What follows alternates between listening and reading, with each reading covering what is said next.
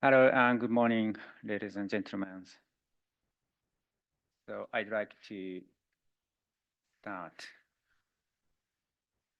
the day 2. I hope that you had a good sleep yesterday. The weather is much better than yesterday. So I hope that we can have a very good discussion according to the schedule.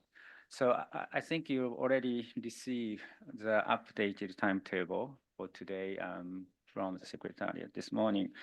So this the we have before the coffee break we have two agenda items, important ones. One is agenda item 8, provision of technical assistance, followed by item 2, strategy and result framework. So there, as a result of the discussion yesterday, this point is clear, and we have today we have a lot of items to reach consensus. So I sincerely encourage you to concentrating on the discussion for the resolution. Then encourage you to conclude the discussion for the important agenda item 8 within 1 hour for another 30 minutes to reach a consensus. So thank you very much for your cooperation.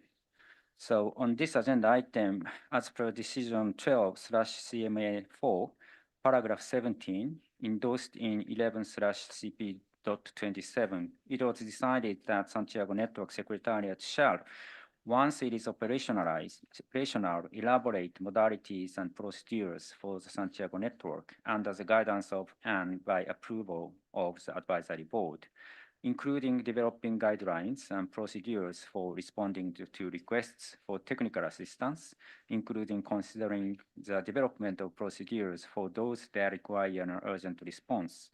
At our second meeting, the advisory board provided feedback on the draft guidelines and procedures for responding to requests for technical assistance and instructed the interim secretariat to share an updated revised draft for possible intersessional approval. The advisory board appreciates the opportunity to further discuss the draft guidelines during the 2 intersessional meetings that were held on 6th and 20th August 2024, respectively. The interim secretariat subsequently prepared an updated draft of the guidelines as contained in document SNAB/2024/3/06. At our second meeting, we further requested the interim secretariat A to engage with requests for technical assistance that have been received during the period where the UNFFCCC secretariat was serving as interim secretariat, and B, to conduct workshops for these developed countries and small island developing states. I'd like to propose that advisory board first consider document SNAB/2024/3/06 on procedures for responding to requests for technical assistance for finalization and approval. I wish to thank very much Sierra, Leona, Camila, Edie, Richard, Rashid, and Gideon, who worked on specific aspects of the guidelines following the retreat of the advisory board on Tuesday. In this context, I'd like to invite the interim secretariat to provide an overview of the guidelines and would also any member of the advisory board that worked on the guidelines to also give their reflections. Now I'd like to give a floor to the interim secretary, UNDRR, please. Thanks, Co-Chair, and good morning, everyone. So what I would do is, instead of running through the slides, actually go to the document where we have received specific textual edits and inputs by the small task teams that were established that Co-Chairs read out. And then I'll go through the edits and so that we can go through it together, and thereafter, if there are any further changes required, we can make them live.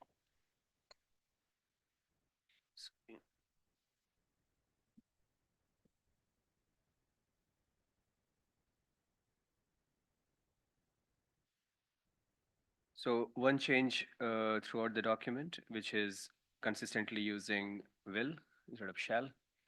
Um, what I'm showing is the textual edit, and I would also remove the tracks for easy reading. So this is the text on the section 2.3 on country-driven process for managing requests for technical assistance as received from the small team. So the first paragraph was retained as it is. To deliver on its function, the Santiago Network Secretariat will actively engage national liaisons to the Santiago Network or national UNFCCC focal points for aligning requests for technical assistance in the country and national priorities, and receiving information from and communicating with the Santiago Network. As per the COP decision from Sharm el-Sheikh, which noted parties are invited. This paragraph talks about encouraging the parties to now inform the Santiago Network of their liaison to the Secretariat. Where such liaisons have been identified, the Santiago Network Secretariat will consult them upon receipt and screening of the requests for technical assistance to seek endorsement on a no objection basis.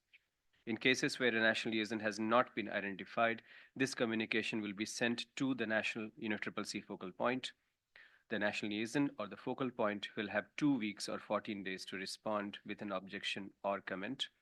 If no communication is received by the end of this period, then the request will be considered endorsed. This was in response to suggestions from the board to identify the timeline during which this no objection is anticipated.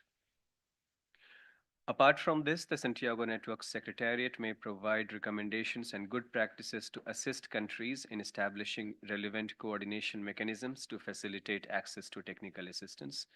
Just checking with the team, it is Santiago Network Secretariat who will provide, not the Santiago Network, to identify the responsibility.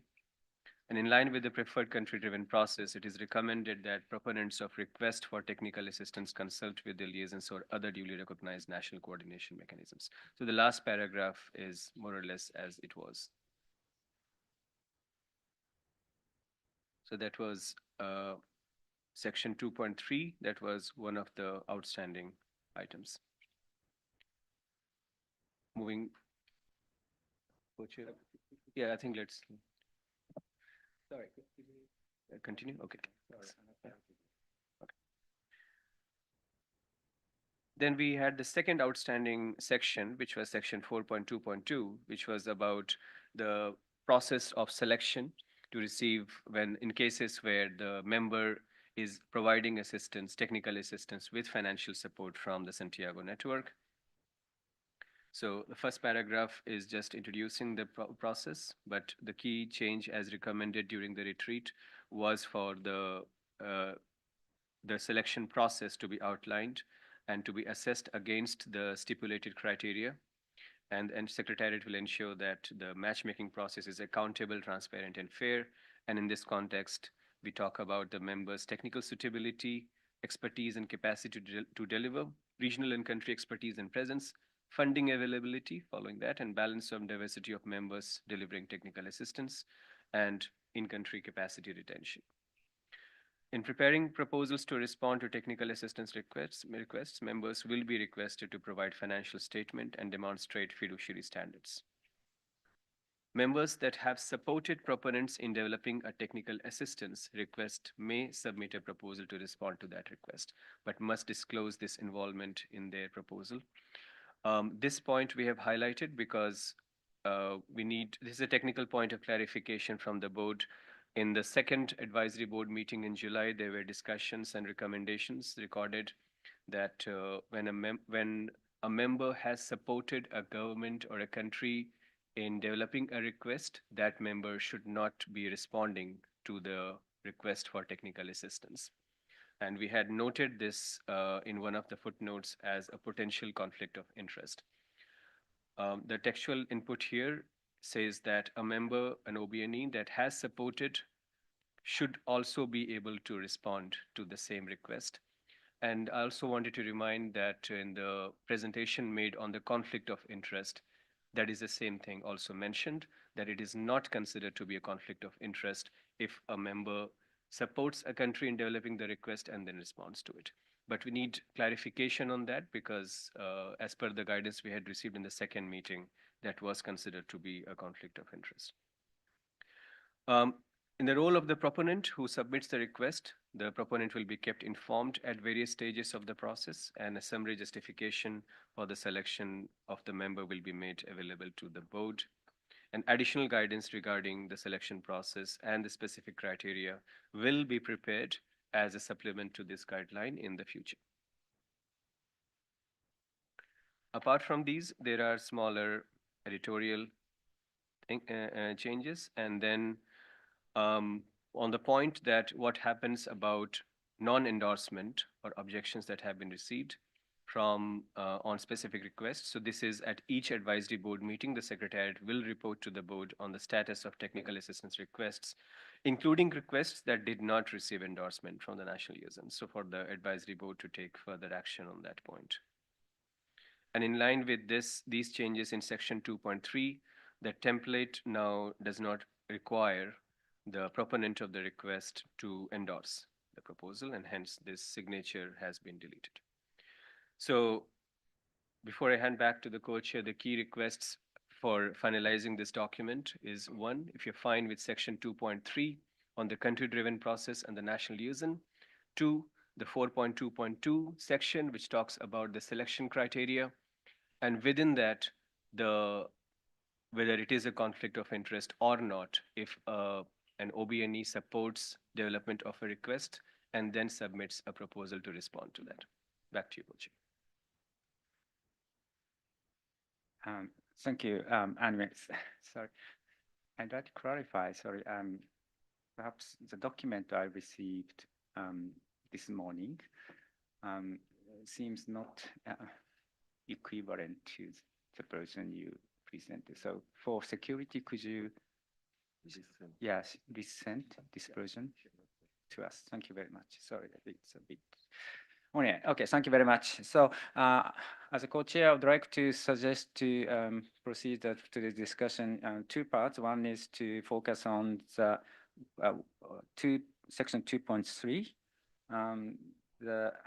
then followed by the section 4 and after. So now I'd like to open the floor. Beren. Thank you. Sorry, did you send us this document? You'll receive it now. As an email. Okay, thank you.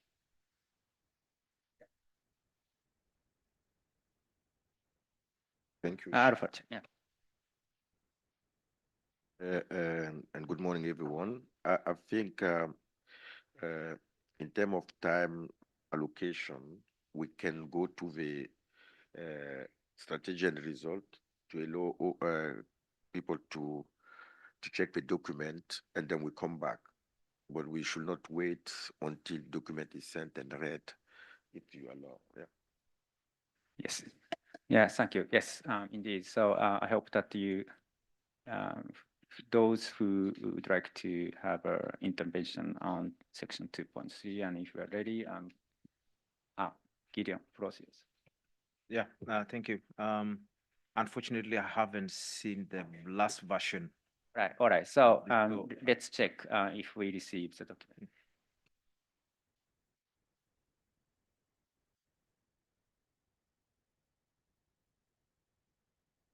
Oh, and I got a sense.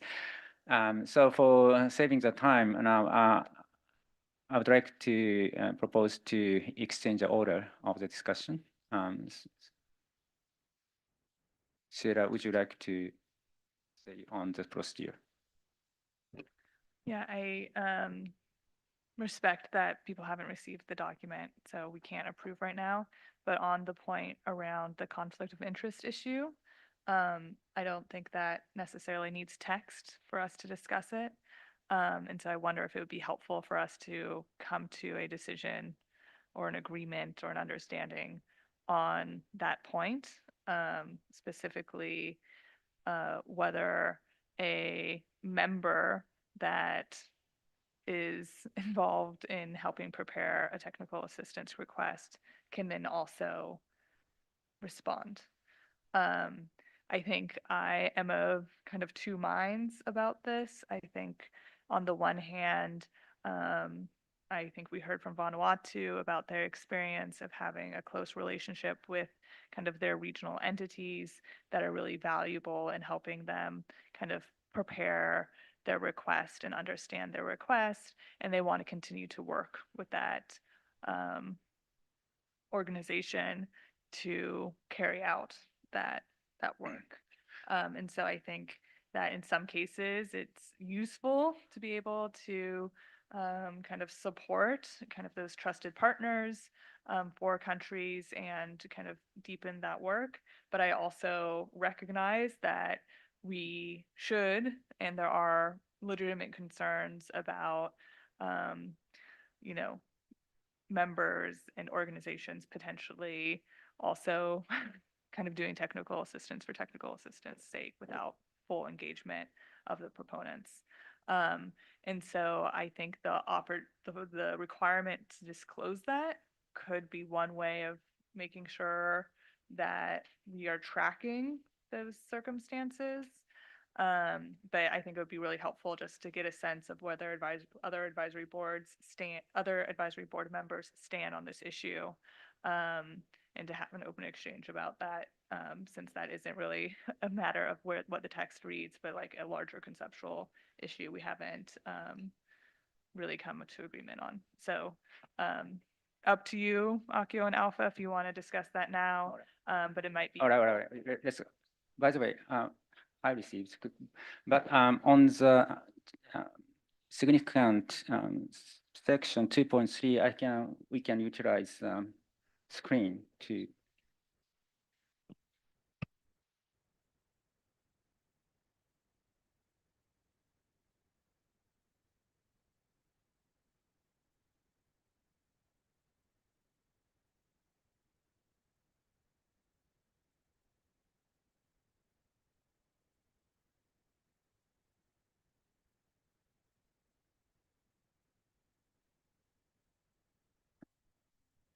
Sorry for confusion. Now I believe that you already received, and also we can utilize the screen for the discussion on the significant section 2.3. So first, I'd like to ask you to Animesh to share this page on the screen. And Alpha, please. Yeah. Just one thing, I think Sarah brought a very important questions while people are discussing that they can take a look at the document. And I'm just concerned about time. So because that is a very important point that she brought. And I think, as she said, it is important that the board consider exchange views on that. And while we check the document, right? And it doesn't need to let it continue the discussions. All right. Camila Flores.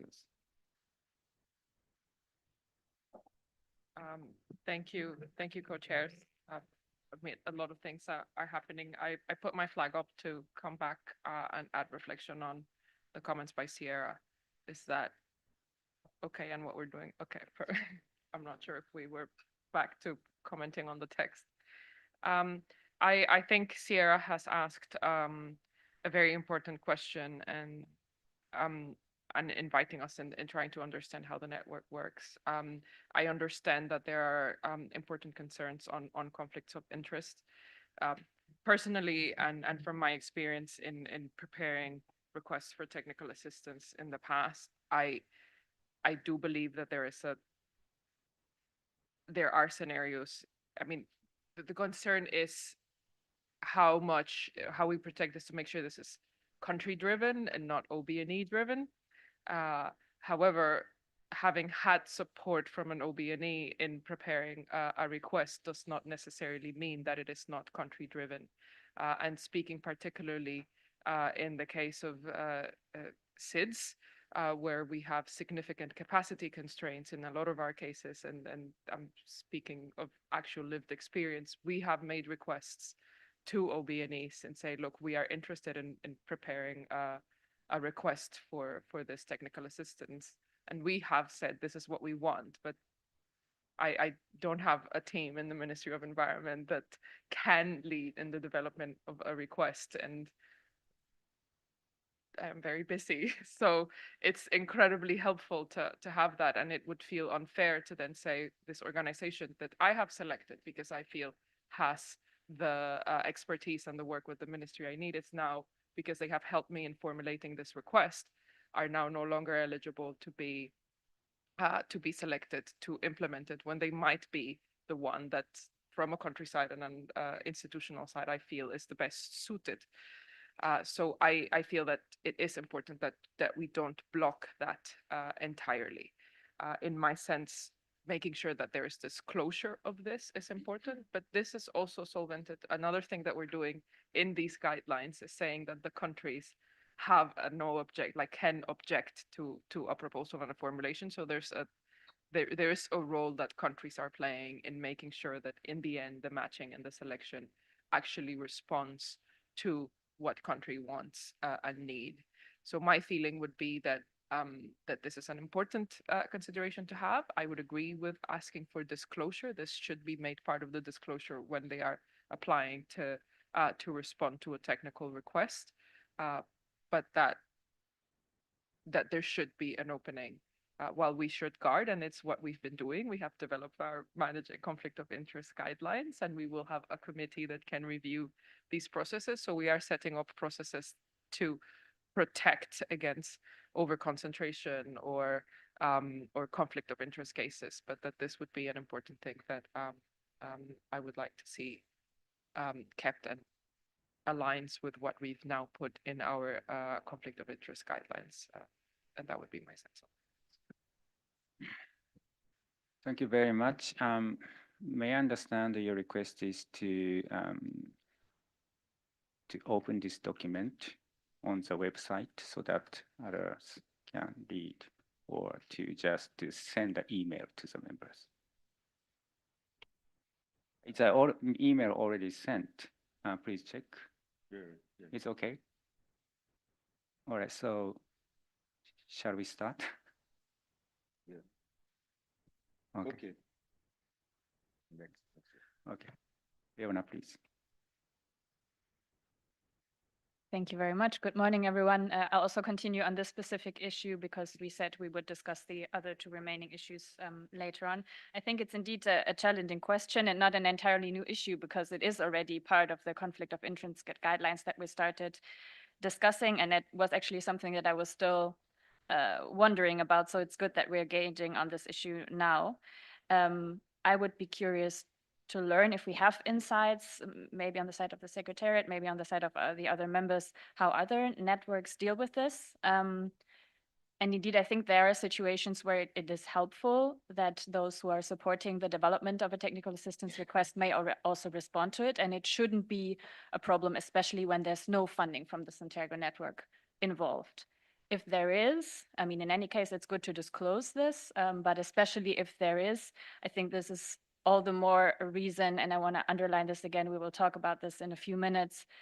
This is where the clearer criteria on how we're selecting a certain OB&E to respond to a request become very relevant, because then we have kind of objective criteria and can say, this is the reason XYZ why this organization is best placed to respond. And then we have a transparent and fair process on this. So I think we can leave it as is here and in the conflict of interest guidelines, knowing that we will have clear criteria on how certain OB&Es are selected to respond, especially when funding from the Santiago network is involved, to not have an unfair advantage in any situation. Thank you very much. Sarah.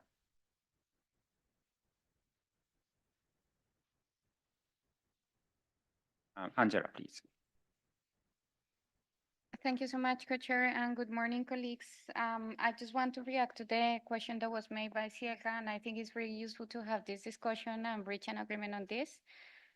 I agree. I mean, I have different points of view on this, but I have to say that at least from my side, sometimes, as Camila, it's very difficult to develop the proposals, and we need to have some kind of support outside of the ministry in developing the proposal. So I think as long as we have a disclosure in the proposal, I think it could be the best way to deal with it. And it's a way to incentivize some kind of support in the development of the technical assistance requests.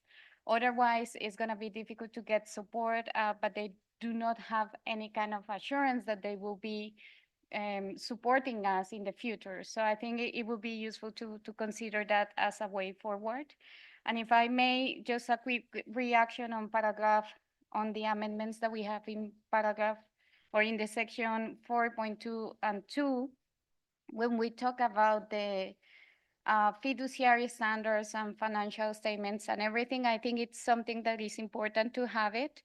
But it would be really useful if I'm an organization that I'm not being involved, in these kind of processes, to understand what we mean when we talk about fiduciary standards. I don't know, would it be possible to be more explicit? Because to me, fiduciary standards means everything. I don't know, that I manage money in one project, and that could be the way to show the fiduciary standard. I mean, I'm not an expert on that, but I need to have more detailed information to understand what we want to achieve with these fiduciary standards. So we can have a footnote or something that explain what we mean. It would be useful for us. Thank you. Thank you, Arafat. Thank you. I will first start with a point because the screen is already showing additional points. I think that the fiduciary standard, as you mentioned, is very important, and I think actually we should have that connected to the management of funding document. And in the case that there is a anticipation that UNOPS has a fiduciary standard they want to apply, we would like to see that and ensure that it is facilitating access to our institutions. Okay. It means there should be good governance there, but the fiduciary standards should not be as high as it's not necessarily. And on the second point is I also think that at some point we can consider having different level of fiduciary standard. If you want to have 300,000 or 200,000, there is not the same request on the requirement like 20,000 or 50,000. Anyway, so I think the point that I want to make is including the fiduciary standard, but there are different procedures by UNOPS that are spelled out in the management document. We would like to understand that as well, because at the very beginning, we have the ambassador of this network, and we should be having good argument to encourage people, to encourage countries to submit, or entities or communities. Having said that, there are 2 points.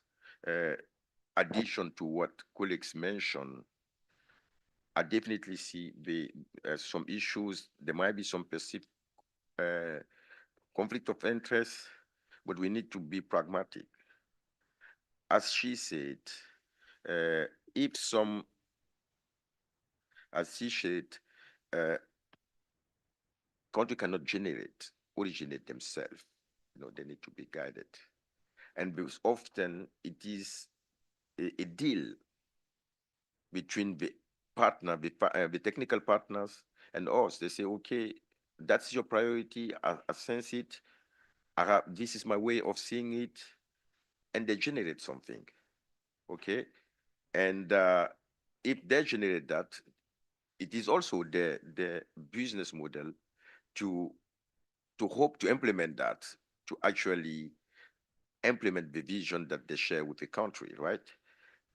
And in those cases, if we have a waiver there, the origination will be problematic because they don't have incentive to generate project technical assistance, and we get less.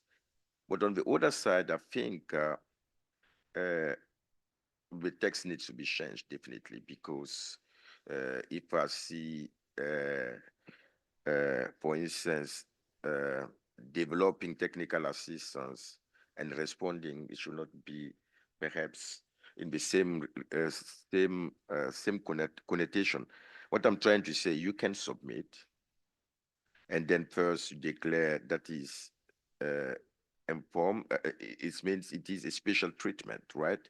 A special treatment, for instance, in the case of UNDRR, which is hosting the secretariat, they will not be engaged in any issues related to the approval or the screening of the project, right? And we see how it works. And yes, that's what I wanted to say, because if there is no incentive for entities to generate projects at national level, we need to address that here. And the second point is,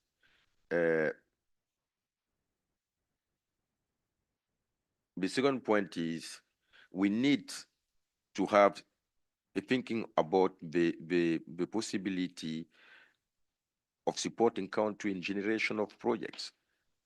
That's another side of the coin.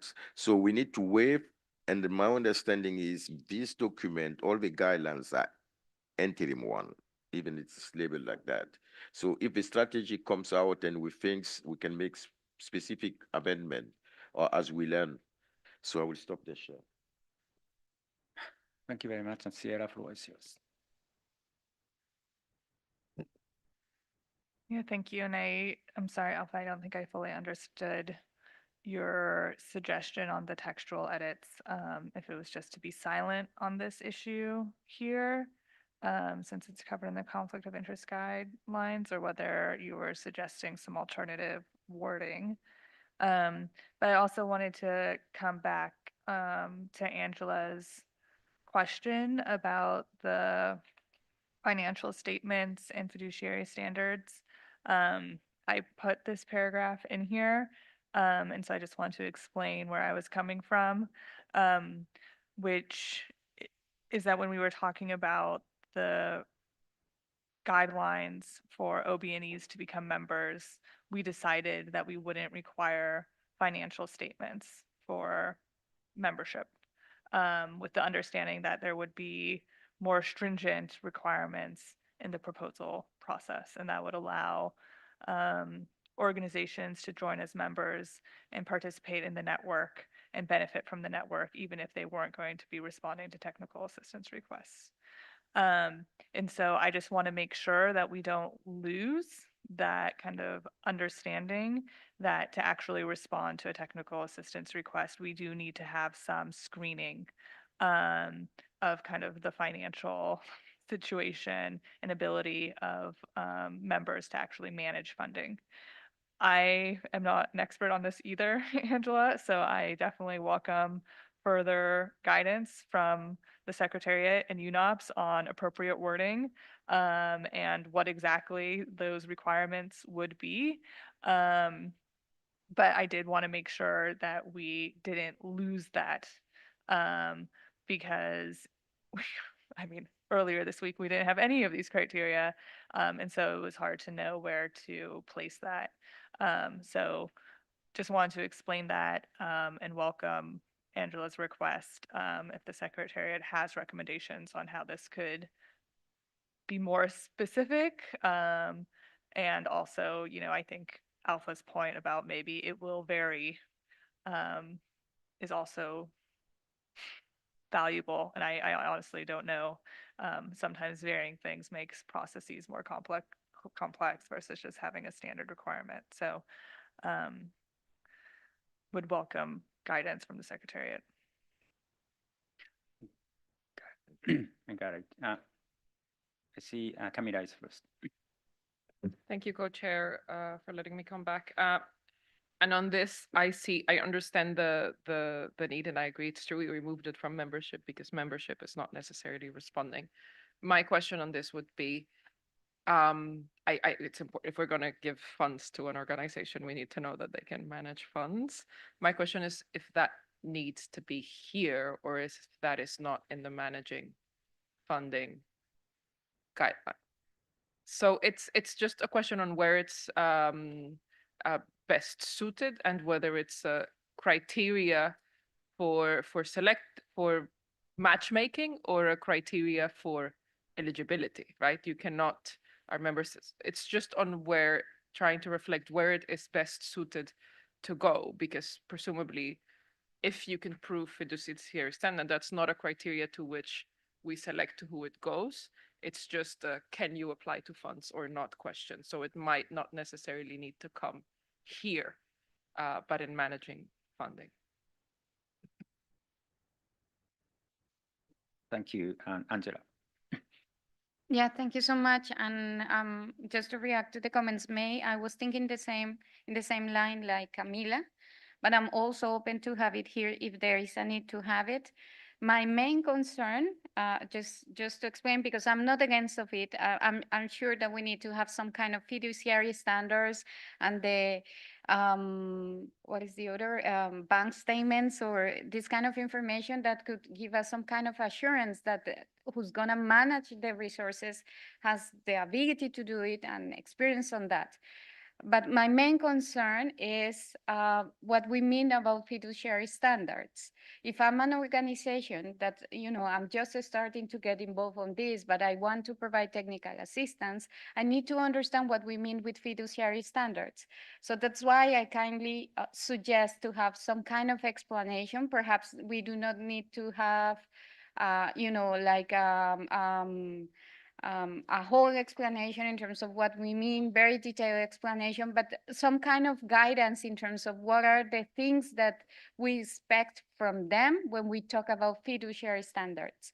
I think the best way to deal with it is through the funding, the guidance of managing funding with some kind of explanation. But if we want to repeat it here, I'm not against. But we need to digest what we mean about it. And I think that the secretariat that was mentioned by Sierra could be, can help us in this kind of wording. Thank you. Thank you very much. Your point is make me clear. So Alpha, please. Yeah, thank you. First of all, we are, as the advisory board, in charge of implementation of the Santiago network. And I guess this means, and I think it is important that we know what type of fiduciary assessment or financial assessment or capacity assessment should be applied. So there should be a decision point requesting those points to be clarified, because it is at the core of the accessibility of the fund. And we need to be very innovative here and to learn from the reality and ensure that there is adequacy between the standards applied and the amount accessed. So anyway, we can have that discussion later on, and then we can request that document. And I would like also, in that context, there are many contract type of wording that I personally do not understand in the management document that we would like also to be submitted to us, at least for review. I'm not an expert on that, but with fiduciary standard, we do have a role to play there. The second point is what I wanted to say, and to go to the decision. I think the idea is, if a technical assistance is submitted by an entity, this entity is not involved in the matchmaking, in the approval process, if that's possible. So, and perhaps to give the comfort, we can ask, for instance, how the secretariat sees that being applied, because you submit a proposal, you have access to the process, and how can you ensure that is no unfair treatment, right? For instance, in the process. So, and I think that's the big problem. We cannot, the design of this network is such, and the marriage we have with the consortium is such that we need to be pragmatic in the sense that the integrity should not be touched, but we should promote actions on the ground, right? So perhaps we can share, if you allow, we can ask the secretariat to explain us with a simple example. The project proposal is developed, how that goes, perhaps that can enlighten us, right? Thank you very much. Andrew, would you like to make some intervention with regard to the point of discussion? Process. I'll try and be helpful here. I think there are two issues in the text on the screen. I mean, if an organization, if a proposal comes in and the secretariat's job is essentially matchmaking, the fiduciary standards will, and then OB&E has funding already, they will have to apply the fiduciary standards, their own you know. So I don't think we need to concern ourselves with that. If it's the Santiago network providing funding, then I mean my recommendation is you just referred that the screening and will be done using the rules and regulations of the host.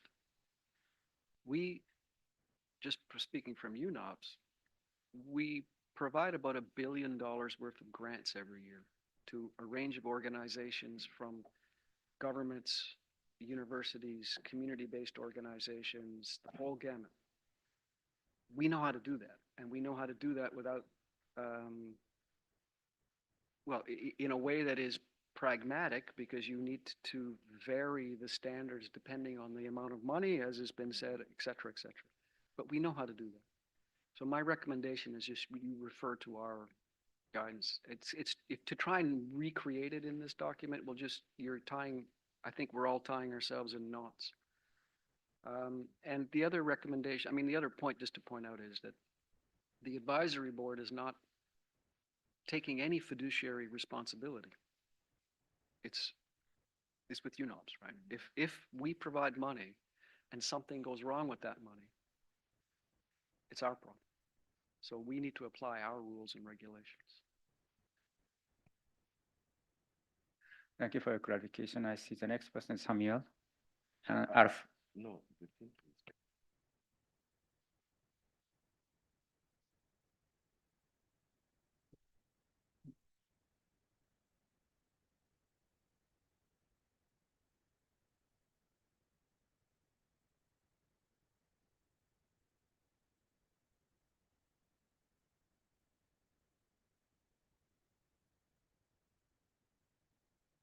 Thanks, Co-Chair. And just to add further on in the context of the conflict of interest.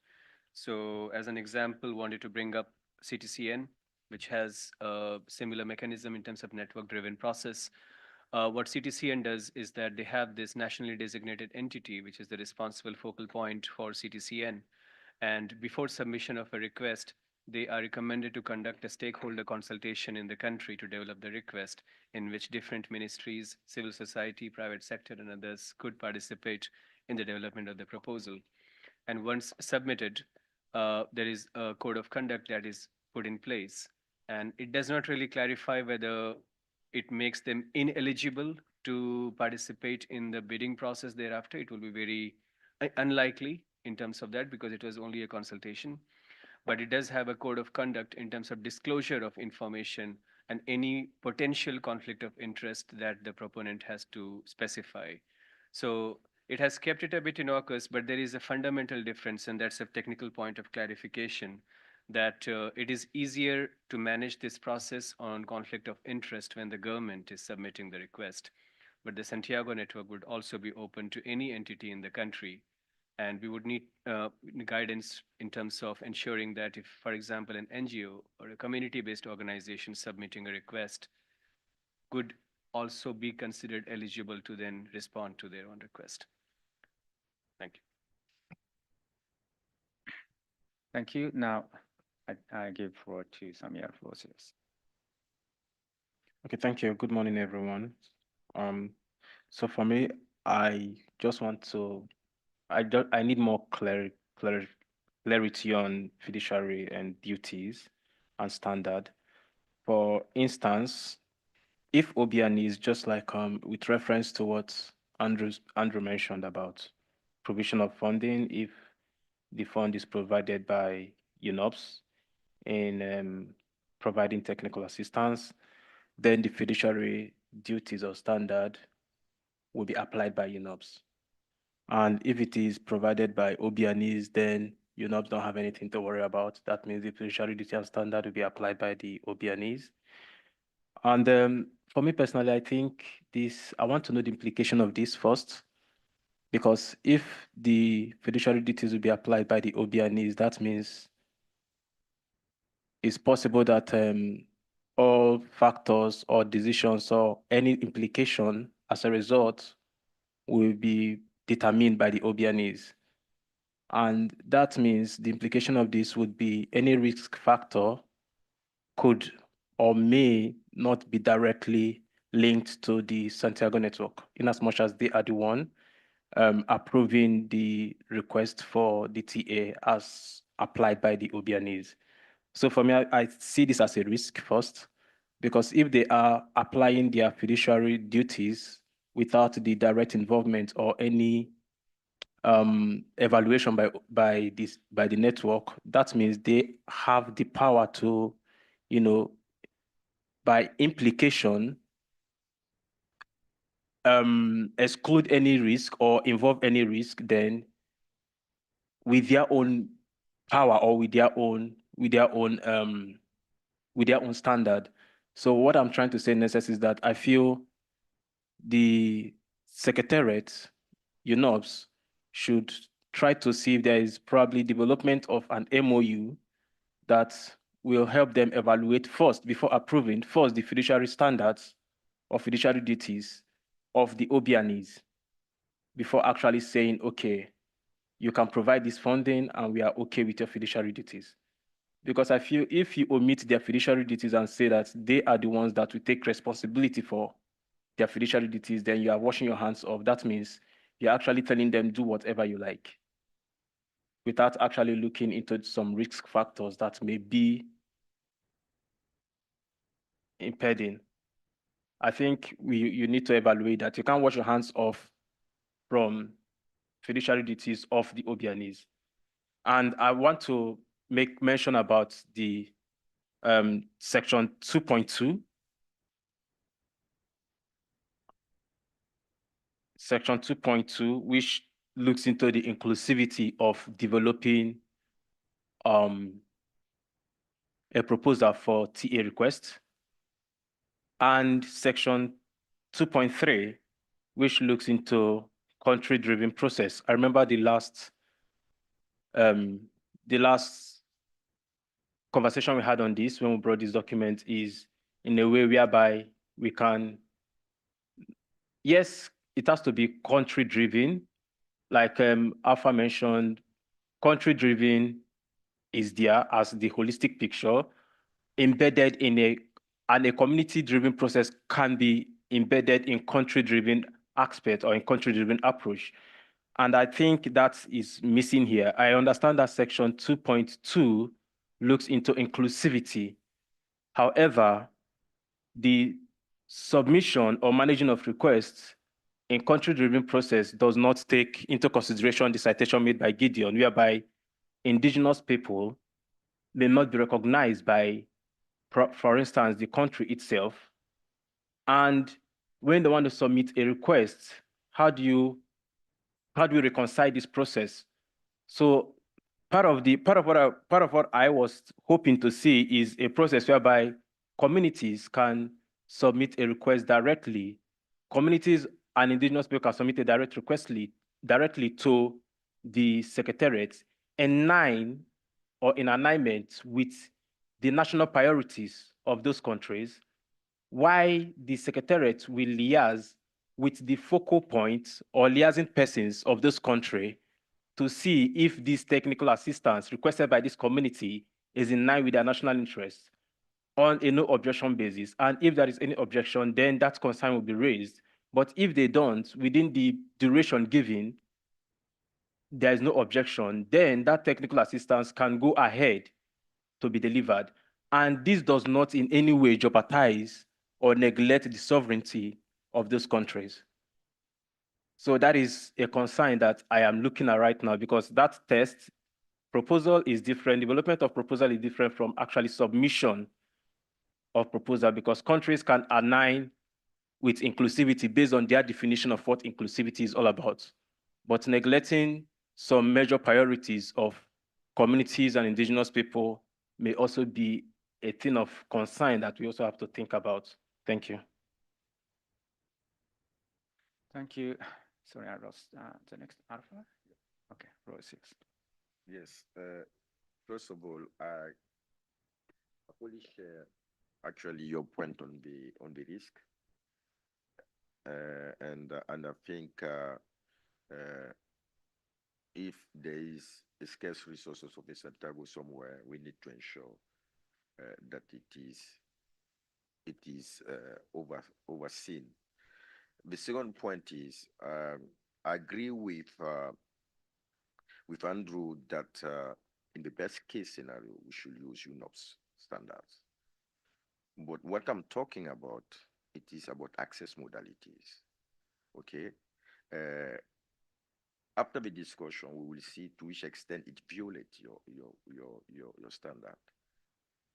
You are in charge of the management, but we are ensuring that implementation is happening. So fiduciary standard is a very important discussion that we need to have, because there are different levels of engagement. If we are having threshold of communities, we cannot apply the same fiduciary standard than big OBMEs. And we need to own that as the advisory board. So as I indicated, we should, in the discussion on the management fund, we should need to fix that. We need to have a footpoint on that, as well as the different contracting, because there might be also some issues. Anyway, so what I'm saying, let's move on this document with some footnote. First, that the fiduciary standard will be developed or will be approved by the advisory board. They can prepare the paper, but we need to check and ensure that it is facilitating implementation on the ground. That's what we are here for. And I think you have experience. I know you have experiences. You should help us through your experience to ensure that things happen. And you have that through the submission of a document. But we cannot have a process light out here without noting what are the implications for the countries. So, and the second point is, I think we need to resolve this issue of conflict of interest, but there are additional points in the document that we need to screen as well. I'm concerned about the time. So, Chair, perhaps as we speak, if someone take the floor, they can go straight to some part of a document where they seek clarification, so that we move on strategically. So, if you allow, yeah.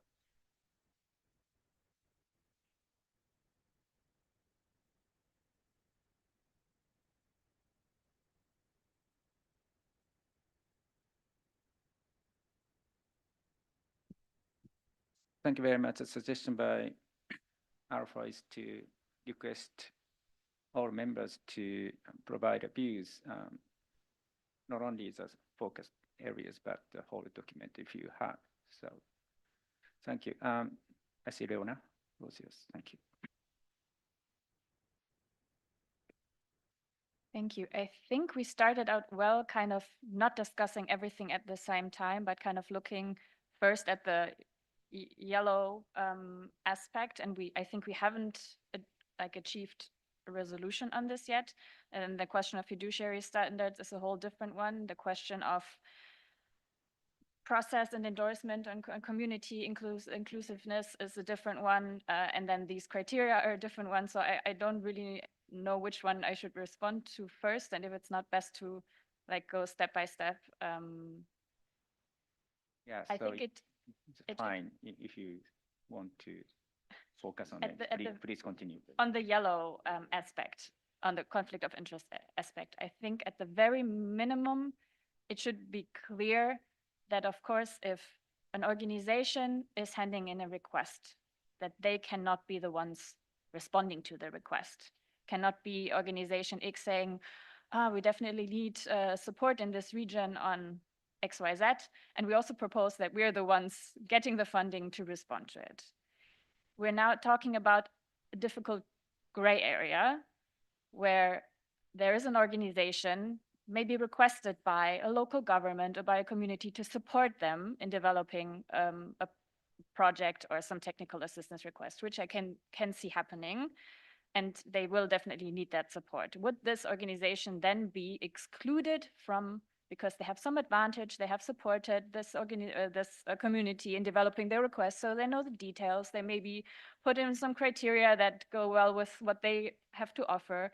So there's definitely some degree of conflict of interest, and the question is whether the disclosure is enough to respond to that. I think we haven't reached a full agreement on this just yet.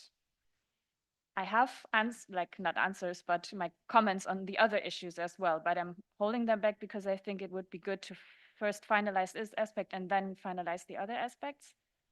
But I can also have 4 sections in my statement. Sorry, but looks at today now. I don't think it's we can agree on the text now. But so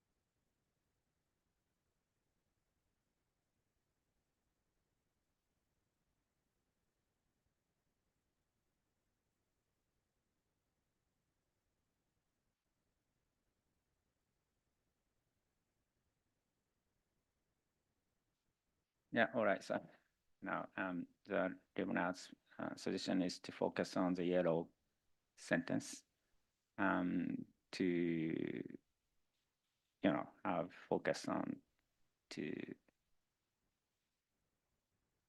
fix this sentence by Sarah follows it. Thanks for that direction. I, like Leona, do have thoughts also on the piece around financial management and a response to Alpha's proposal. So do want to just note that I will come back on that later.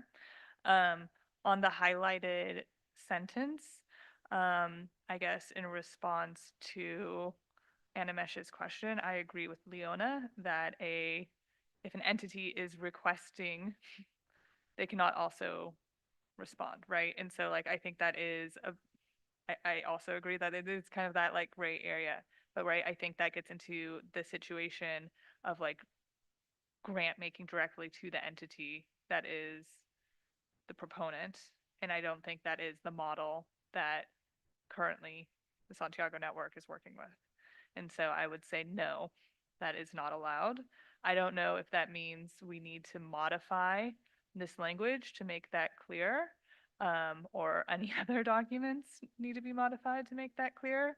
But it also seems like based on what I've heard, everyone's also kind of all right with this idea that there might be support for those that are requesting, and that those that are providing that support can also respond. So I,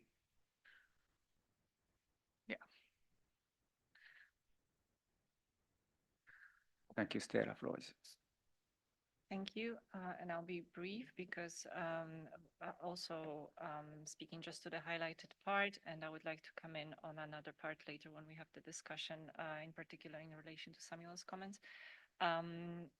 On this one, fully aligned with what Leona and Sierra has said, and the example that you have given, I don't think it should be allowed.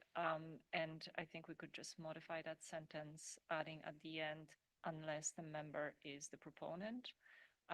And in the other situations that have been described, I think it's fully legitimate to have that possibility here. And I heard colleagues speak of concrete examples, and I also think we have an understanding in the room that this should be the case. Thank you. Thank you. Alpha?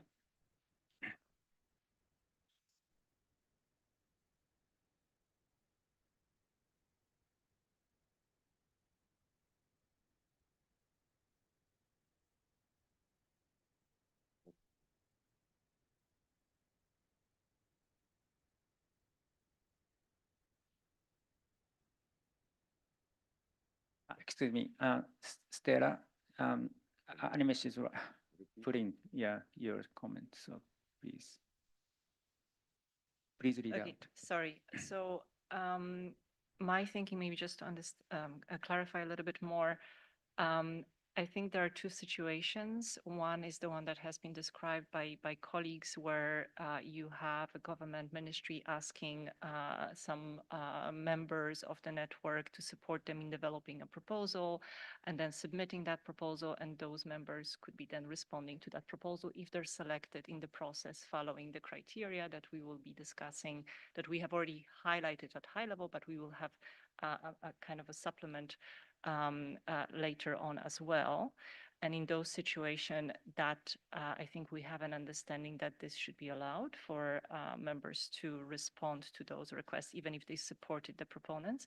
But if the member is also a proponent and will be then responding and being awarded the contract to provide technical assistance, so it will be benefiting directly from getting the contract for the proposal that it has developed, that should not be the case because that constitutes a conflict of interest. And I don't think this is the situation that we are imagining for the Santiago network to be responding to. So my suggestion was to keep the sentence as was, but maybe adding at the end of it, unless the member is also a proponent at the end of the sentence after in their proposal. I hope that is making it clearer, but I'm happy also to hear, the secretariat and others to work on that suggestion. But just, I hope I was clear in explaining the situation. Thank you. Thank you, Alpha.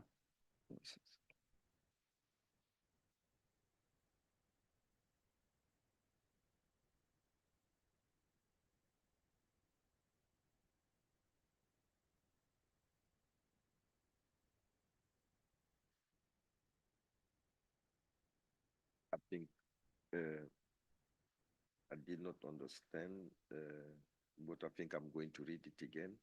So one point that I wanted to say is that what's the issue we are having?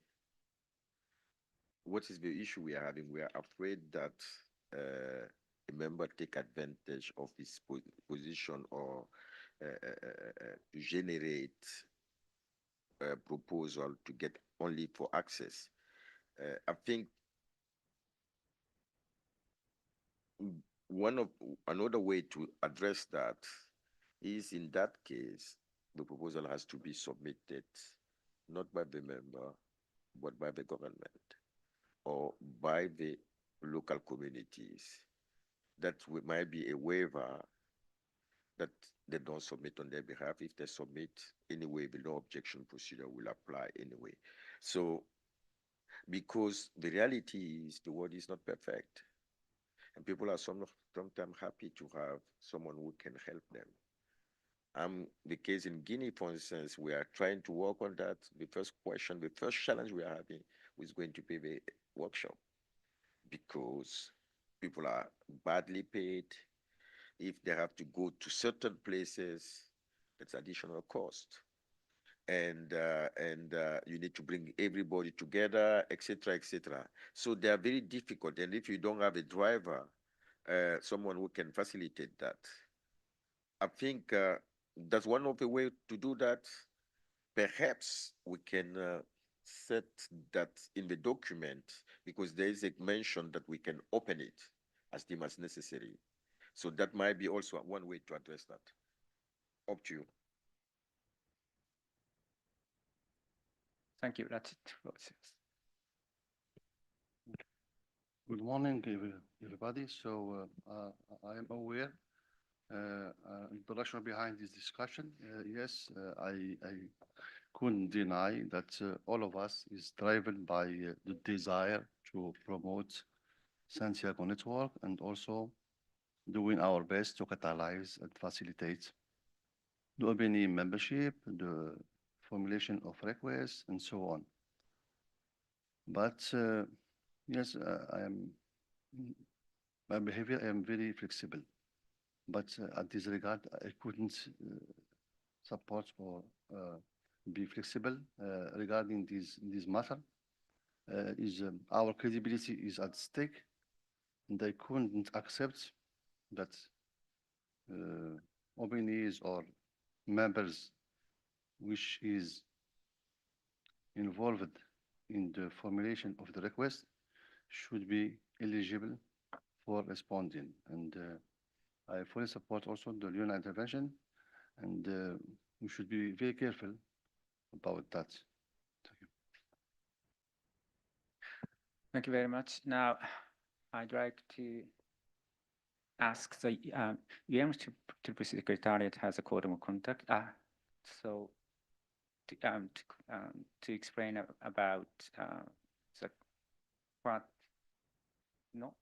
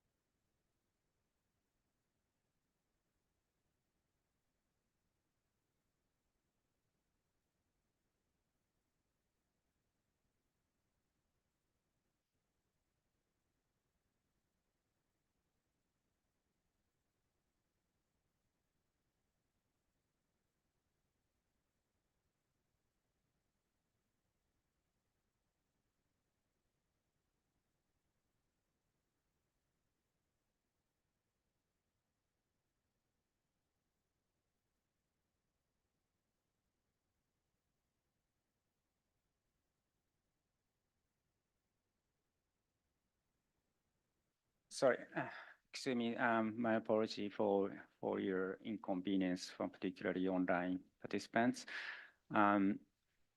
Now, Co-Chair, I would like to propose to have a coffee break until then we'll come back at 11:15.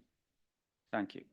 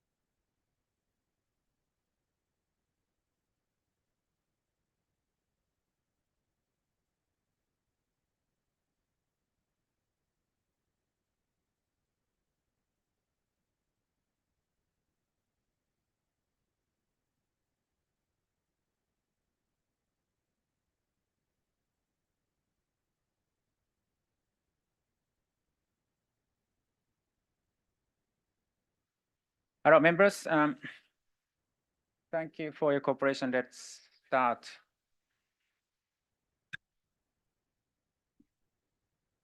Please have a seat.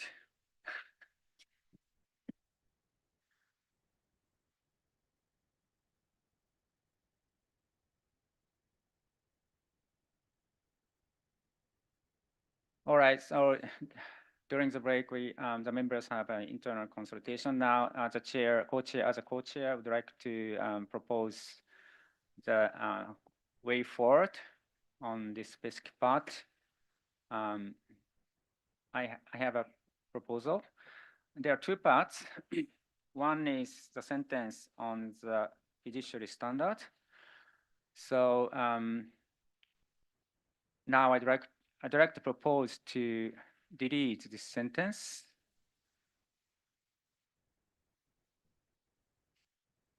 Yes, then this is one. Then the other one is the highlight on sentence on the conflict of interest. On this part, this anime secretariat sent to you members some options. One is the one as it is, and the other one is text, the sentence with textual proposal. The other one is the alternative proposal by Camila. And then these set of options will be sent by Animesh to you for review. And then we will come back for approval later. So I'd like to ask your response, Sarah Frosius. Thank you, Akio. And I can support that way forward. I think we discussed in the huddle that spontaneously took place some of the issues around the financial assessments or fiduciary standards. I do think it would be helpful just to make sure we are all on the same page for some of those discussions to be brought into the formal meeting now. And so I would request that we hear from Andrew or Katrine a little bit more details about how their system works, and also to be clear, you know, what the implications are for this process in terms of the flow of technical assistance requests. But I'm okay deleting this sentence, having had those discussions, but I think it's important that there also be that discussion in the formal setting now, just to clarify this process. Thank you, Sarah, for your response. Now I see Alpha. Co-chair, I think it is an understanding that the paragraph on fiduciary standard will be moved to the management document, right? If that's the case, I think we should close the discussion on the fiduciary standard at this point of time. We clear the document and we move on. And then when we are addressing management of funding, we will have a dedicated slot for fiduciary management, if that's agreeable to everyone. Thank you. Leona Frosius. Thank you. I just wanted to make sure that we're all aware that there were two additional sections in the document that were revised and that we couldn't get around to discussing. So just wanted to make sure that how we proceed on those, because we kind of stalled the discussion for after this discussions are being had, and then.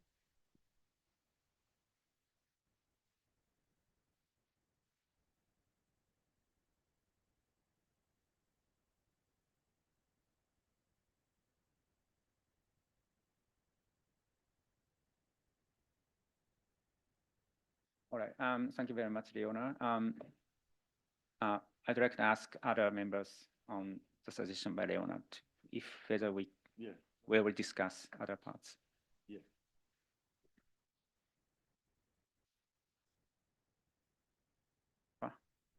Yes, Chair, I do support what Leona said, so we can proceed.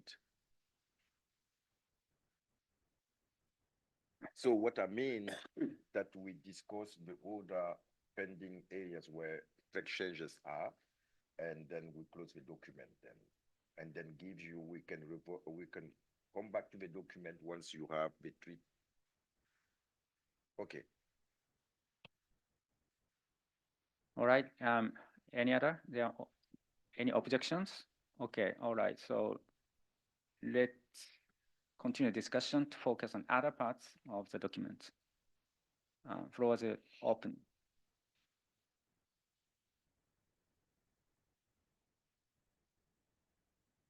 Leona.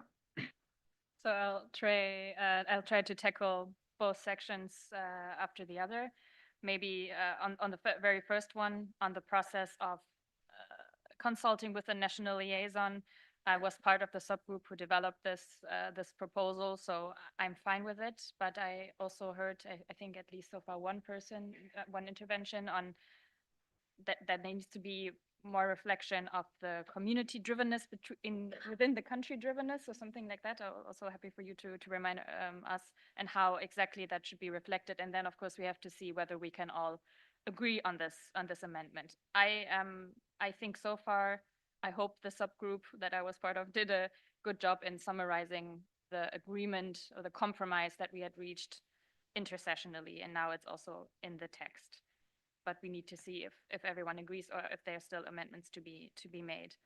On the part which is closely related to the discussions we had earlier on the selection criteria, so far in this document, we had the reference to selection and due diligence criteria when it comes to selecting the most suitable OB&E to respond to a technical assistance request.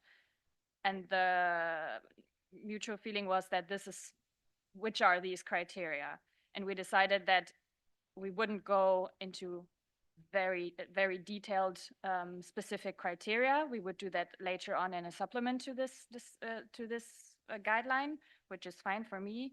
And I'm also in agreement with how the text has been changed to demonstrate a few high-level elements that should definitely be considered when answering to technical assistance requests and deciding on the most suitable OB&E. I just want to underline that definitely, especially when funding from the Santiago network is involved, we want to be as transparent and as accountable as possible. We don't want to create any vulnerabilities where from the outside or from within the OB&E network, there could be members complaining why this organization was chosen and not them. So I think it's very important that in addition to these high-level messages that we're sending, we're also developing the supplement, which I think is reflected here, and we should get into it in the next stage. I'm okay with how it is phrased at the moment. Thank you very much. Stella, floor is yours. Sorry, Alpha. Sorry. Yeah, thank you. And Leona, I think you and your committee, I would like to appreciate the effort and the support you made. And I'm fine with the whole document, but I have one point that I wanted to make. It is the last part of the sentence. If no communication is received by the end of the period, then the request will be considered as endorsed. So if that's the case, we need to have a system to display that, okay? To show that first, I think in that case, which is a case by case, the board needs to be informed.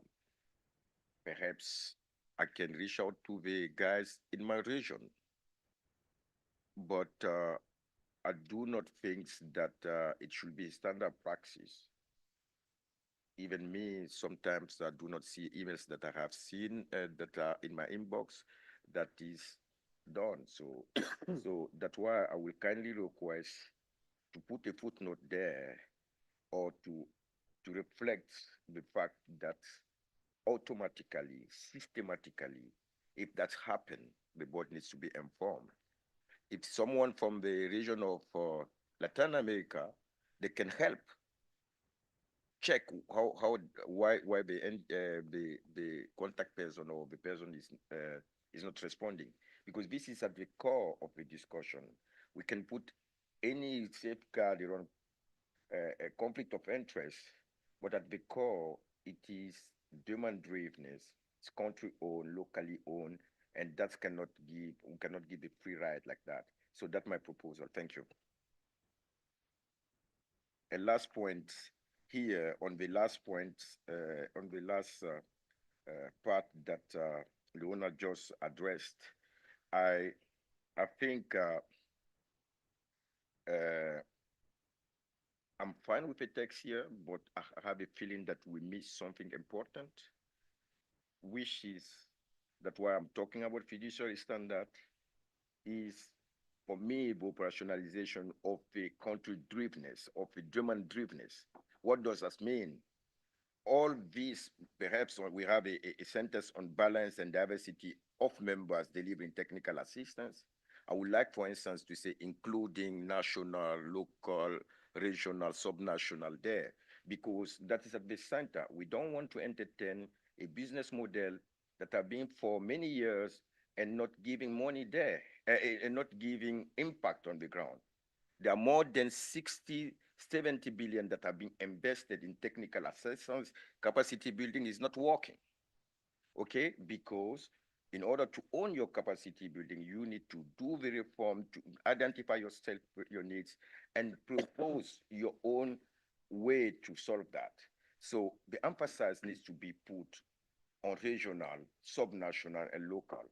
We don't want to have a system only big OBMEs, because of the fiduciary standard, they're already qualified, and small organization in our countries has not a special emphasis. And I think at the core of the Santiago network, and in light of operationalization of a demand-drivenness, we need to make sure that here, if we list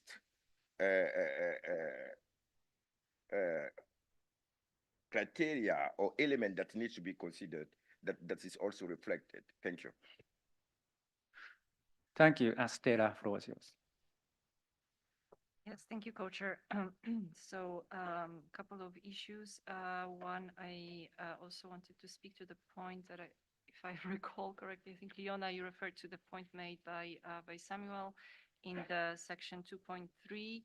And if I understood correctly, if I recall correctly, it was more about kind of ensuring that the language on who the proponents are is not lost in that section, that the requests can be made by different entities. They do not have to be made by national entities, but of course they can be made from communities, they can be made from local small groups, indigenous people, and so on. And correct me if I'm wrong, that this was not reflected sufficiently in that section. But I mean, for me, in the very beginning of the guidelines, of course, we have on page 3, we have the key terms for the purpose of this guideline, and we have the explanation of the definition in the table of who the proponents are, where it specifies that it could be institutions, public institutions, academic, non-governmental organizations, civil society, including local communities, women, youth, indigenous people, among others. So it's quite clear from the start that we're talking about proposals being submitted by a wide variety of actors, including at the local level. It is not there in this section, I think, for the sake of not repeating that, but perhaps we could bring that in a way, but by just referring to that definition when we talk in this paragraph that has a lot of track changes upon receipt and screening of the request for technical assistance as submitted by proponents as defined earlier in the document. But I think it's quite clear to us, and a key point to us, of course, that it's the proposals can be submitted by a very varied entities, and it's not just the countries that are submitting the proposals. So flexible on that, happy to find a way forward without extending the discussion, but I think it is a common understanding. Then I'm not sure if we're also speaking to the proposal on the language of the conflict of interest that was sent to us by by Animesh that we discussed. So just to say that I would support the new proposal that was made, and I think it covers the concerns that were raised, and I hope the colleagues can see it as well, and also support that new wording, which actually refers also to the conflict of interest. And I mean, I wanted to kind of refer to the comments that you made, Alpha, but I wasn't quite clear where your comments were on which sections. And I am aware that we're extending the discussion way beyond the time we wanted to spend on it. But I think the specific criteria that will be developed, it's something that Leona mentioned that is the next step. So perhaps we do not need to spend too much time now going into the details, because we said we have the high level kind of ideas that are there for those criteria, and we will be developing that supplement further on. And we will have more details also in the terms of reference for specific requests as well. So just for the sake of not reopening everything in the document at this stage, maybe we could just take it on later. Thank you. Thank you, Stella. May I clarify your 2.3 country-driven you support as it is? I would support as is, but I wanted to also make sure that we all have the same understanding and to ease, the comfort of colleagues by reminding where that is defined elsewhere in the document. Thank you. Alpha, floor. First, on the conflict of interest document, I think the proposed text and the guidelines of conflict of interest are not matching. There are contradictions there. Please check. Because the one is saying may offer response without any limitation. That's what we are going to approve on the guidelines of conflict of interest. And the proposed text say will not be eligible. So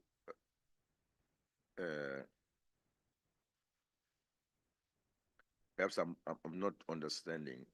That's the first point. We can definitely try to fix that offline. The document will come anyway. But on the point that you said, I'm not opening anything. I'm just suggesting that we do two things. On the paragraph 4222, after balance and diversity of members delivering technical assistance, including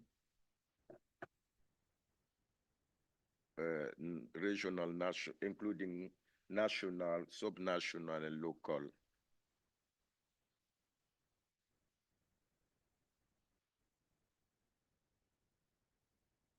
Balance of diversity of members, then you can put a comma there, including national, regional, and subnational.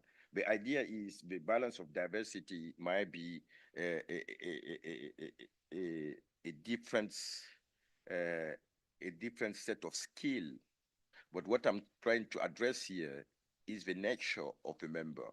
And the nature of a member, we are expecting that our own institution will access to the Santiago network in universities, which is or agency for meteorology or something like that.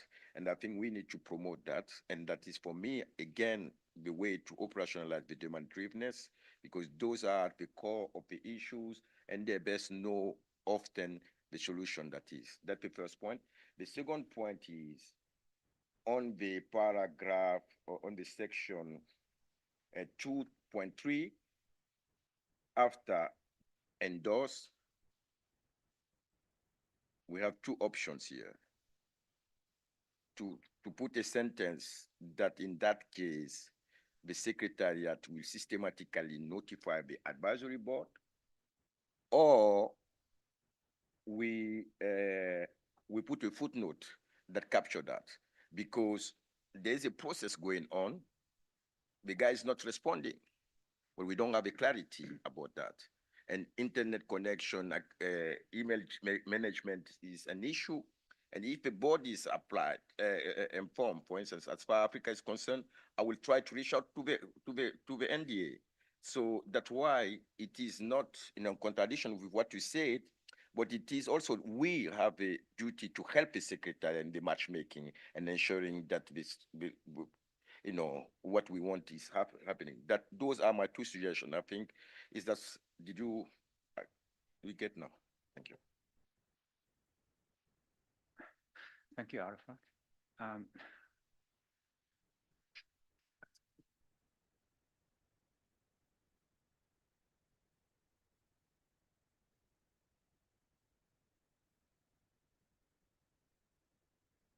Samuel, please clarify.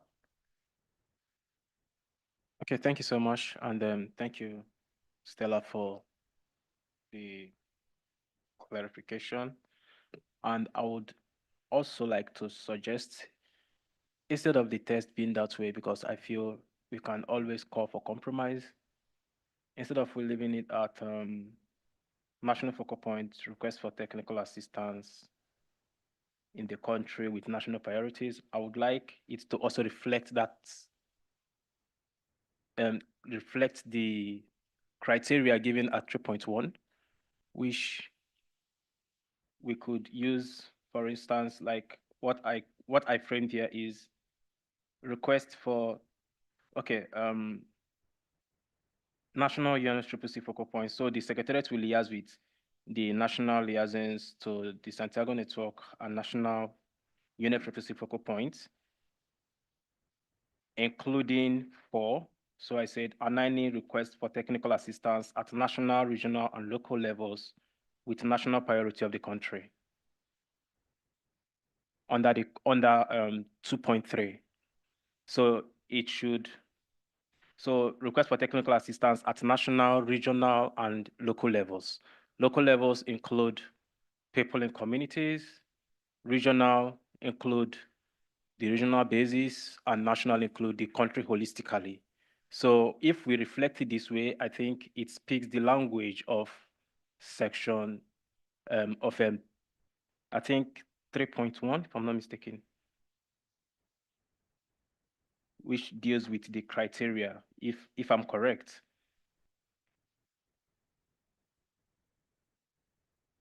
Table 3.1 of, so what's it for? 4 points. Sorry, Stella, where did you make your reference?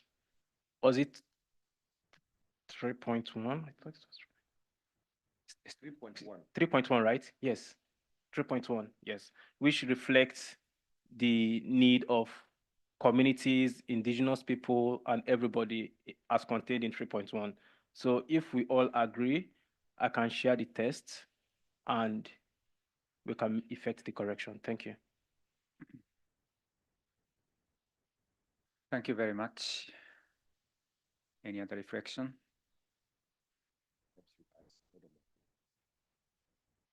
Yes, including proposal by Alpha.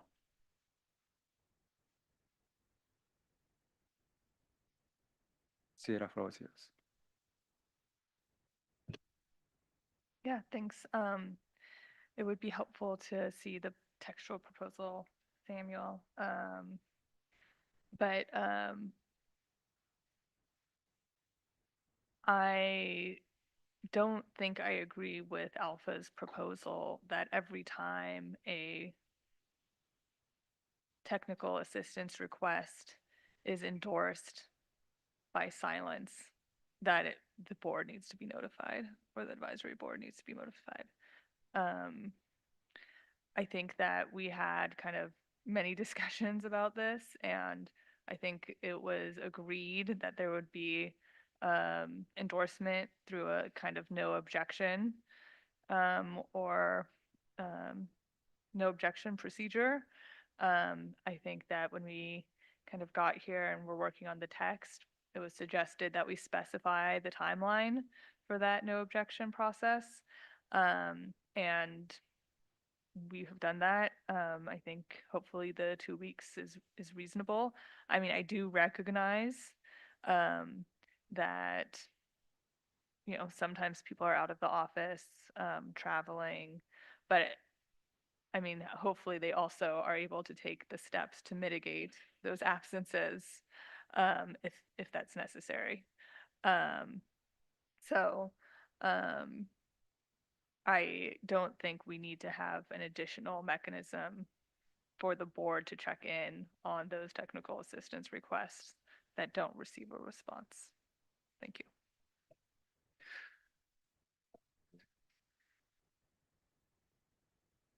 Thank you. So Alpha, what is the response? I have one question to you.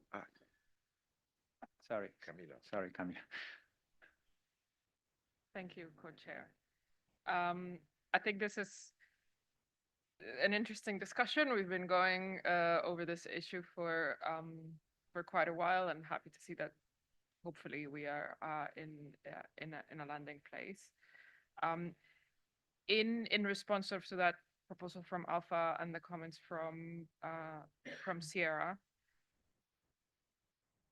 in my view, we should try to be as quick and we would want to have a lot of projects and responding going on in the background, not just when an advisory board meets, because hopefully this will be a large network with enough funding to be ensuring TA requests across the year. So I would also keep it in approval as the language is now. I do think Alpha makes an interesting point in saying we would like to have information, and as board in supporting then to then reach out and go back to countries and saying, or in trying to figure out ways to make sure that countries are responding better, and that when we have an advisory board meeting, it would be interesting that as part of the information we get, we can also have information disclosed on how the endorsement was received, even if it's not case by case, and at least sort of regions or projects, because that would help us in thinking, in having an overview of how countries are responding or engaging, and to then make recommendations both to COP or in our reports, and or try to change how that engagement is done. So if it is in a language that is made clear that it's not a requirement, then that the board needs to know, and that needs to be notified before the project is approved or monies are disbursed, if that the silence procedure is enough, I would agree with adding in the language in where what information we get back from the process, that this is an information that we would be interested in seeing when we do meet. Thank you. Alpha. Yes. My proposal actually speaks to the fact that the national focal point or liaison has not responded to the no objection. Okay. And I'm wondering, perhaps, what's the reason you think that is not pertinent, because you don't want to receive too much email? Because on the other side, I think I will be interested to know in my region, because we are a structured group as Africa Group, that the NDA from Guinea is not responding. I can reach out to him. We can use our platform, National Focal Point, to say, hey, listen, we have been asking for that. You need to be serious and engage with the Santiago network. So I think in the case where there is no response by the country, we cannot rely on 40 days and that goes on. That then it is considered as endorsed. That is a little bit problematic because often people do not have the same reality as you are having. National focal points are often on the ground. They make mission for 1 month. So, and the internet connectivity is not the same. So I think for transparency's sake, for ensuring that we are really supporting demand things that are really needed on the ground, there's no much request. So I do not understand why, because you don't want to receive email, or you think we are interfering in something that we shouldn't be. I don't understand.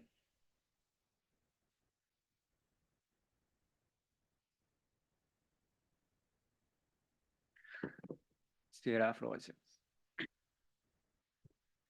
I think you're very close to spoiling a carefully crafted balance here. I mean, I think that we agreed that there would be a no objection procedure for endorsement. We need to have a time limit. And if there is no response, it needs to be considered endorsed. Otherwise, technical assistance requests will be sitting there for weeks, for months, who knows how long, without progressing through the process. So I think to have a efficient system, there needs to be a deadline by which we say, we reached out, we did not receive a response, we are moving forward. I think that part of our group, we had also submitted some edits to section 5, which I think Animesh is now proposing to elevate into the same section, where it said that at each advisory board, the secretariat would inform the advisory board of the status of technical assistance request, including those that did not receive endorsement. I think that that could also include some of the information, like Camila said, around how are things getting endorsed. Is it through a enthusiastic response through their NDEs, or is it through a, you know, no response? And then that could lead to members at their interest reaching out to those national entities. We've also had many conversation about what is a national liaison. Maybe not in this room, but over the last 3 years. And if we have decided and been quite clear that countries need flexibility because it doesn't usually make sense for a single person to be responsible for that kind of work.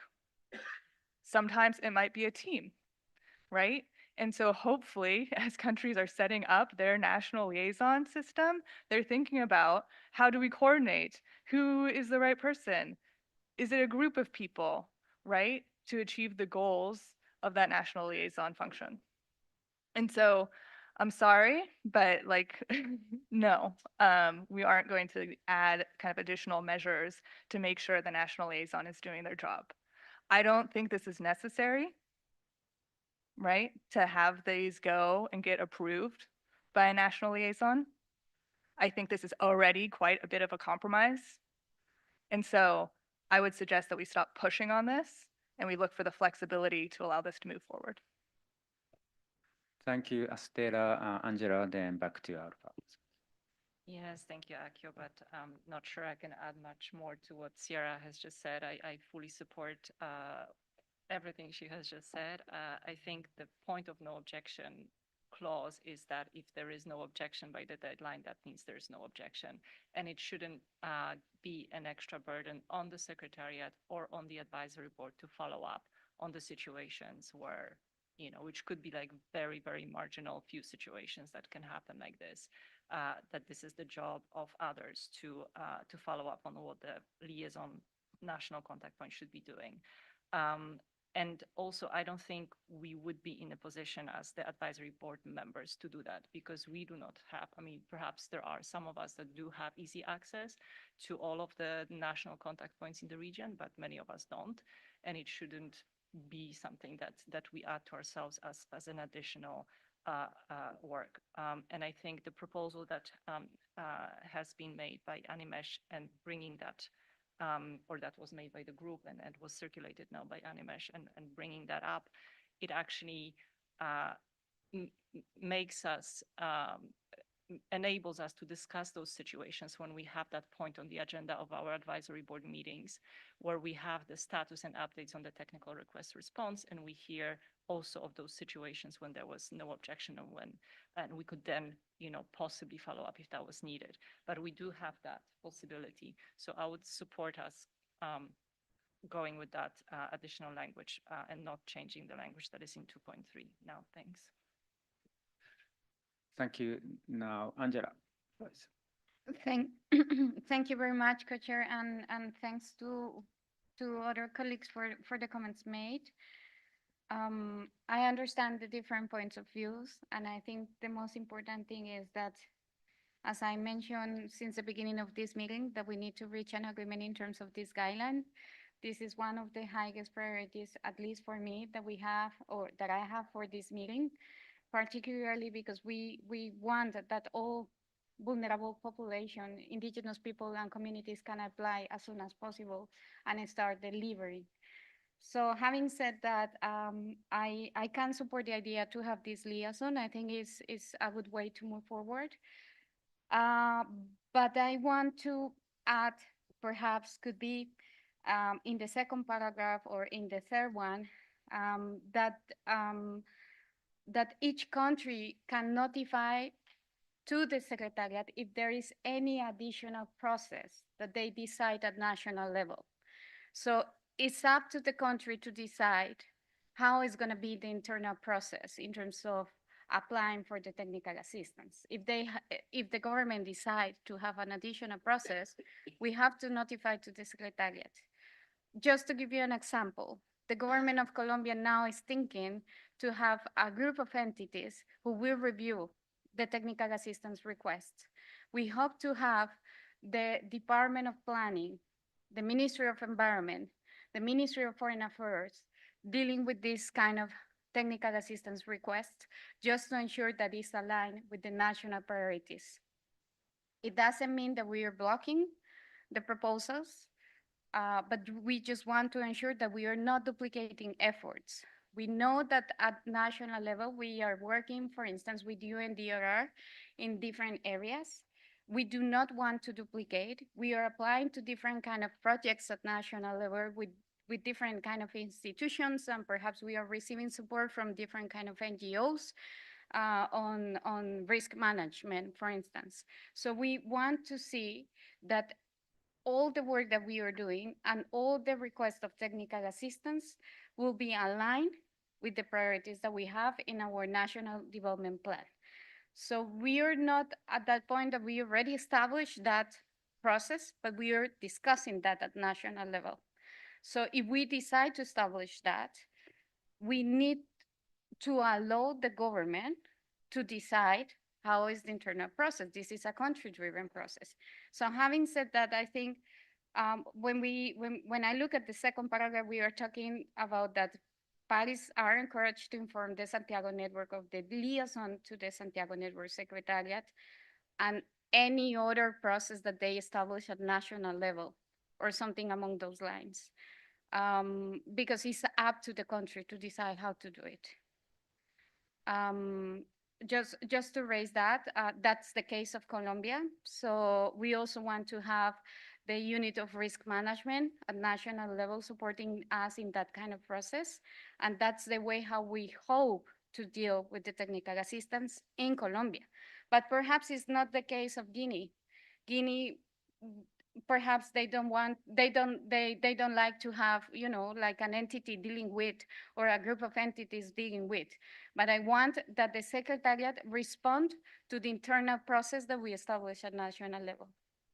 And that's perhaps the best way to deal with it. So we can go along with the proposal with the liaison. I think 14 days is perhaps not the best timeline, but I was one of those who mentioned that it's important to have a deadline so we can go along with it.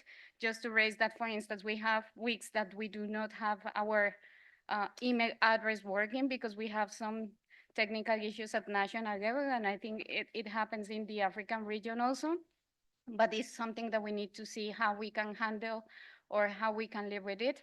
But just to raise that, because it happens, at least in developing countries, I have days that I don't have emails.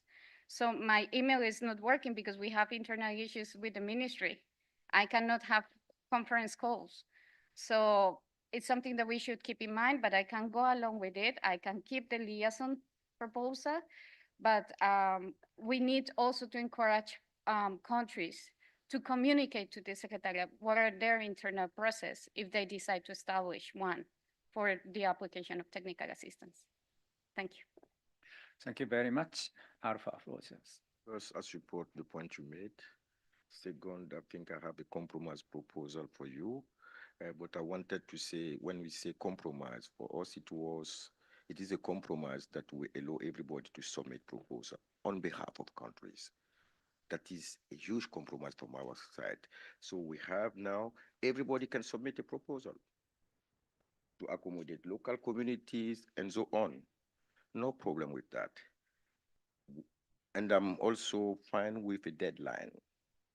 But I want you to perhaps figure out in the case that it is and considered as an endorsed project start implementation, and the country is aware of, and they say no, we cannot impose the country to implement a project that they do not like.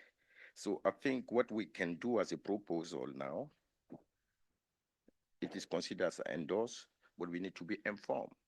So we inform the national focal point, we inform the person that is in charge, then he can come back and then confirm the endorsement.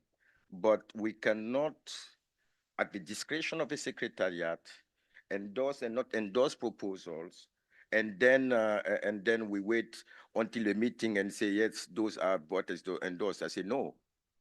So I think in the spirit of compromise, we need to close here. The text can be like that. It can be as it is now, after 14 days, considered as endorsed, but there's a systematic information sharing about those specific projects that do not have, for which they did not get the country to confirm the situation. And I think that's a good compromise. I'm not touching the integrity of the text, but I want me to be, so if someone, for instance, is not a developing country and is not interested in that email, it can put skip on that. But I will be interested, as far as Africa is concerned, to know that a country is not a system in a country is not working, because we have our group set up to help each other to make peer-to-peer learning and encourage those to get more involved. So that's my point. So I think that's a good compromise. Thank you, Alpha. Clarify, would you like to add, or it's okay as it is? What to add? Yes, we should add something. It can be a footnote or a sentence that goes along that those proposals that has not received confirmation of a country that have been considered as endorsed should be systematically communicated to the advisory board. So I think that's a big, I'm not interfering in the system, but if in the case that I make my investigation, the country does not support, I have to be done. I have to, we can take actions, but I cannot sit in the advisory board and a country coming to me, hey, what is happening there? So I think in the spirit of compromise, that's a good way forward. Do you think? Right, yeah, okay, I want to ask another person. Catch it, please. I couldn't agree more with what have been said by Angela, and also I fully support the intervention of Alpha, partially regarding one issue. Really, it's up to the government and to countries to set up an internal process to consider the technical assistance request and in order to endorse or not endorse the request of technical assistance. And also, all of us are conscious and are in favor regarding the deadline. But 14 days for me is so not realistic and so ambitious. And I mentioned that when we decide 14 days, I reacted, and it's so ambitious and it's so risky. And also, Alpha, regarding, I agree with you because normally the national focal points or the national liaison should inform our advisory body or secretariat about the decision of the country. So the fact that the national focal point or national liaison doesn't respond on the deadline doesn't mean automatically that the request is endorsed. And also, I didn't see any inconvenience about that. So we are responsible. We represent The government also, we are here to defend our communities and our actors and our population. And I don't think that a national focal point or nationalism should will not respond in the deadline. So just 14 days is not realistic. And also, we beg your indulgence in order to allow the nationalism or national focal point to respond formally about the request. Thank you. Now I see Samuel. 46. Yeah, thank you. So first, I would like to appreciate everyone for flexibility and for also considering the proposal I made. And secondly, I would like to comment on Angela's comment about countries being able to have ability to run, if I'm not mistaken, if I'm wrong, just correct me, to run their internal affairs. I feel this is very, very important. And this does not negate the fact that countries have peculiarities on how they work. And by that, I'm trying to say the way your country has established a mechanism to evaluate technical requests for technical assistance or proposals for technical assistance could be different from the way other countries would want to establish. So I would like to say if there is a way whereby we can include a paragraph or a footnote that gives room for countries to identify peculiarities of, evaluating their technical assistance. I think that would make sense. This also goes in line with the no objection basis, because I feel first 14 days, I feel is a good amount of time. Things could happen, yes, but this is technical assistance we are talking about. And there are some that needs an urgent attention. And there are some too that probably may not need an urgent attention. The reason why I said 14 days is good amount of time is in 14 days, once it's on no objection basis, definitely I would also support what Alpha said. If there is a process whereby the board can be informed about the no objection basis, and this could also give room for countries to express concern afterwards. I feel, for instance, if a community requests for technical assistance and the secretariat liaise with the national liaisons or national focal points, and there is no feedback and is considered on no objection basis, which is considered approved, if countries express concerns, I feel as long as the implementation process has not started yet, all right, I feel that could be considered valid. And concerns could be security concerns. I feel that is very, very important because when we are talking about technical assistance, we should also consider security concerns of countries, especially countries in conflict fragile states or fragile states that are easily attacked with conflict and all. So I feel that is very, very important. So for no objection basis is good. I accept that text, I accept everything. However, we can also give room for countries to express concerns as long as there is need for them to express concern. We should be able to accommodate concerns made by countries, even though it's on no objection basis, but we should be able to accommodate concerns, maybe on conflict of interest, maybe on things that we don't know about, that organization, countries come up, then it is on the onus of the secretariat to work with the national liaisons to know what is actually on ground. If those concerns expressed by the country, if they are true, if there's any way to navigate those concerns and come to a common ground. Thank you.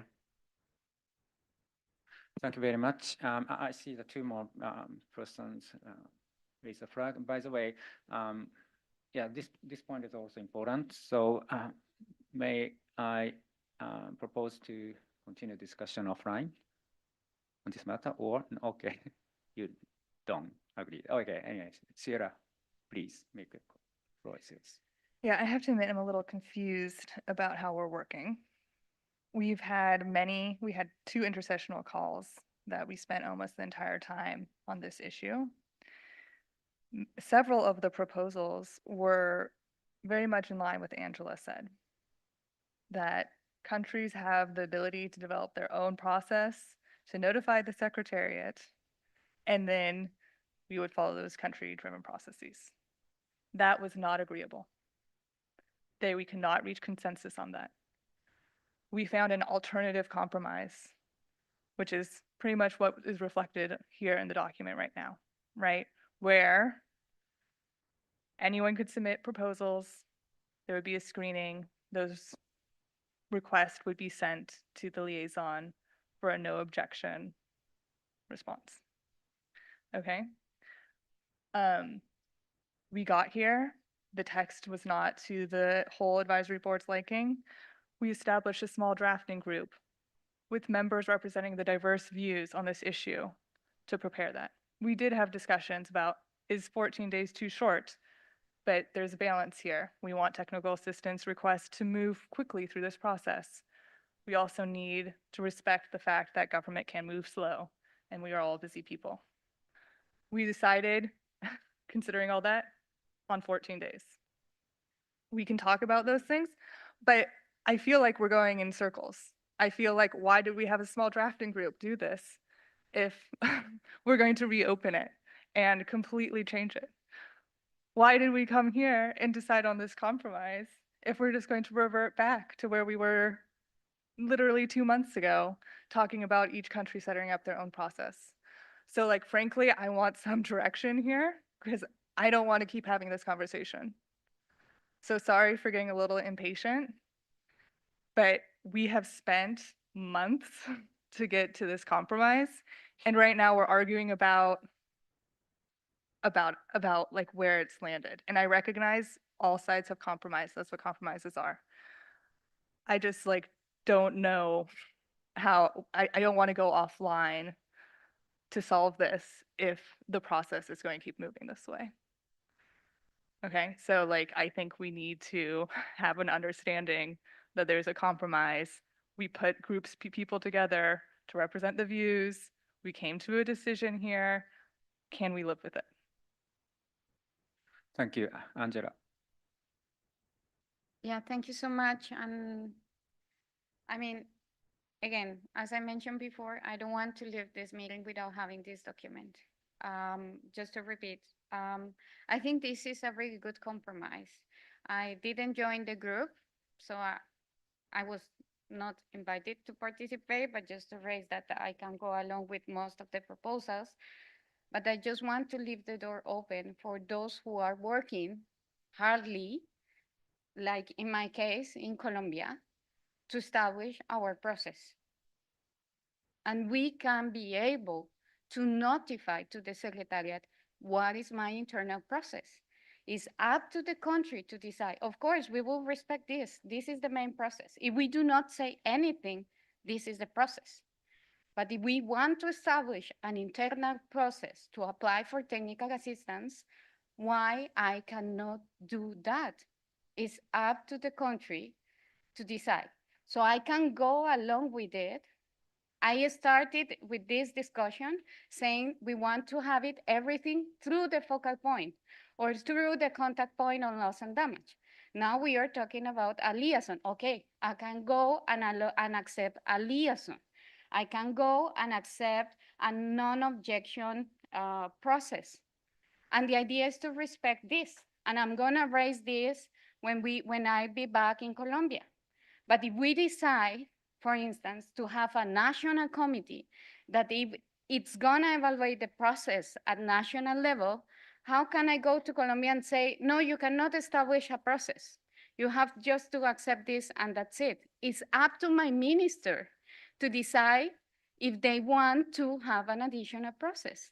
So I can accept the text as it is, but we need to have a space that allow us to communicate to the secretariat if I have an additional process. I can accept the 14 days, which is, really difficult for me because I have to handle with, most of you know that I'm dealing with many treaties, many negotiations. But anyways, okay, it's my problem, it's not your problem. I can accept the text as it is, but I want to have at the end something that could allow countries to communicate if there is an additional process. That's it. If there is an additional process, we can communicate, and the secretariat must take it into account because it's a sovereign process, country-driven process. That's all. Yeah, I can go along with the amendments as it Thank- is with this addition. Yeah, Thank you. thank you very much. Alpha? Yes, Angela, I want to assure you, if you decide whatever you decide, you can submit here and everybody has to accept that. This process is because people assign and never fulfill. That's why we are here. Loss and damage is at the core of not fulfillment of engagement at the international level. That's the reality. So I think everybody has the right at the end of the day to say that's my process, and you don't need any text for that. I think that's the process. If you say that's the way I see it, as far it is a country will, no one can interfere there. I think definitely we can move on. There is a proposal made by Animesh that said that the secretary will systematically inform us at each meeting. But to tell you for record, this is a compromise. For me, that is a compromise. There is not a compromise. We are making a lot of compromise, and I want to see also compromise from other side when we come to certain issues, because that the way the game is going now. We are giving free ride. People come to your country, they have acquaintance with a minister or with someone, they submit the proposal, make sure that, and then the proposal is a country owned. That's what our decision is saying. So I'm fine with that, with the understanding that the secretariat will report at each meeting. I don't believe that will be the best way, because if the project has started, it's going to be big issues. But we go that way, and then at some point we will review this proposal, and I think the reality will tell us the truth. So let's move on that situation, provided, I think, Animex shared on the group a proposal saying that the secretariat will systematically inform at each meeting. And that is, I'm saying, a compromise.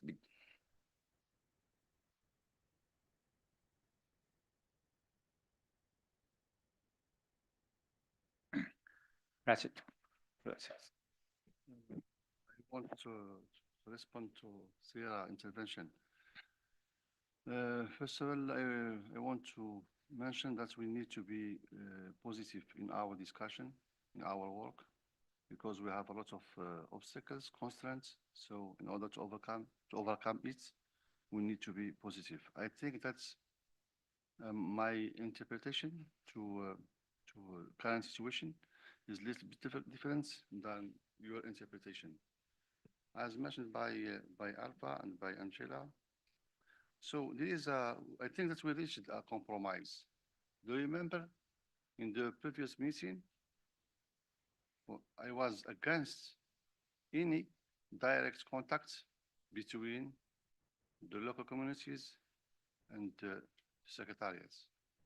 But at this meeting, we are flexible, and we did concession, and we allowed that the local communities can contact directly the secretariats and formulating the request. It's a concession from our side. And also, it's country-driven process, and it's up to each country to set up an internal process to decide whether to endorse or not the request. And there is no return from our decision in the small group or regarding this process. 14 days for me, I mentioned that is not realistic because, for instance, when we take part in the COP, we are far from our office more than 20 days.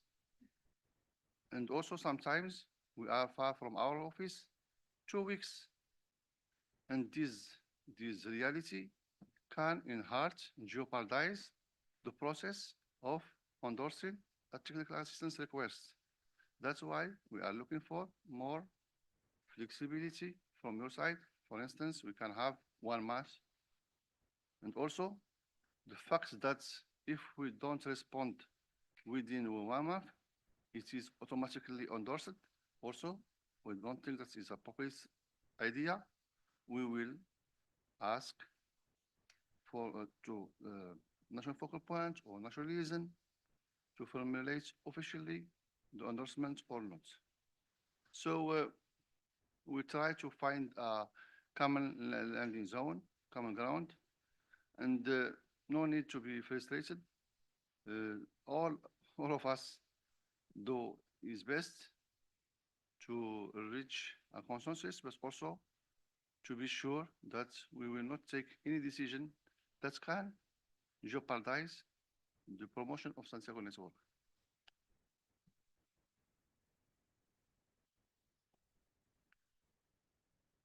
Thank you very much. By the way, Alpha's proposal was sent by the secretariat text to you. So, sorry, Edie, Rosie. Thank you, Akio. So I don't want it to come in that discussion, but when it's time to give power to ministers to decide, or I think it is not going at the technical level. Now it's to start beginning at the political level.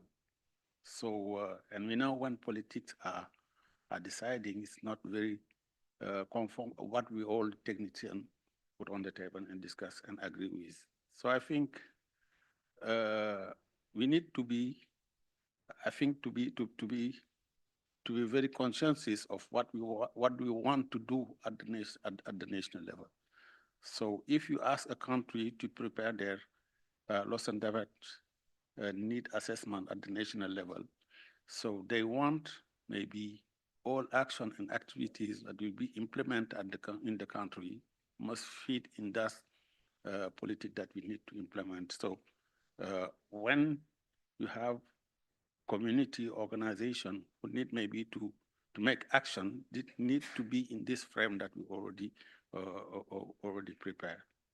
So I will choose the proposal from Alpha. Maybe we can agree with the document, maybe to see how we can insert maybe some point or a footnote to move forward, because I think we are spending many time on that.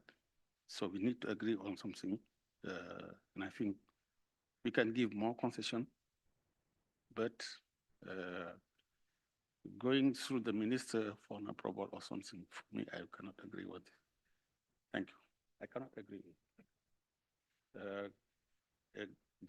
giving the minister the power to be only informed and deciding on something.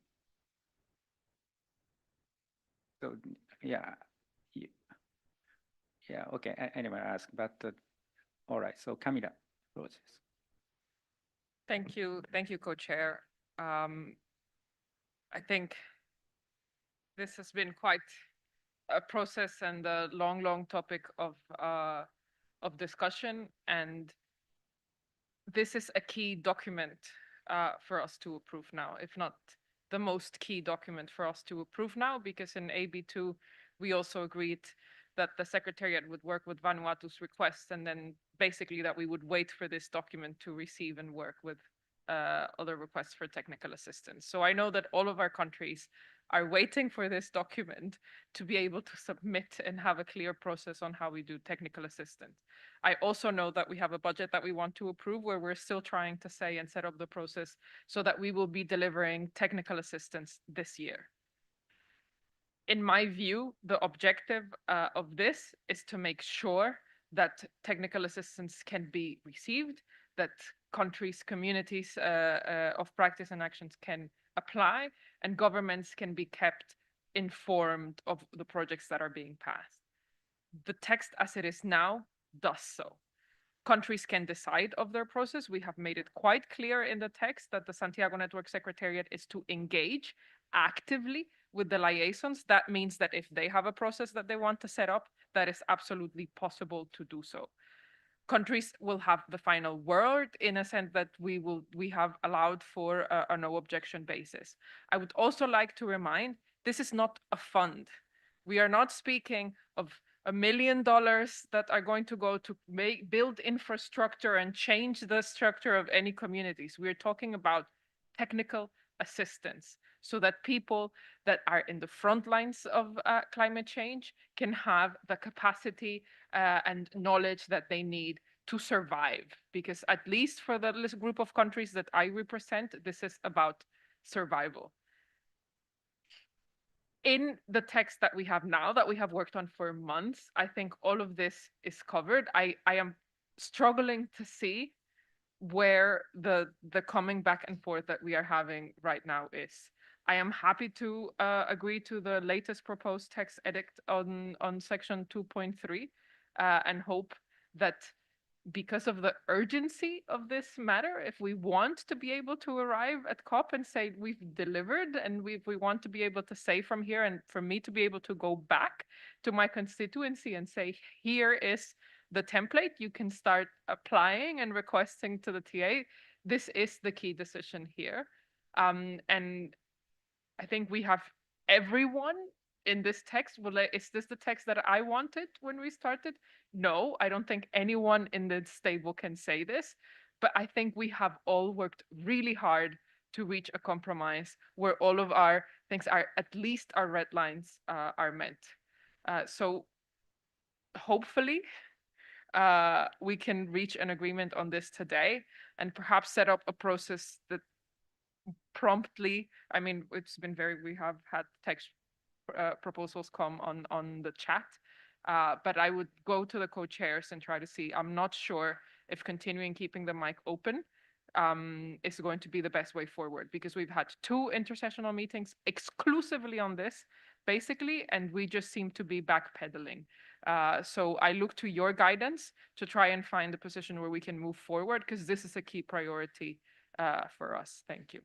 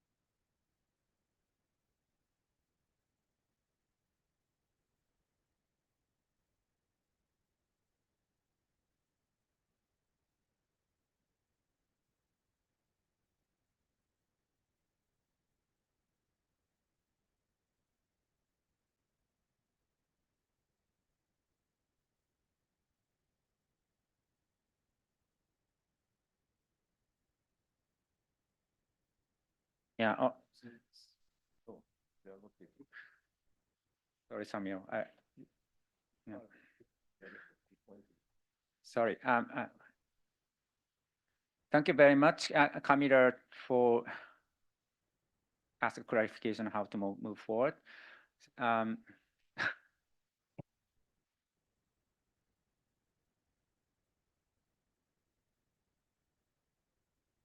Yeah, I'd like to give a floor to Secretariat to how to incorporate and move forward. Thank you.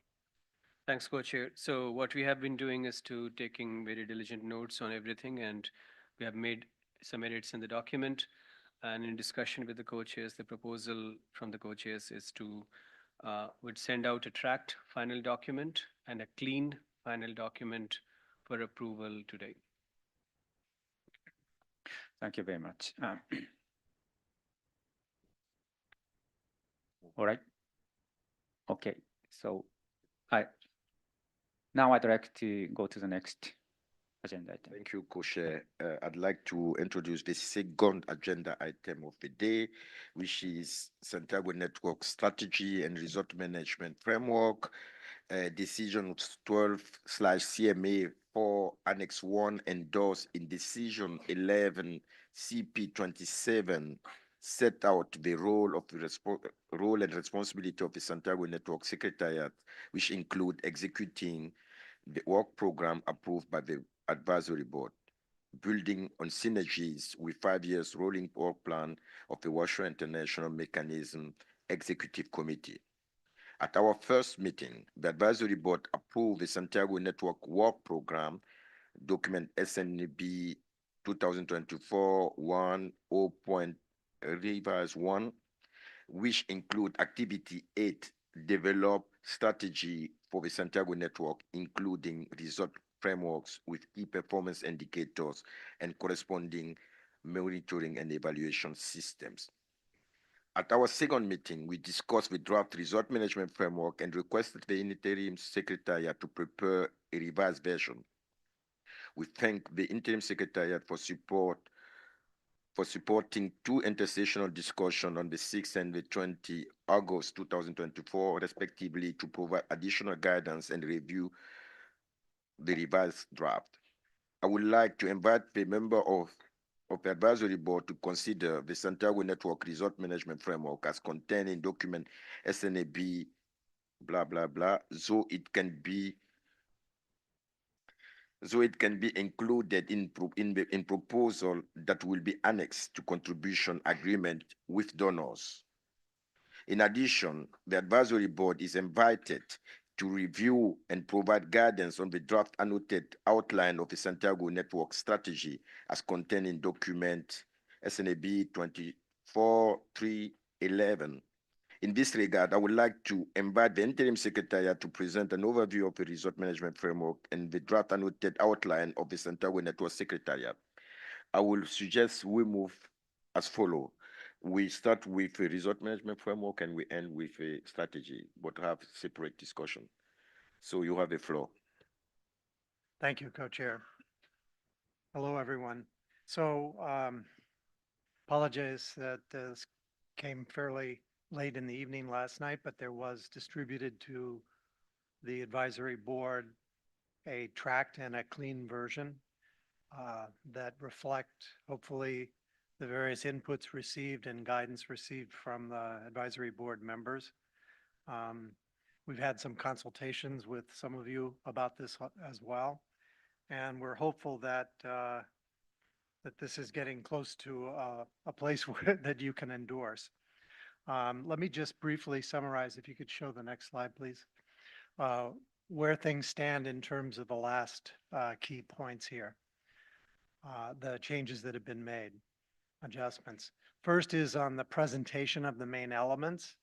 The statement on the mandate, after some suggestions, including from Tatat and others, has been adjusted so that it essentially falls back to the wording of 6 CMA 5 that describes the mandate of the Santiago network. Notably, that does not include any reference to the functions related to developing and sharing knowledge.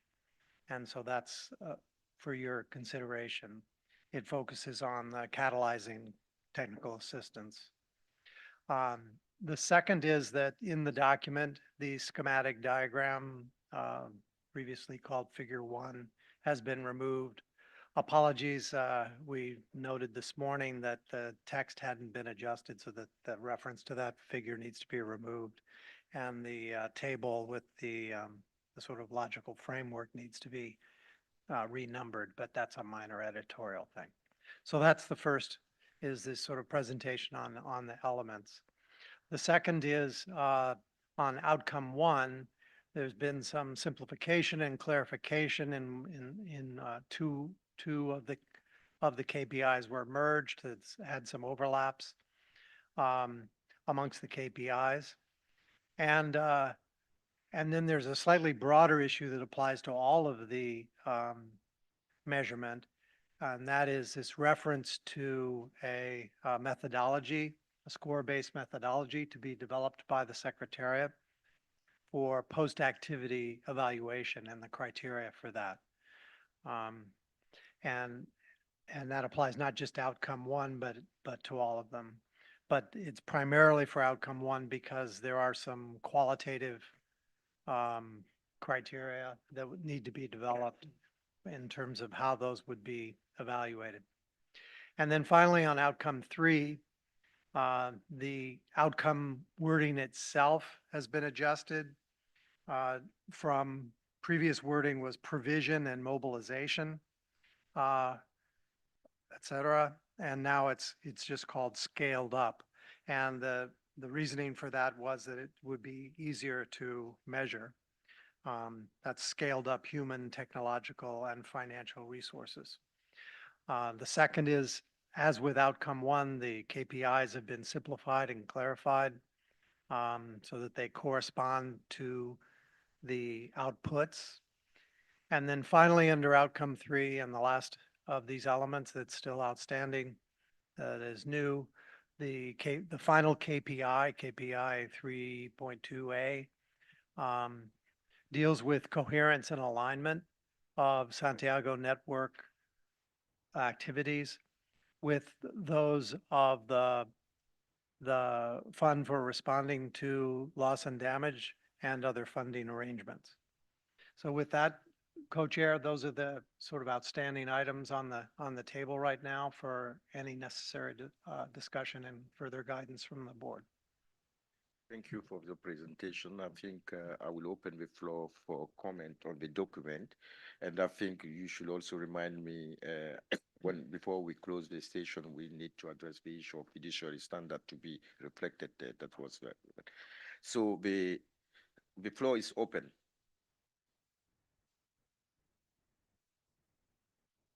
Leona. Thank you, Co-Chair. Thanks for again revising the results framework. I think the comments I had are well reflected. To me, there are 2 outstanding issues. One being objective 3, as you just outlined, and also outcome 3, which align, which is good. But I think the way it is phrased is somewhat distorting from the actual functions of the Santiago network. I think it would be better reflecting decision language if it said facilitate, it would be in this case, facilitate action and support. Let me look at the decision text. Facilitate access to action and support, and if needed, in brackets, finance, technology, and capacity building. I think that would make it closer to what we're trying to do. I think scaling up finance is not what we want to be doing as one of the main goals for a technical assistance network, whereas I'm aware we need funds, and we do have some funds already. The second issue is a smaller one with regards to the types of technical assistance. I think it's very good, and I'm very interested to see which types of technical assistance requests we will receive, we will respond to. I would just prefer if in the column with data notes, the reference to the annex would be taken out, because we said the annex would be maybe just helping those applying for technical assistance to see what kinds could be there. It's an indicative list, it's non-exhaustive. So in this results framework, we're being like very specific, and there could be types that are not in the annex that should still be counted. So I'm happy to have the types of technical assistance here and curious to see, but the reference I think is not helpful necessarily. So that could be taken out. These are my 2 points. Thank you, Lona. I see no flag. I do have comments. Okay. So thank you for the proposal, and some minor comment and a general comment. First, on the objective, the first sentence, I think we only mentioned here to identify and track its positive impact. I think we want to track both positive and negative impact. So the proposal will be to delete the qualifier positive and to say to identify and track impact through. That's the first sentence. The first sentence, objective, the interim result management framework allows the Santiago network to identify and track its positive impact. I think it's not only positive, it is both. And I think because this tracking system that we put will also provide information of what is not working, right? So that's the first point. So I think we can put to track its impact without qualifying. The second point is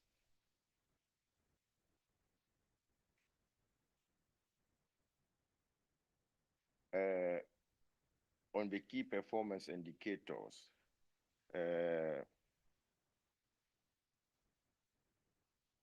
That will be the 11A. We say number of technical assistance requests received, including from LDCs, seats geographically disaggregated. So it is not only received, there is a decision saying that the secretary should also support the development of technical assistance. So I think we need to capture that to say number of technical assistance requests received or identified or supported, I don't know, including from LDCs and so on. The second point is, which is a major point for me, and in the spirit of compromise, I will let this go, is I have a feeling that we missed to capture several things. The first is, I do not think that the changes on outcome 3 to put scaled up finance and other support to deliver, yes, scaled up finance and other support to deliver effective and efficient technical assistance. So I don't see any output or indicator looking at the scaling up of finance. That's not captured here. It's only capturing what we are processing. And there are also inconsistencies. For instance, I think I will not say 31C value of financial is not only the value, but a number. For me, for instance, it would be nice to have a number of proposals that are being supported by the Santiago network because of its own resources. And the second point, I'm letting that go. The second point is, this document does not reflect the necessity of demand-drivenness. There are several entry points where we could have an emphasis where the result management framework will promote the use of domestic, regional, local entities or members. It is not reflected here. But in the spirit of compromise, I will let that go. So we can proceed with a document with the two amendments. The first is, I think there are two ways to approach this document. Often people want to look at positive, but I want to read out of a line and then see the challenges. So that's why I think it will be important not to qualify the impact, to say the impact, be it negative or positive. The second point is, and I think on the 3.1a, to put receive and identify, or so the notion that the secretariat is requested specifically for LDCs and SID to support the development of a project is not captured here. And I think that needs to be captured. That's a minimum requirement. And that's it for my end.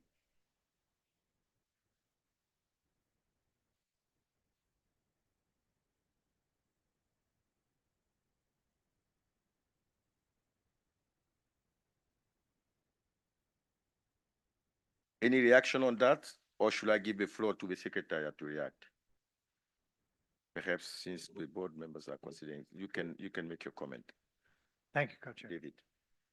So let me deal first with Leona's suggestions and then with yours, if I may. So with the agreement of the other advisory board members, Leona, we can change that wording from scale up to the wording that you've suggested that's consistent with the decision text, which would be facilitate access to action and support. And then I would suggest we leave in those three categories as well, which are already in the statement on what were they? Technology. All right, let me look at the text.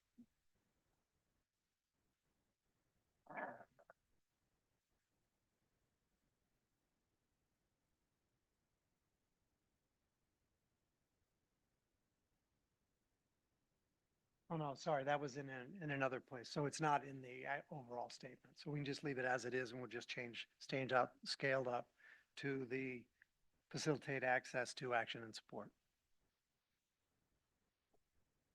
Yes, in both, yes. To make them consistent, yes. We'll make them consistent and that scaling up had come from others, but as long as you're okay with that, then we'll go ahead with it. Good. And then for your comments, Alpha, I think the simple solution in the introductory paragraph would be to remove the modifier positive and just have it as impacts. And then with respect to yes. There is actually in the KPIs for outcome 1, there is the tracking of the number of these numbers of technical assistance. So that's covered there. So you do have that. And with respect to the wording around the SIDS and LDCs, the introduction there, I think that can be easily accommodated. I may have to get back with the exact wording on it, but we can take account of your point. Yes, go ahead. Two things. The point that I'm making is 1.1a, the secretariat not only receiving, but there is an expectation that it supports certain type of countries. So I think we can try to accommodate that to be consistent with the decision that we took. Secondly, the proposal made, if we make changes in the outcome or output at this point of now, will affect the indicators, will affect the output. I'm fine with that. We just need to be aware of the implication of changing wording at this point of time. So the one I see that you have a local captured in the 1.2b, but what I'm saying here referred to the number of technical assistance requests received and I think identify or supported by the secretariat because it is a decision there, and particularly in the sense of LDCs and seats. So it's not only that will also reflect our idea of actively engagement. The secretariat will not sit back and track only what is received, right? So Yeah, this is a good, if I may, this is a good example of the link between the results framework and a strategy. Whereas the results framework is somewhat passive, it's measuring. And your more proactive desire to address and to ensure that LDCs and SIDS are targeted, that would come through other, my understanding of the way this is written, it would come through other decisions and policies of the advisory board. In this case, it ensures that you have the data in order to track that you are achieving that objective. But it does not include a wording to proactively that links to your objective to proactively address the needs of those constituents.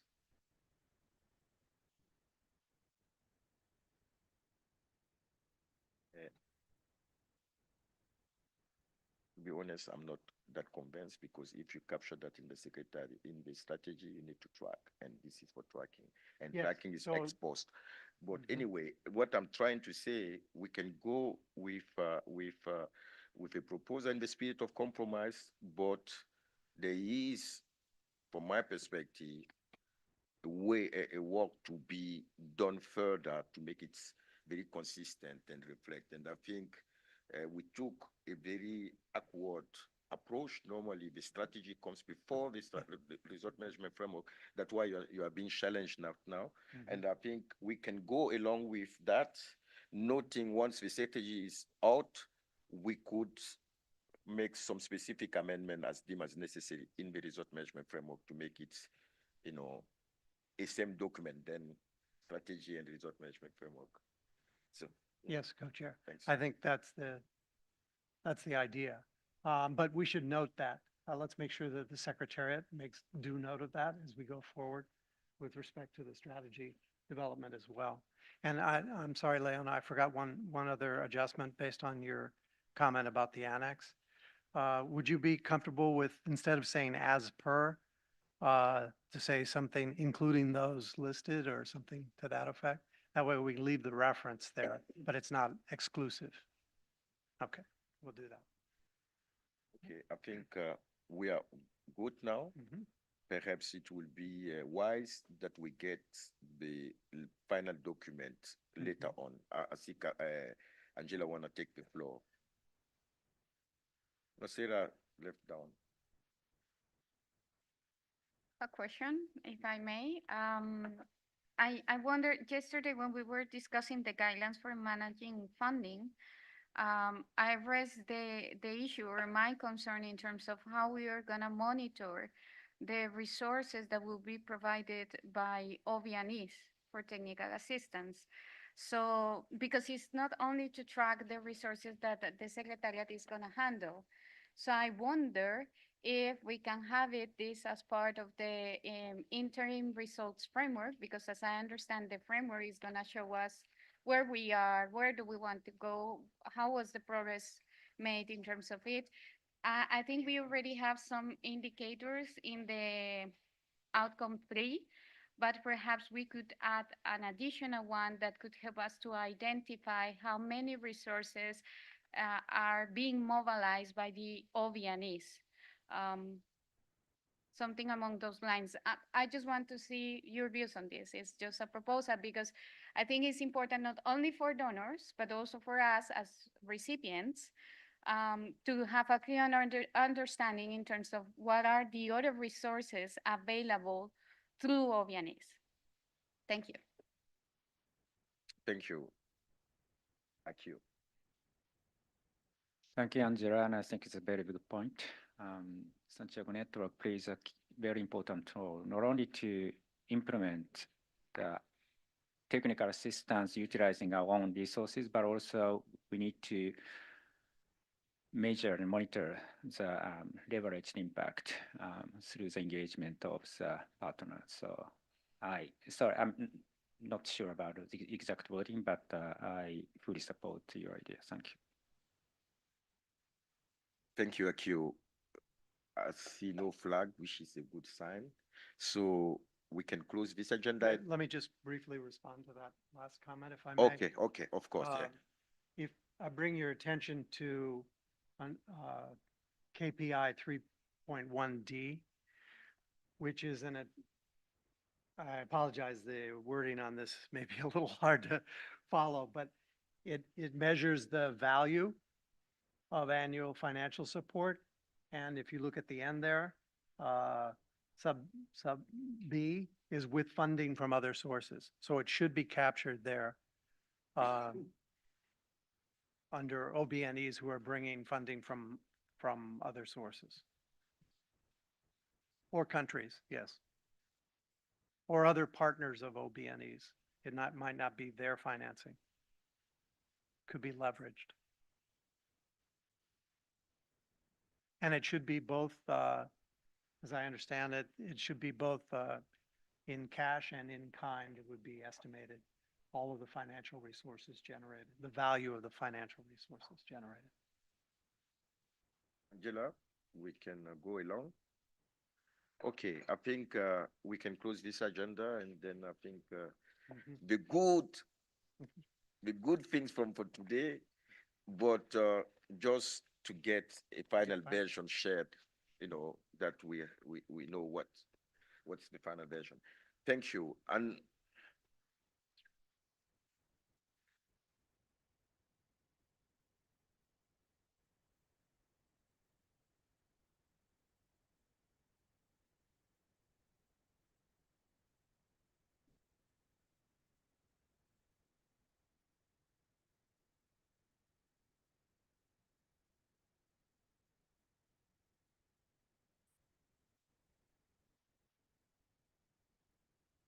Thank you very much. Now, I would like to propose to go to the agenda item 13 before lunch.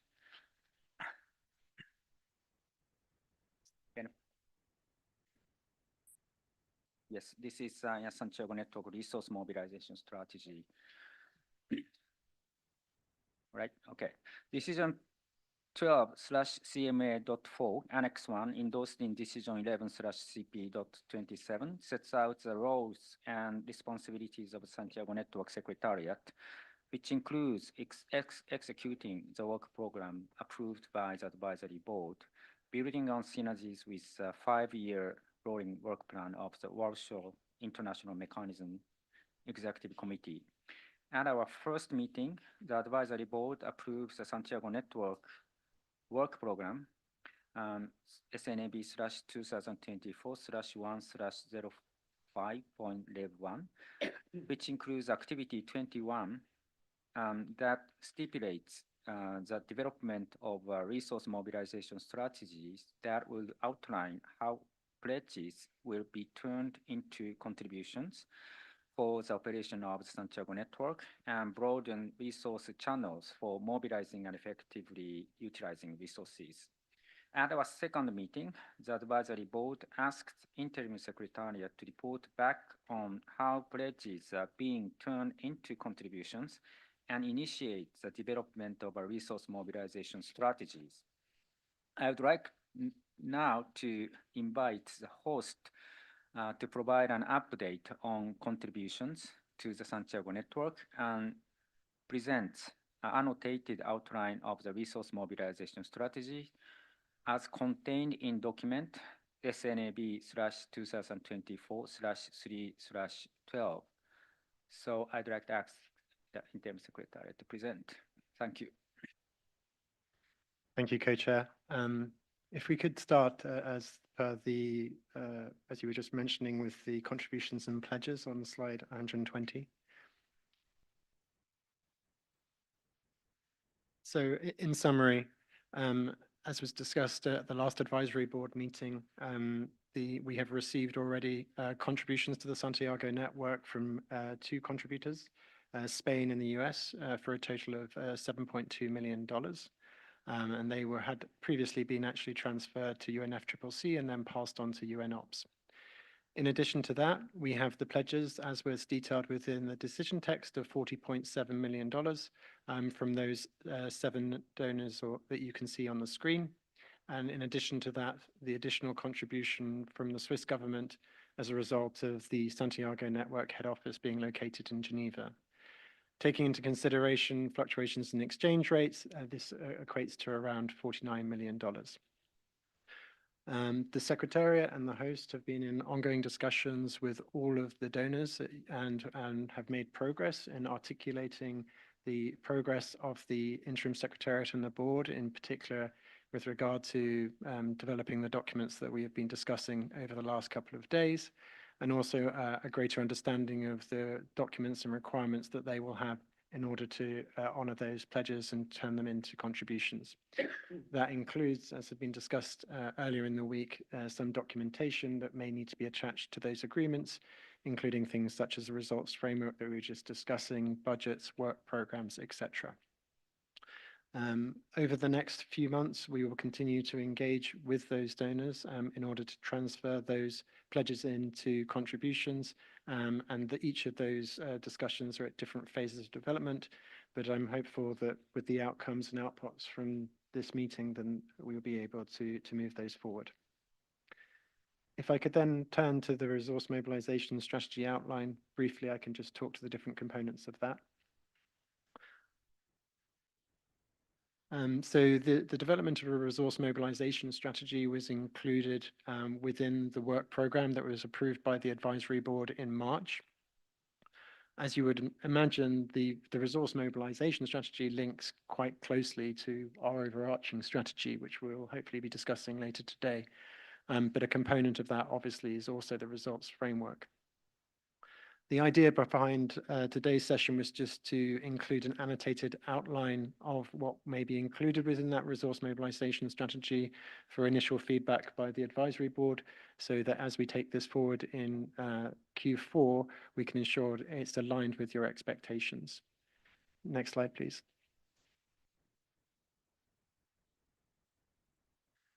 So in summary, the main purpose behind having a resource mobilization strategy is in how we, as an initiative, plan to secure the necessary financial, human, and material resources to achieve its goals and objectives. And that's why it has such an integral link with the overarching strategy. We have now obviously moved forward with the results framework. And in addition to that, the purpose and goals of the Santiago network were already quite well articulated. What we would also expect to see within this is an analysis of the current financial status of the initiative, and also an articulation of the funding needs. And I think this ties into some of the conversations we've had with regard to aspirational budgets. In addition to that, we would be looking at goals, financial goals for the Santiago network, and what we would be wanting to secure in terms of resources over the next 3 to 5 years. In terms of what I won't talk to this in detail, but what we would expect to see as part of the actual strategy was the overall approach, i.e. the methodology for developing the strategy, an analysis of donor priorities and other actors, particularly within the climate change field, and also just a clarity on roles and responsibilities with regard to securing additional resources. And I think that's particularly important with regard to how the Secretariat and the Advisory Board works in combination to ensure that the resources required are secured. Next slide, please. In addition to that, an analysis would be included of the types of contributions, and as part of that, the different types of contributors who may want to support the Santiago network, an approach, a plan for identifying and approaching those financial resources, and then any complementarity with different funding channels. We then also looked at a strategy for actually approaching that, and a segmentation of donors and fundraising approaches, and how we would actually look to secure funding for the Santiago network, and what kind of mechanisms we might put in place, whether we look for replenishment cycles or some kind of other mechanism through which we would try and secure funding on an ongoing basis.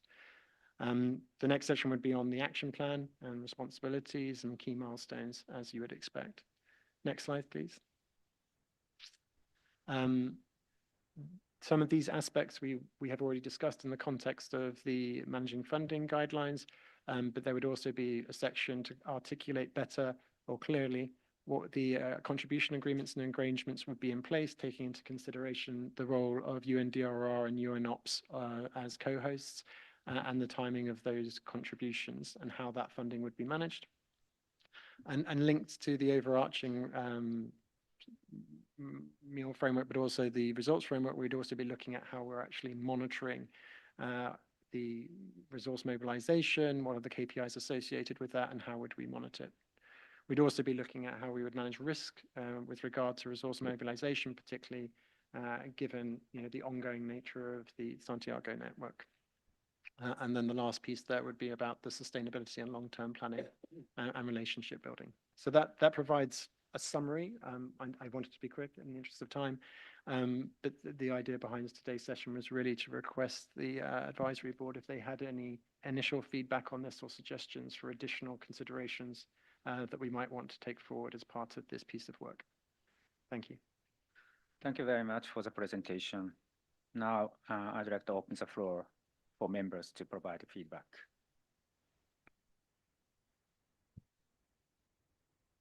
Camila, the floor is yours.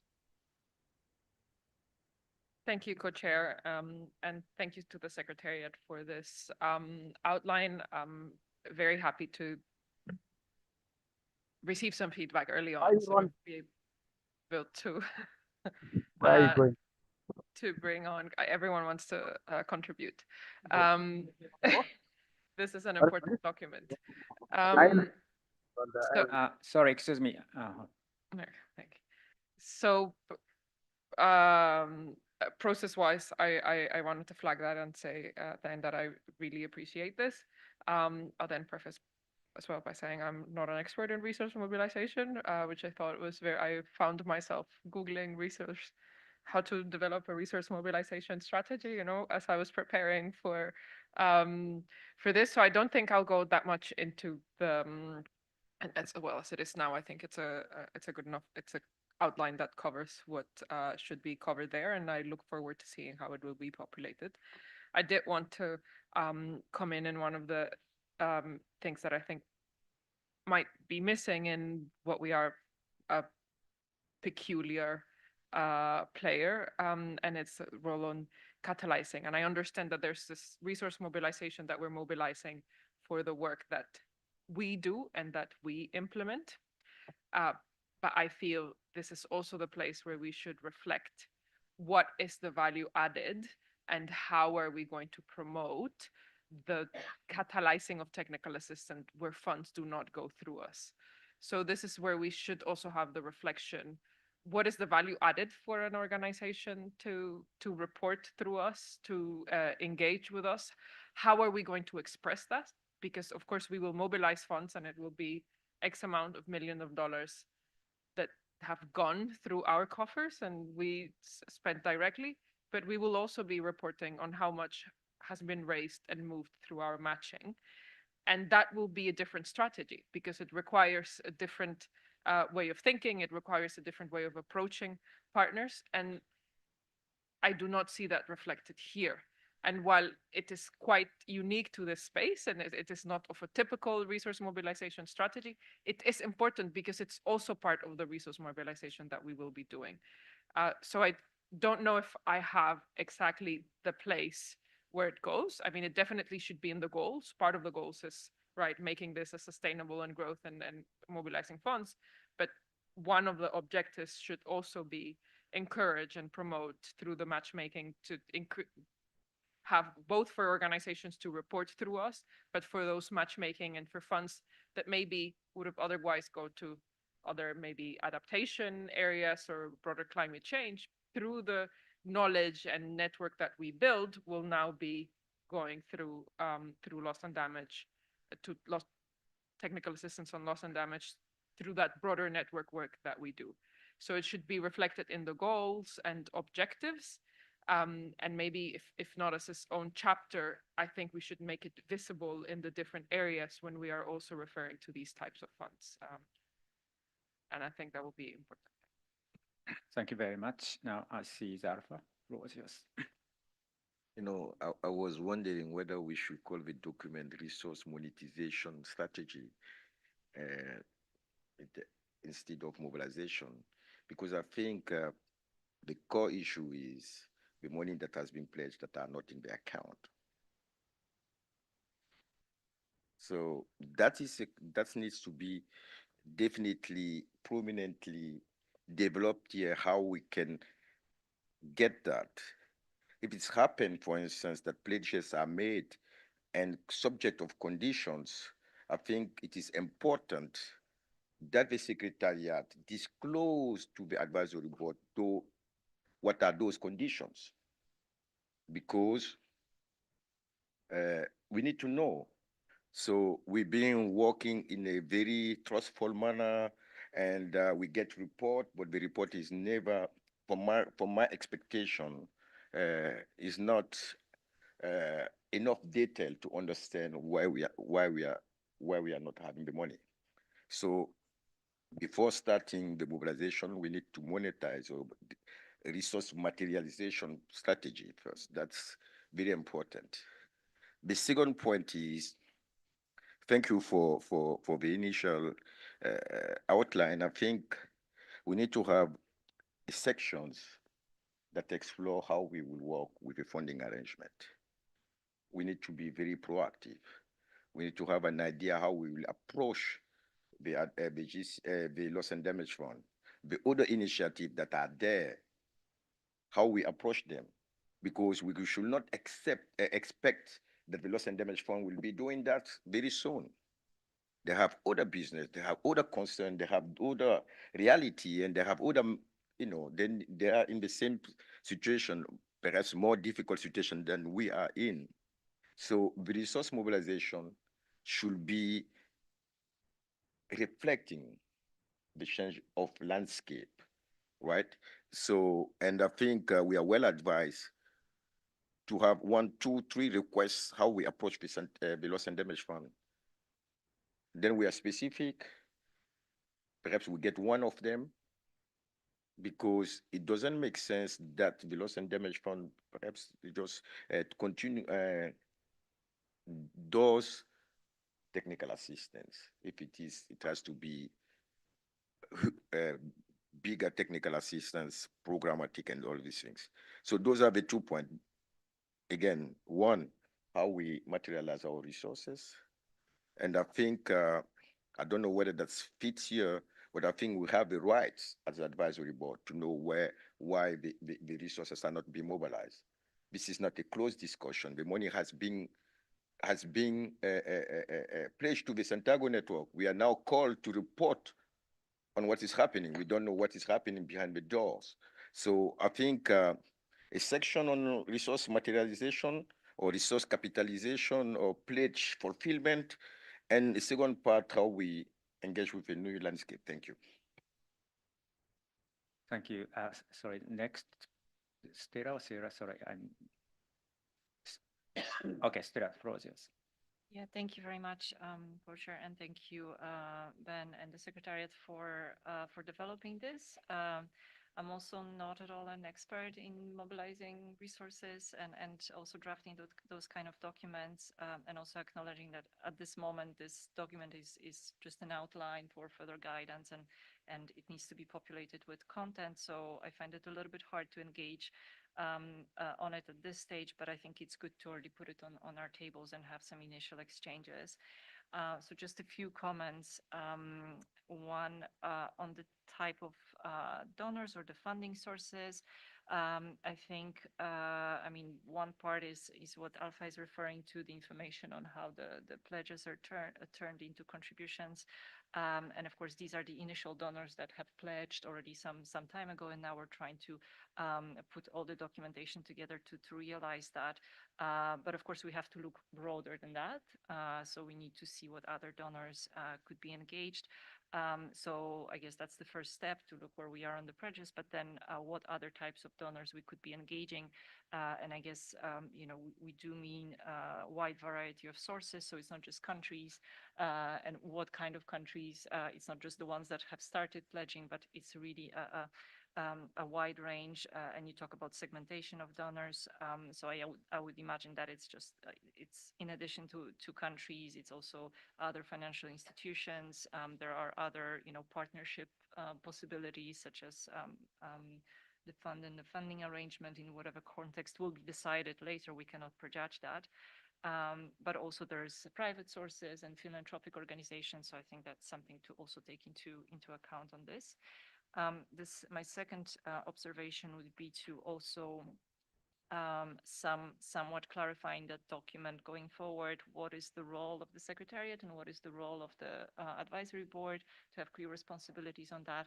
I heard some of the colleagues speaking to that during this week, and for sure that it would be good to have clarity on who does what and how do we progress on this, on the resource mobilization. And I think this strategy has a very close link with what we're doing in terms of communication and outreach. And I mean, I'm not sure if we already have a plan for communication strategy. We have this overall strategy that we were also, that is also up for our discussion this week. But it's the outreach to donors and making the network attractive in a way to gain more visibility is very much linked with how we are communicating about the network, who we are reaching out to. And it's both for the funds that would be then flowing directly through the Santiago Network Secretariat, but also to what Camila was talking about, the funds that would be catalyzed and increasing the membership and making it interesting for members to join and to provide technical assistance on their own. So I think we have to also make a very close link with that and make sure that in this document we have good provisions and ideas on how we will be communicating and reaching out. Thanks. Thank you very much. Sorry, I forget to mentioning about you know, logistical information. And after this session, there is group photo before lunch. This is for information. Thank you. So next one is Sarah. Thank you. Yeah, thank you. I, similarly to Stella, when I saw the outline, it was a little hard for me to know what type of feedback you were searching for. But I think this is a good discussion. I fully agree with Camila on the idea of there is also a need to think about how do we mobilize funding from our OB&E partner members as well. And I think the point that Camila made about what is our value proposition is really important to think about. And I think that also ties to the strategy discussion as well. And right, we kind of have a value proposition that we want to communicate to a couple different audiences, as Stella pointed out. So I think it's really helpful to kind of start thinking about what are those different value propositions. You know, what is the value proposition to members? What are the value proposition to potential contributors, et cetera. I also fully support Stella's point that, you know, we need to really be thinking about a broad range of potential contributors. And I wasn't sure, and I think the outline reflects that generally, and so I was pleased with that. And then I think to the point that Alpha made and has made a few times about pledges being converted, and also to your presentation, Ben, I think it is really helpful to see those numbers. I think we are actually kind of in a very unique spot as a new institution that there is actually quite a bit of financial support. I think that many networks, seeing $49 million over 5 years would be very pleased to be having that kind of resources. I do think we're in a bit of a difficult moment right now. We do have money, we have sufficient funding for our first year, but where we're kind of have, a chicken and the egg issue where we need some of the work done to make sure that those pledges are converted into contributions. And so I think that that's kind of a more nuanced challenge that we're facing. And I think that it is helpful to kind of continue to engage on that topic. But I also think that it requires a more nuanced approach than just saying, oh, like every time anyone ever makes a pledge, they should list out the, subtext. I think a lot of these are just typical, usual, standard practices of how grants are made. And so I think we should recognize that in the world we live in, right, there is a process for moving money, and we are going through that process, and we are moving through it at the speed that we can.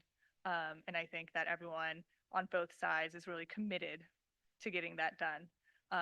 And so I want to recognize that there is, I think, commitment from all involved to move this forward. In terms of some of the other pieces in the document, also getting to a point that Alpha made in the background where there's a discussion about interdependencies and linkages. I wasn't quite sure what was being referred to there, and I think it might be some of these issues around like the broader funding arrangements and the fund for responding to loss and damage. And so I think having that further developed, I think would be helpful. And I think that's also part of our value proposition, that we are a part of those funding arrangements, that we play a key role in coordinating funding arrangements. I also think, Alpha, your suggestion about communicating to the fund and the fund for responding for loss and damage is really interesting. I'm not sure if it's part of this conversation, unless there's like a specific ask for funding, which I feel like is a little not the right ask. And so maybe we can engage on those ideas in a different context. But maybe there is a way of us to at least keep them updated on our progress, because I agree, Alpha, that I don't think that everyone on the fund board is closely tracking the Santiago network activities, even though many of us have connections to board members. And so it could be helpful for us to make sure that they understand what we are doing and what we see as our value add to them as well. Last point, no, two more points, I'm sorry. On strategic approach, I would recommend an ad hoc approach, especially for kind of a younger network. And I think that we'll see contributors kind of coming to the network over time as it gets built out. I think that having a specific cycle would be a bit difficult at this moment. And then on timing, under financial terms and contributions, and Sam raised this question earlier as well, as I know the hosts only have an MOU for 5 years. And so I'd be curious how you are thinking about that in relation to some of these processes in terms of mobilizing resources. If a contributor comes to you and says, we want to have a multi-year agreement for 6 years, what happens? So that'd be helpful to understand and to engage on. And likewise, what happens, as Sam pointed out the other day, if in the 5th year, when you're still receiving requests and maybe contracting with members to respond to those requests that go beyond the host agreement. That's it for me. Thank you. After giving floor to Leona, I would like to close the floor. Leona, floor is yours. Lucky me. Thanks.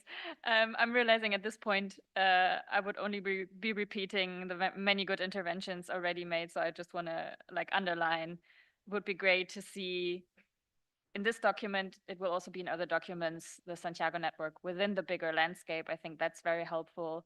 I think that language like donor priorities kind of sounds like we're only going to interact with those who've already contributed, and it would be good to reach out to a broader range of sources. So that would be great to have it reflected.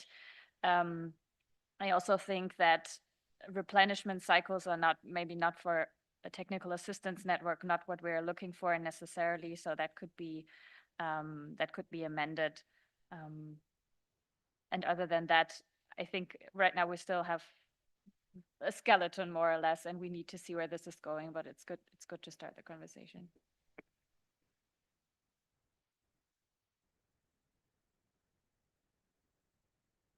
Sorry, thank you very much. Sorry, but what? Oh, what? But this is just input. Yes, I know, but the outline will change. The outline will change based on the comments. So I do not agree on several points.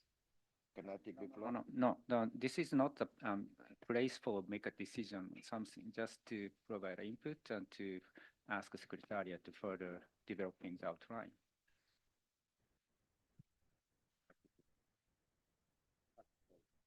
Thank you very much. I know we are not taking the floor, but I think with this, the secretariat is going to develop an outline based on the discussion that's been made. Yes, to populate. That's why I think there are several points that have been made that valid. I'm not going to judge them. I think those are the high level things. We need, at this point of time, not prejudge the outcome of the secretariat's strategy document. You see, so I think comment that's been made can be considered, but we need to have an ambitious one. And I don't want, that's why I'm taking the floor, because of certain comment that I don't want to engage on certain information that we think is important for the strategy are not reflected in the text. So that's why I just want to confirm that the secretariat will have a comprehensive document which will be screened by us as we move on. All right, thank you very much. I think I have, this the characteristic document is a living document that should be further developed. Ben, cool. Yes. Thank you, Co-Chair, and thank you, Advisory Board, for those really helpful comments. I think you said, Camilla, the idea behind sharing this at this stage is to get your initial inputs and as to what you would expect to see in a document of this sort. And I think it's really helpful, some of the interactions that we've had, particularly with regard to finances which are not necessarily going to be directed through the Santiago network, but maybe catalyzed as a result. And that's definitely something that I think needs to be picked up here, as well as the overarching strategy for the Santiago network. We've taken notes on all the comments you've made. I think we obviously are in the process, and I think Sierra was really alluding to this, is that our immediate focus is obviously to translate those pledges into contributions, and that is our focus. Some of the documentation that is being prepared and hopefully approved this week will enable us to really move that forward in Q4. But then beyond that, we would need to think about how we broaden the contributors to the network and how we approach that. And I think the point also about the roles and responsibilities, Stella, that you highlighted as well, is something that we need to be clear on, and how do we actually approach that outreach as a secretariat, as hosts, and obviously as the advisory board. In terms of next steps, we will be looking to populate this further.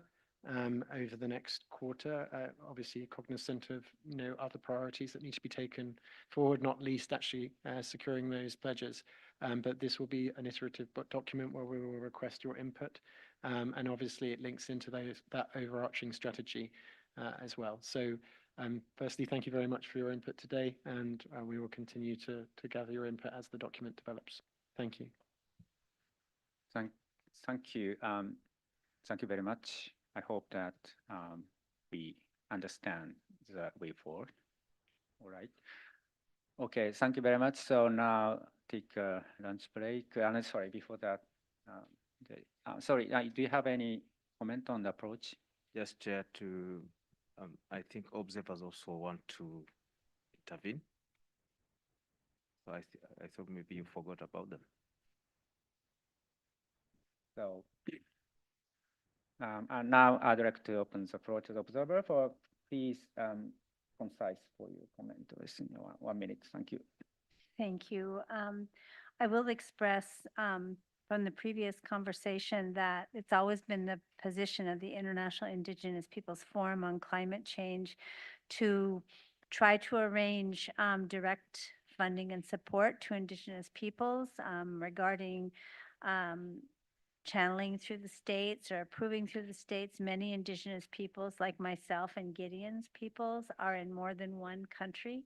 Our people, and there is sometimes a lot of concern about states, I won't say blocking, but, failing to recognize the needs and rights of Indigenous peoples in those states. And that's not to say Colombia or any other state. I come from a state where one of the primary candidates for presidency, which is going to be in the election in a couple months, wants to remove all references to climate change from any federal funding whatsoever. So that's a concern. The other, I just have a brief question. Okay, let me on this agenda item. Okay, on this agenda item, I would like to comment. Yes, Yeah. I would like Not to relevant to this ask item. if the funding, to explain to Indigenous peoples, if the funding is going to, I understand operations, meetings, et cetera, need to be funded. Sorry, could you please finish? Yes. Please. Is funding going to go to those providing technical assistance or those seeking federal technical assistance, or both? Thank you. Thank you very much. So now have a lunch. Sorry, then after. Pardon? Yes, photograph. Yes, please. So thanks, co-chairs. So before we break for lunch, there is a point planned for take a group photograph, a family photo of all the advisory group members. So there will be one family photo of all the advisory group members and representatives, and a second with all the observers included. The photograph will be taken as we come out of the hall. We turn right, and you'll see the stairs in the big hall. The stairs is the place where we need to assemble. So, and then we can go for lunch from there. Thank you very much. And we'll be back in 1 hour at 2:30. Thank you.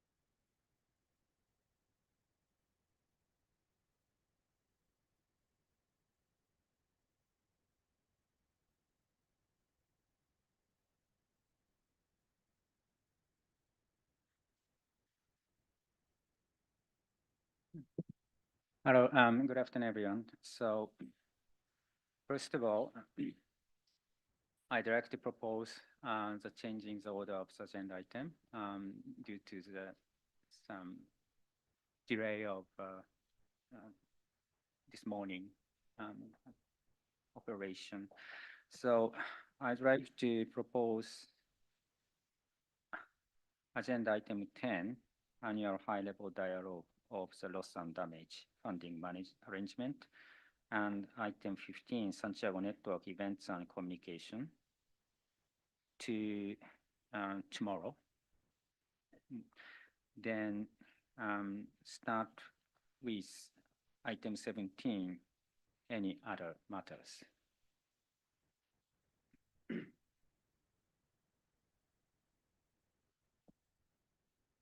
Yes, shift agenda item 10 and 15 to tomorrow, then go to the discussion on agenda item 17, any other matters. Are you okay with it?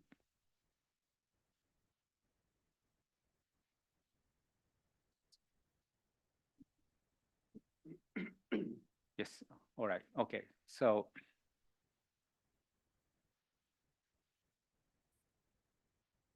Sarah. Apologies. Thank you, Co-Chair. Just to clarify, agenda item 14, the budgets, would that be also tomorrow or would that be this afternoon? Agenda item 14 will be come in the end of this, today. So if the updated timetable was sent by the secretariat this morning. I hope that you can read.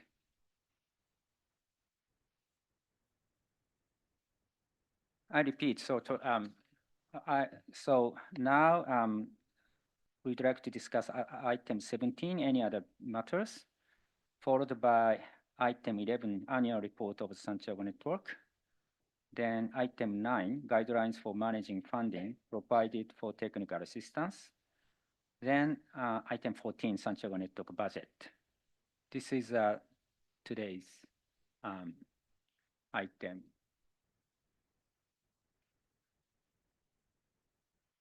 Leona.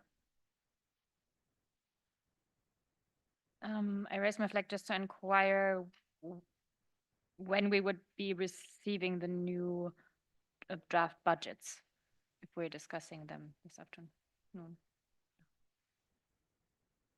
Doesn't mean they have to be there right now. I just wanted to know when. Apologies. We were just doing an internal review. I am just literally about to press send. And if I could just also comment that the tracked change version of the managing funding guidelines was shared about a quarter of an hour ago, as well as the tracker which details the responses. So apologies, we just had an internal review to do on the budgets. Thank you. All right. Okay, so now go to, no, okay. Agenda item 17, any other business, but I'd like to propose to have a focus on the matter on the letter sent by African groups to the co-chairs on the matter of host of Santiago Network Secretariat. So, all right, it was, yeah, this letter was, so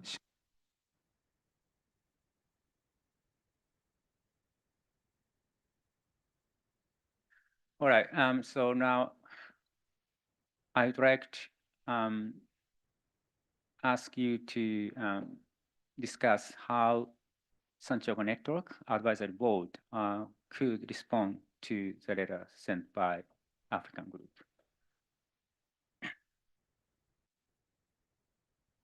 Yes. It was sent. It was sent, but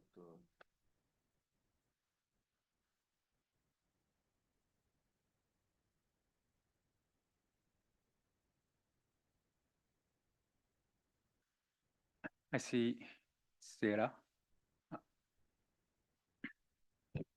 Yes, thank you. And having read the letter that was sent to the co-chairs of the advisory board, I don't actually think that this letter needs a response. The way that I read it is mostly as informational to notify the advisory board of the African group's intentions. And so I don't think we have to respond. That may be the fastest and simplest way of managing this. I think that if there is a strong desire to respond, I think that we would need to be clear that as an advisory board, that we don't advise revisiting the issue of the location of the secretariat.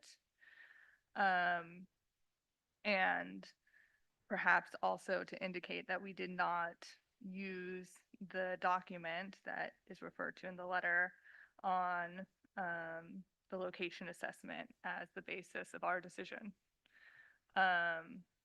But frankly, I see this mostly as informational, and so don't think it requires us to take any actions at this point. Thank you, Sarah. I see Alpha.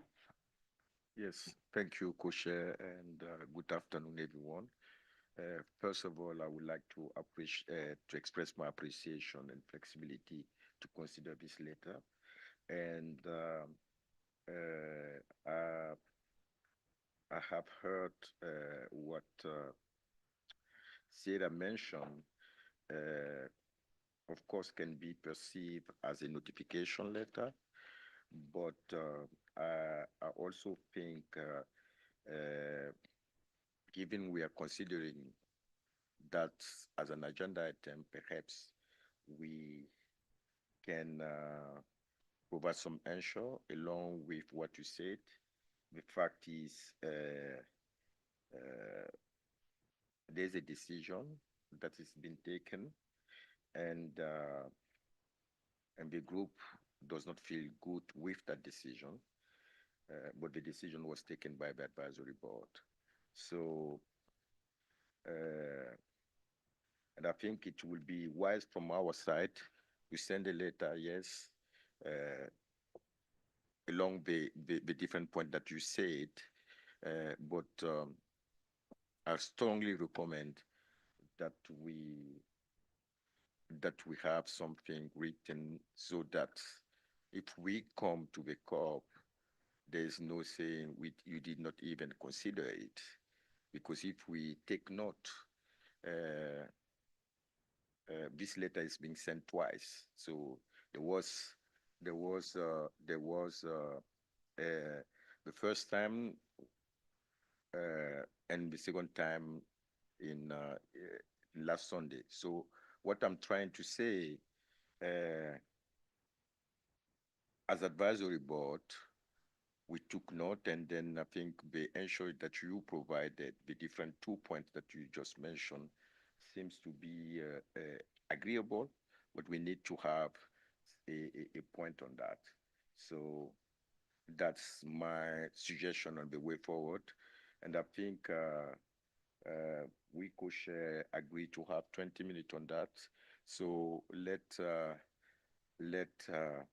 if you suggest, if other people agrees, along with the 2 sentences that you, as the 2 points that you mentioned, that we can have that as a bullet point, and then share back to the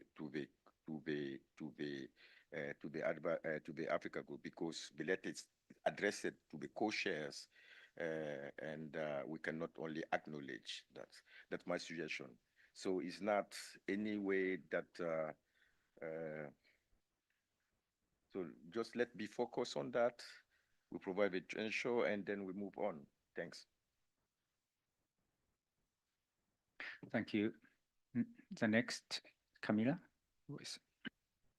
Thank you, co-chair. I would just be very brief in saying that in the future, we request that when letters are communicated or expected to be treated during a meeting, they be shared with sufficient time ahead, especially if they have been shared with the secretariat with sufficient time ahead. And that is so that we are all in the knowledge as to what we will be discussing in the meeting as per our rules of procedures or ways of working. In the matter to the letter, as reading it for the first time yesterday or a couple of days before, I also understood it as a notification and did not feel that it needed an answer. If there is a strong feeling that it needs an answer, I would be okay with having a short answer that acknowledges the receipt of the letter, indicates that the board discussed on this, and I understood that is what we have considered the matter. Recommend that the item is not open again, as it was a decision of the advisory board, and say that the advisory board is, of course, always open to respond onto any requests or concerns or information requests that any group or party might have. Thank you. Thank you. Angela? Thank you very much, Co-Chair. And just to be brief and in the same line like Camila and others, and just for the record of the meeting, I kindly request the Secretariat and the co-chairs to share those kind of documents with sufficient time in advance. We just received this letter the first day of the meeting, which is not useful in terms of process and fair with the advisory board members. The idea is that we can be prepared for all the agenda items that we are going to discuss here. And regarding how to treat this letter, I fully support the comments made by Sierra and Camila in the sense that this is a notification letter. So I do not see any need to respond considering that the decision was taken. And we have regional representation here, and I think the African region was well represented when we took this decision. So I just go along with the suggestion made by the other colleagues in terms of acknowledge that we received this letter, but we do not need to have a response on this. Thank you. Thank you. Let's voices.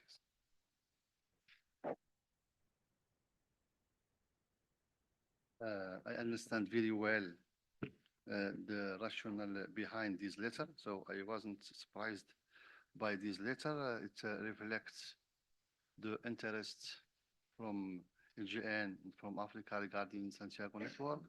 And as I mentioned before, each COP LGN puts on the table that Africa needs kind of special treatment due to the special needs and circumstances. And but you know, also I respect the decision taken by the AB members, including ourselves. But I am not in favor that to not respond to the GN chair by respect at least, and also I am seeking guidance from secretariat, because when we read carefully the letter, so the AGN chair want to reopen the discussion at COP29, and also another information that he asked by the COP29 presidency to include this matter in the discussion at COP. And I am asking secretariats about this possibility and feasibility regarding a decision that was taken by council bodies, and if there is a possibility to reopen it and also to include it in the agenda item. Thank you, Alpha, and then Gideon, Stella, and Sarah.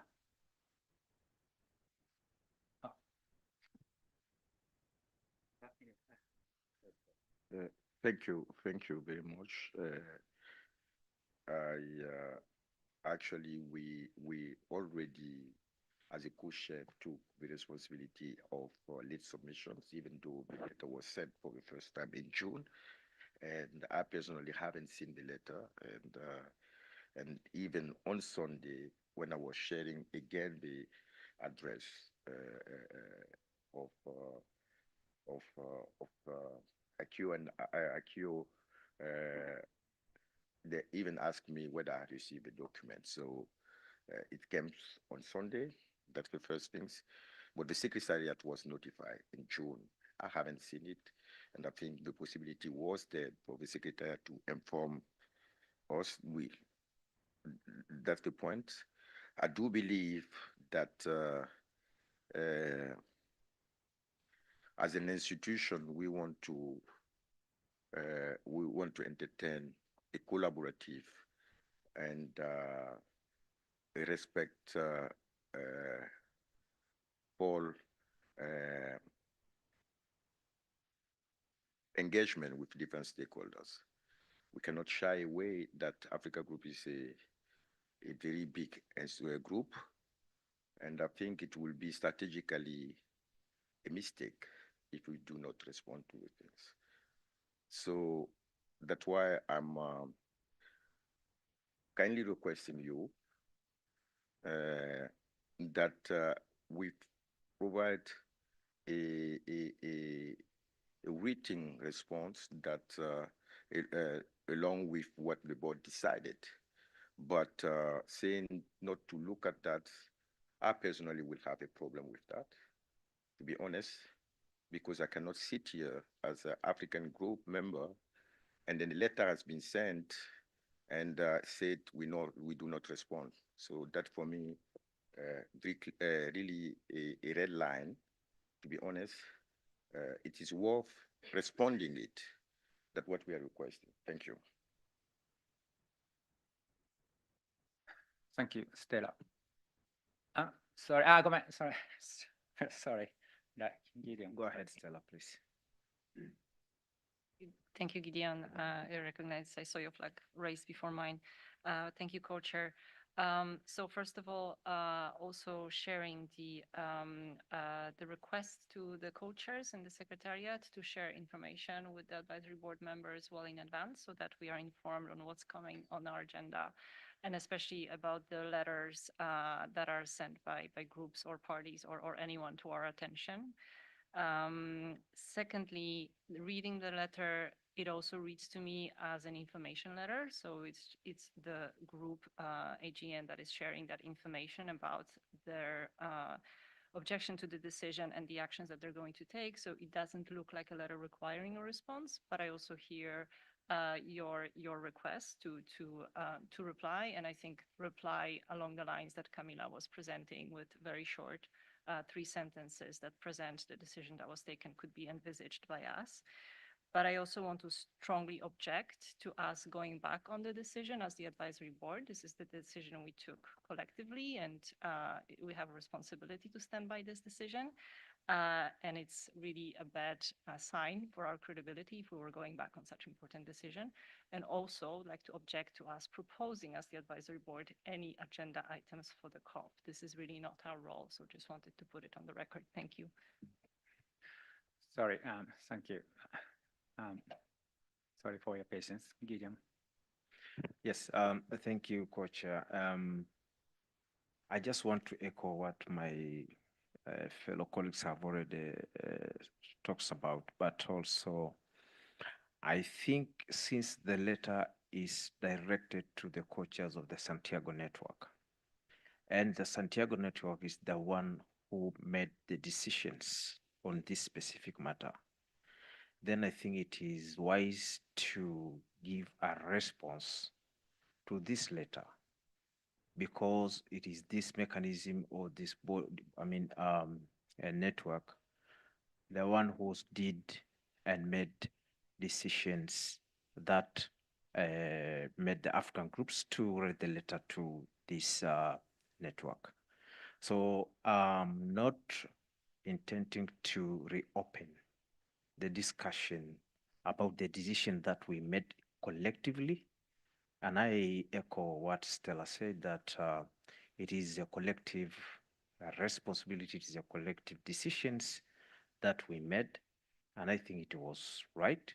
But I think the network, the Santiago network, should give a response to this letter to explain the process that made us to arrive into decisions to make Geneva the host of this Santiago network. So it's just to respond, give response to this African group on why and what and the decision that we have made in Geneva, and how we arrive into decisions to this matter. Thank you. Thank you. I think the order is Sierra, Camila, Belen, and Alpha. Thanks. It seems like we can keep this discussion relatively short. I expressed flexibility to provide a response, but I did just want to also reiterate that I don't think as an advisory board we could agree, should reopen this discussion, whether within our own discussions or within the COP venue. I think that there'd be serious consequences, right, for the operations of the Santiago network. And I think that could also be communicated in this response if we do provide a response, that any rediscussion of this would, right, delay the operations that we are all seeking to accelerate. So just wanted to reiterate that in response to Rashid's comments. Thank you, Camila. Thank you, co-chair. And just mindful of time and of the big agenda that we have, I think we've heard there is an appetite to respond to this letter. I think we can set up a virtual process where we have a draft online and colleagues can comment and edit online, and we approve of the comment intersessionally as and then set up that process to move on. Thanks. Thank you, Belen. Thank you. Just to support the comments raised by some colleagues, this is a notification, and therefore I understand that what we must do here is to acknowledge receipt. In the case of a response, I agree with the way forward of Camila, and it should be acknowledging the reception. I think it's a very bad precedent, the idea of reviewing a decision of the advisory board, and considering the time we have left in this meeting and the short notice with the letter was received for us, I think we must move forward. Thank you. Thank you, Alpha. I will say thank you for your flexibility, and I think the answer, as we see, is very straightforward. I would, however, again appeal to you and kindly request that at the end of this meeting we have the answer sent out. It's not going to, we can request the secretariat to prepare an answer, and then the letter, the response will be provided. The reason of that being, if it were, for instance, seats or ILAC sending such a letter here, for any reason it is, I would understand the necessity to respond, because this is a big institutions, and I think reading the tone of a letter, we need to play the things down. So instead of being confrontative. I'm not going to open the decision as I subscribe by, but when we were taking decision, I said on the reservation from my end, and that's for record. I'm not saying that I'm opening the things, you know. So my plea is we kindly request the secretariat to prepare a response that we can send out at the end of this meeting. It is because it is a big issue, a big constituency that is responding. Regardless which constituency send such a request, it is our duty to respond to that. And I think failing and putting that intercessionally will be, from my perspective, in a very diplomatic English, a disregard of a pertinent and the important issues that are being that have been discussed and then materialized in a letter being sent to us. So just to request the secretariat to help us have a response, and I think there's an agreement on the response, and then we ensure at this meeting, at the end of this meeting, the co-chair can send the letter, and that's from our end. It is closed. Thanks. Angela, floor is yours. Thank you. Thank you so much, Co-Chair. Perhaps in the spirit of compromise, just to raise from my side that I'm open to consider to have this response, but I just want to join the voice of others that it will be a really bad precedent if we start reopening things. And I want to raise that whatever we decide to respond, it's important to highlight in the letter that there was regional representation in the decision that we took, and it's something that I request as part of the letter. As a minimum thing that I can accept is to have this as a reference, and also to highlight that and just to respond to the previous comments made, this something will never happen in my region because I respond to them and I also inform them in terms of the decisions that we are taking here. And that is our role as a regional representatives, to ensure that whatever decision that we are taking here is gonna be communicated to our regions. On the other hand, just to raise that is also important to say that the decision was taken by consensus, just to raise that. And of course, that it was a decision that we made. And of course, we are not in a position to reopen the decision that we took as members. Those are my main requests as part of the letter that it's going to be prepared by the secretariat. Thank you. And we can work online in order to respond as soon as possible.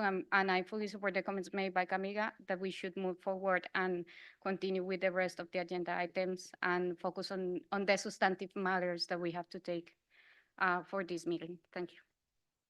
Thank you. Edie. Oh, thank you, Chair. So I was decided to not put my word on this because for me, when we made this selection, we did it with what we had in our hands. And we go on what concrete act put by countries who wanted to host the secretariat. And then for me and from my side, I took the decision engaging my group. And I think the position of also the Alpha, I can support because I remember that African group and also Angela, they agree with us with a strong reserve and within the process. So I think it is done, and we engage all our responsibility when we was chosen Geneva. And I think we did it without any compromise with any parties and very equally in an equal manner. So I think that we do not need to reopen this in discussion. That is first of all. But secondly, we are in a process, administrative process. So when we receive a letter, we must reply and answer to the letter. That's why I recommend to give an answer. But we stay very strongly in our position that we will not reopen this process. Thank you. Thank you. Alpha. Yes, I wanted to revert, to come back to Angela. Thank you for the whole compromise. I'm happy with the proposal forward. I think there's no need for highlighting representative, regional group representative is here. We are an advisory board, and I stand behind that. So, and I think the letter can be as simple as possible. The advisory board as stipulated, but I don't see the added value on putting regional group there, because if we go that way, I will say my reservation and all these things, we don't want to open this. The advisory board, we are addressing this as a group, as a board. So we can work with the secretariat proposal, but I don't think we need an emphasis of regional representation. Okay, then the matter is closed. Hmm? Angela. Thank you so much, and apologies, Co-Chair, but I want to have it some kind of reference of regional representations, because we are here as regional representatives, and it was a selection process of us, and the decision was taken by consensus. So what's the matter? What's the concern to say that it was taken by consensus with regional representation? I mean, that's the reality. It's not something that we are creating here. It's not, I mean, I don't see any harm on that. I think we have all regions representing here. We can work in the framing, but just to raise that. Thank you.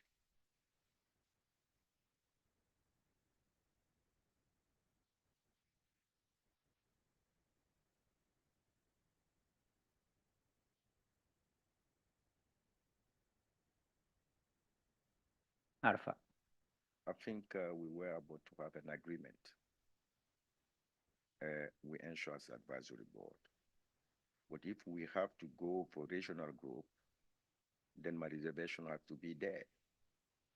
And I don't want we're going to go that way. I fully support the advisory board decisions. So please don't do that way.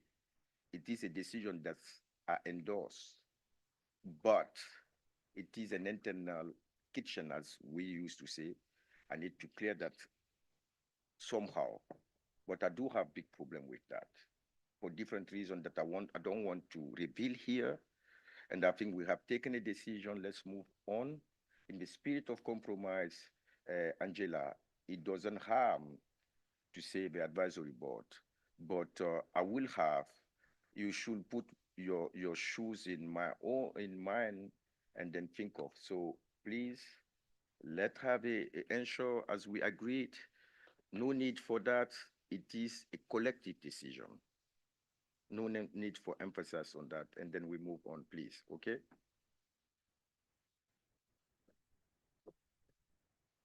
All right, Samuel. Thank you.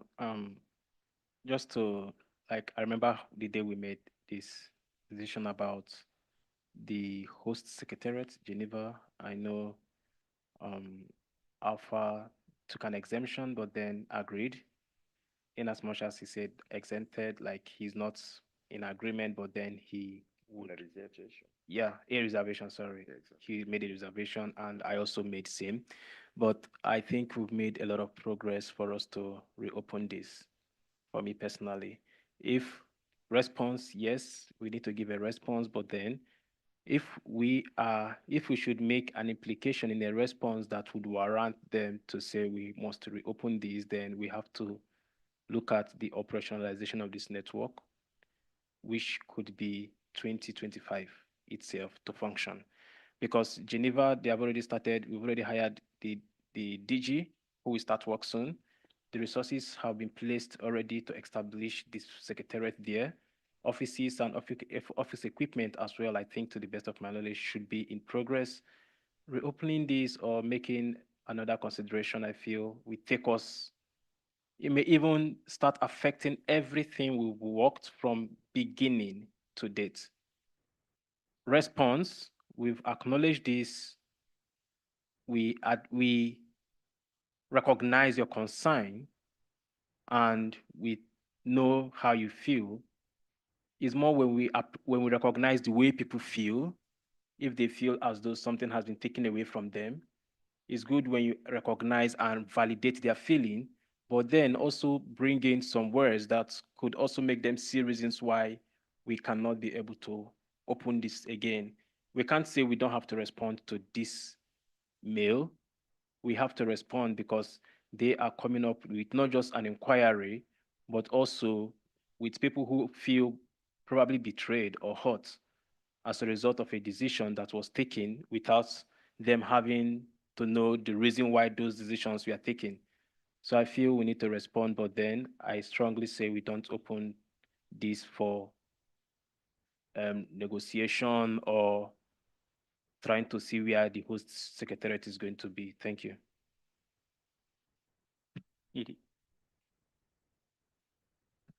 Okay, so I think, Angela, if we need to name in the letter representative from groups, so each representative can want to say that this was my position, and we are going, in fact, opening also the discussion. I recall that you was accepted with reserve, and Alpha also accepted with reserve. So we can say definitely, because the decision engaged all members of the Santiago network. If we start naming representative from group, for me, in fact, it is reopening the discussion. And I don't want this to happen. That was a collective decision with reserves. And there are some, the minutes of the discussion on the report. If people need to go further in the information, we can do it. But I don't want to create a precedent in the process. We decided as a group, we support all as a group with our responsibilities. So I don't want to name each group to say that we had all representatives. We know who are in when was taking the group. So we don't need to name it in replying. So when you say that, you are trying to justify what you did. And I don't want to justify to the African group chair what I did. And I take my responsibility to say, okay, we take a decision, and the decision was that we cannot open it again. Point.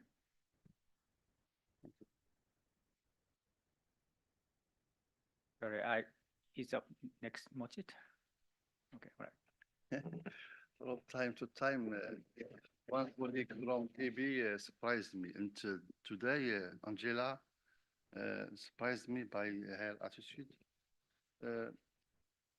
We are very flexible, we are very collaborative, but also we need kind of understanding from our colleagues, where our strength in our unity, okay? I don't think that is an appropriate way to mention the regional representative. As all of us know, as representative of Africa, we did a reservation about the decision, but we will decide together. And I think that's no need to reveal our internal issues. So, yes, I appreciate a lot that you are in favor to respond to the joint chair, but also we have to take into consideration some issues, sensitive issues. Angela. Thank you so much. I'm not saying, and just to clarify what is my position, I'm not saying that we should finger on one region. I'm saying that the advisory board, through the all 5 UN regional representatives, took that decision by consensus. But trying to move forward, I just want to say, I have to say that I need to see the text before of that, but I will give the mandate, allow to give the mandate to the secretariat to prepare some text. And I reserve the right to come back when we look at it. But of course, just to reiterate that this is something new that we've received. That's why I request to have these documents with sufficient time in advance. We can discuss intersessionally, try to solve it, and not to spend too much time discussing these things, because we never had the opportunity to review it and be prepared for this discussion. So that's why we are spending a lot of time. Again, I want to reiterate, for future meetings, it's important to not receive these documents the first day of the meeting and trying to solve it so quickly without having a discussion on that. Just to move forward so I can go along with reviewing some kind of text that will be prepared by the secretary. Thank you. Thank you, Angela, for your understanding. But back to way.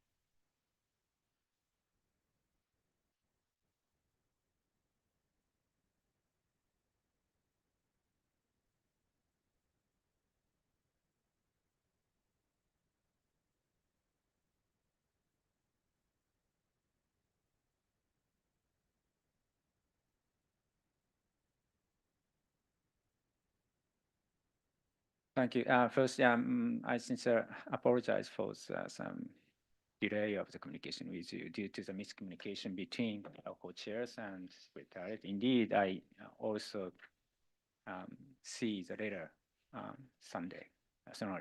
Monday, sorry. So this is why.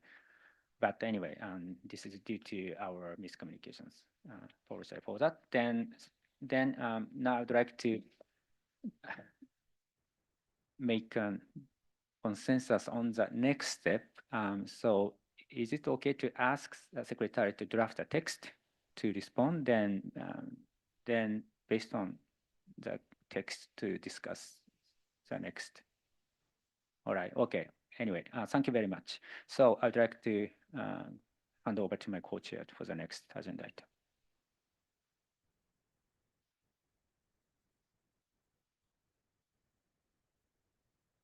Thank you, Co-Chair.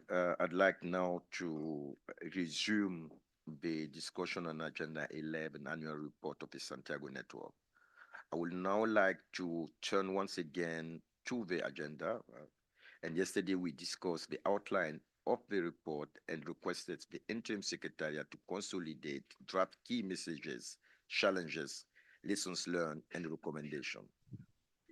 A shared document was produced by the interim secretariat to collate the views of the advisory board to complement those shared during the retreat in the session yesterday. I would now like to invite the interim secretariat to present the updated draft annual report. Leon, UNDRR, you have the floor. Thanks, Co-Chair. So I would request my colleague Lian to run the board through the latest draft of the annual report of the Santiago Network. Just wanted to make 3 points in terms of the state of the report, which was sent to you early this morning. One, need of guidance in terms of the timeline of the report. What is the reporting timeline? Should we stop on the last day of the advisory board, which is tomorrow, or should we extend that to end of September so that we can also report on the LDC SITS workshop, which is planned in the end of this month? There are other placeholders which will be populated further based on some of the decision points reached in this meeting. And third are the framing of the recommendations, which we have tried our best to take your inputs and put them into a specific set of bullets. So share my screen and will I request Lian to present.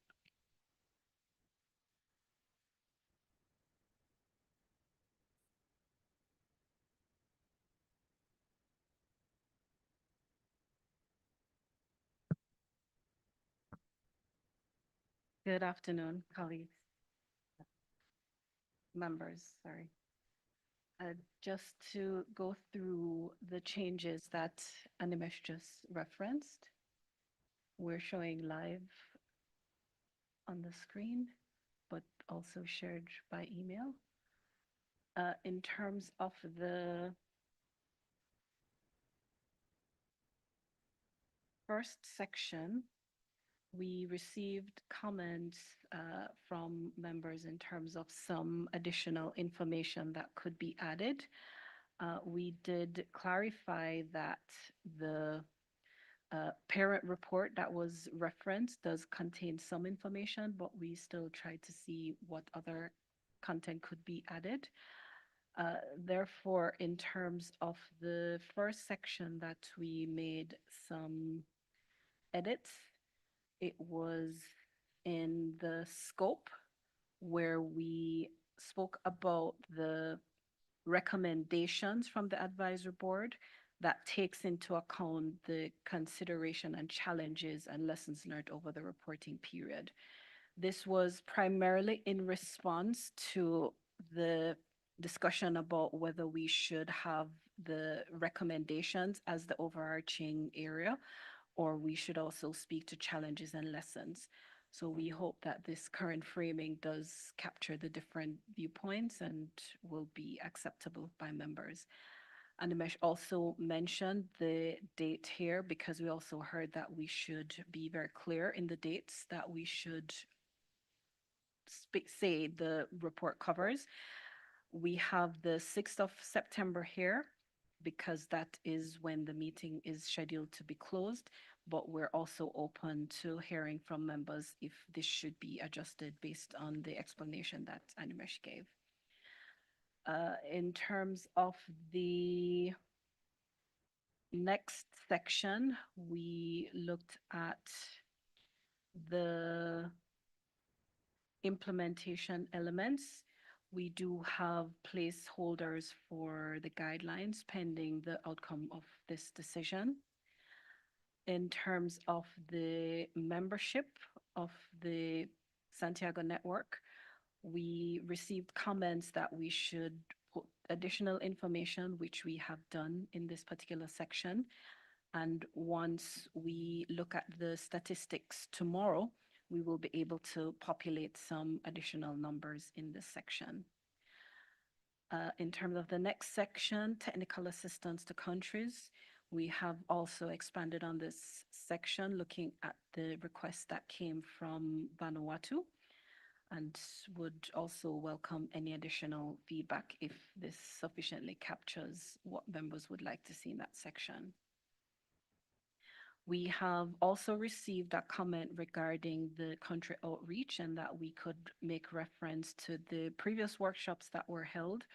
We have therefore updated this section to include that information while also speaking to the workshop that will be taking place for SIDS and LDCs in the Pacific later this month. With respect to collaboration with relevant bodies, we have referenced the letter that was spoken about earlier that the advisory board asked that its second meeting be sent to the co-chairs of the board of the Fund for Responding to Loss and Damage. And we also have the letter that was discussed yesterday that will be sent from the co-chairs of this advisory board to the executive committee on the information regarding membership in the Santiago network. We also received comments from members on referencing the executive committee and collaborations with the ExCom. And so we have also added a section there. And we've left a placeholder for any further deliberations on the agenda item relating to events and communications, including the high-level dialogue. With respect to public awareness and advocacy, we also have some information regarding the launch of the website and information on the outcomes of the advisory board meetings being available there, but also the membership page that contains relevant information on how expressions of interest can be submitted. We've also referenced the webinar that we spoke about, but also highlighting that we will be targeting a wide range of organizations, bodies, networks, and experts, and retaining the flexibility that beyond the September webinar that we have, we've noted that there are other webinars that will be planned as well. The next section is the financial management system information, and that was also populated for your information. There were no additional changes made to the in-kind and other support section. The final section then is on recommendations to the governing body or bodies, and we have provided a chapeau here, and we speak about recommendations to the body or bodies. That includes lessons learned and challenges. And then we have taken what advisory board members had provided textually and also what was shared orally, and tried to do some consolidation in this further section. I'm open to the co-chairs and members if we should go through each, or we open the floor for any feedback on the recommendations in this section.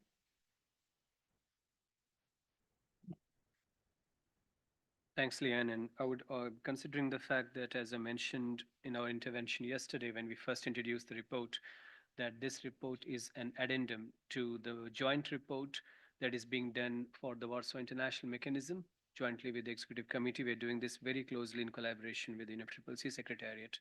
So I would want to invite a colleague from UNFCCC Secretariat, Marcela, to provide some additional information on the scope of the report. Thank you very much. Thank you, co-chairs. Just one small addition to this. I understand that the advisory board had a discussion in terms of how to capture lessons learned challenges and recommendations, and that the language was adjusted to that effect. Having said that, we will need to add a placeholder for recommendations as such, because the moment that the rules of procedure of the advisory board are adopted, the advisory board will recommend the COP to adopt them. So we have to have that little recommendation hanging somewhere there. And we will share language with the colleagues consistent with annotations of the agendas, provisional agendas of this piece. Thank you very much. Thanks, Marcela. That back to co-chair. Unless you feel we should go through each of the recommendations, and as has been put as of now. The document is also with the members. Thank you, Secretary. Thank you for the hard work. I'm wondering what will be your proposal moving forward, and I will rather suggest we focusing on the later part related to challenges, recommendations, and lessons learned, but as then guided by you. So are we going to go line by line so that if there is any additional input, that there should be those that are not covered in the current text by the Secretariat? I think we will all benefit from that. See no reaction, so perhaps you can. Sarah, sorry.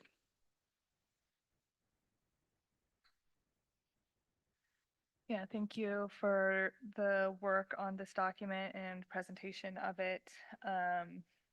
Personally, I think it's premature to go line by line. And I think also a little bit premature to decide whether we will ultimately have a different section on lessons learned and challenges. I would say that I object and would not support including L, M, and N in the document, in the recommendations. But I also don't think at this point in the meeting that we should dedicate our time to finalizing this versus finishing some of the other items. But you know, that's just sort of my assessment of where we are and the different items that are still open. Yeah.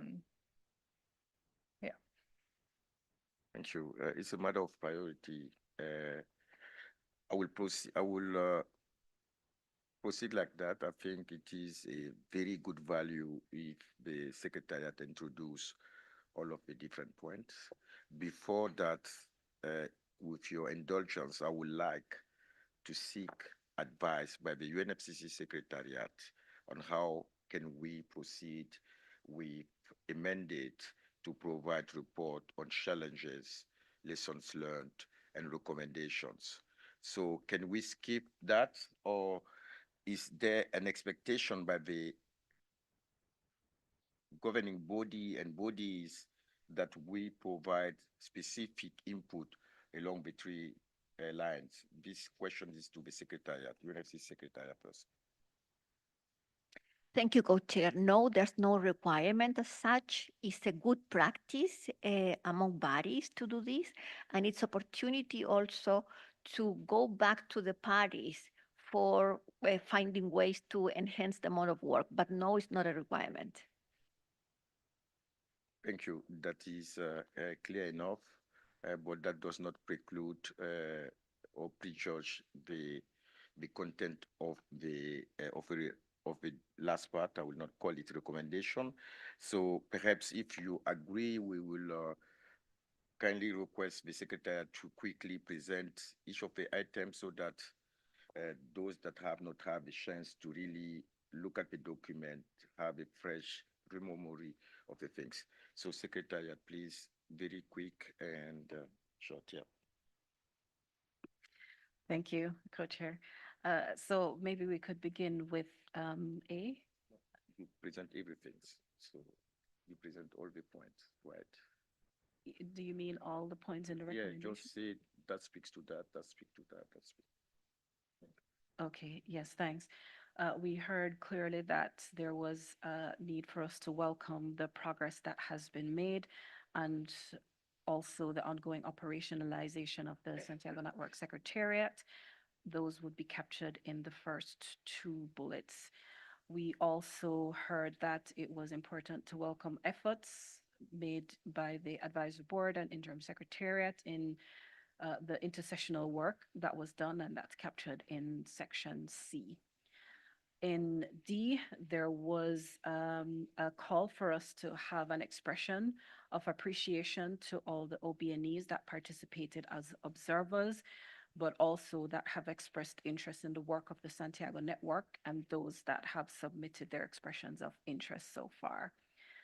Also to express appreciation to the government of Switzerland for its support for the hosting of the Santiago Network Secretariat, and also appreciation to UNDRR and UNOPS for the work that has been done in the startup phase, etc.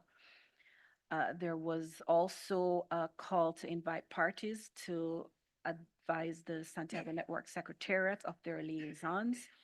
And also there was a request to encourage the advisory board to collaborate with the ExCom on outreach and communication, and also in the context of enhancing the coherence and complementarity relating to the funding arrangements and the fund, and specific mention here also of the annual high-level dialogue.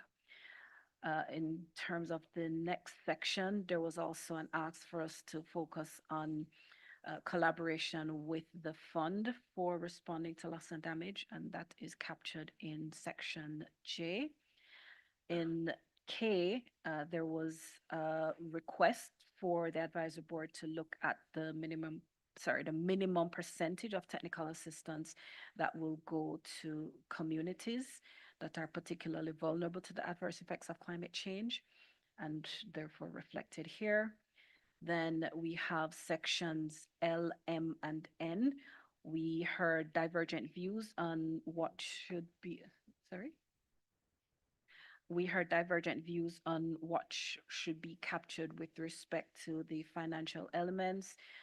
So we had proposed some text here that we hope would help to find the middle ground, but certainly we're open to any further adjustments here. So in L, there was an acknowledgement and appreciation of the pledges made, but also noting the concerns regarding the contributions.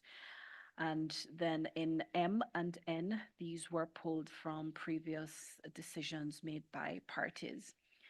In terms of O, request the secretariat to continue its work to facilitate any pledged contributions being made available to the work of the Santiago network.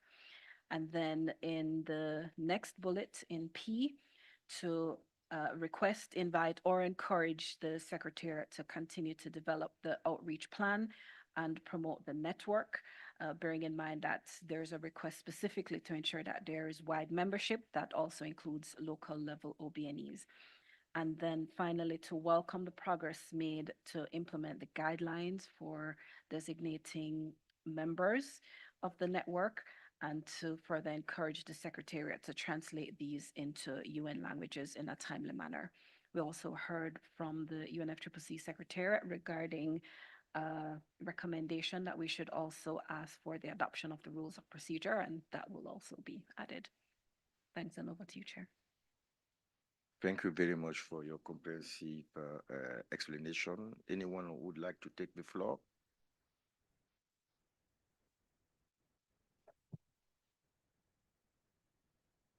Angela, you have the floor. Yeah, thank you so much, and thank you very much, Co-Chair, for asking the Secretariat this presentation and remind us what we have been discussing here. And thank you for trying to bring all elements and all comments and different views that we discussed during yesterday, if I say. I just have a reaction on the K point. I understand that that we have in the decision that is part of the steps that we have to consider, but it's not mandatory to have it. And we need to evaluate if there is a need or not.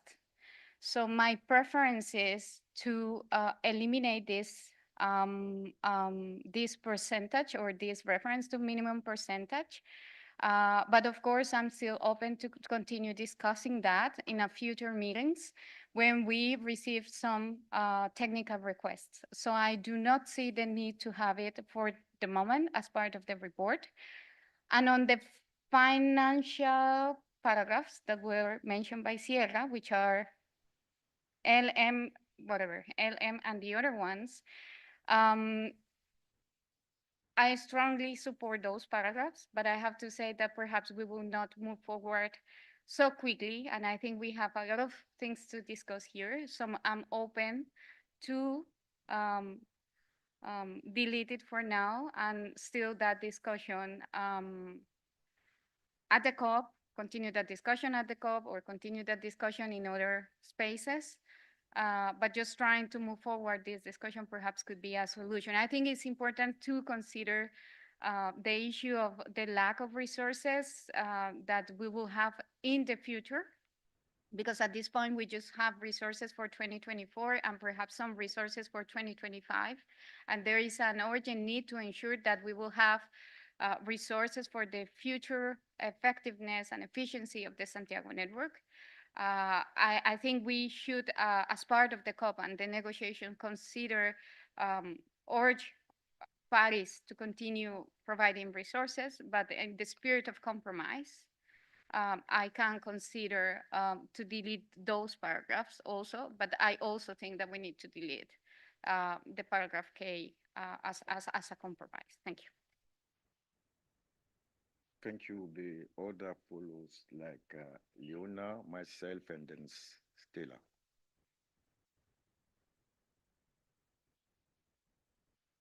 Thank you, Co-Chair. Starting with some initial reactions and a big thanks for the preparation, and especially also spelling out some of the recommendations that we had started discussing yesterday.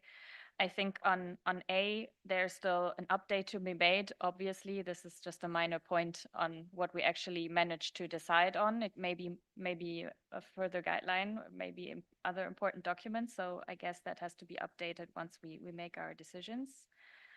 On the minimum percentage, not surprisingly, I find it important that we keep it here. It's encouraging the work that we decided we will do anyway. So it's good to have this encouragement for the advisory board to continue working on this matter. It doesn't prejudge which percentage or who are the communities that are particularly vulnerable, but I think it's good to have this here as a reminder that this is still something to be further worked on. So I would like to keep it.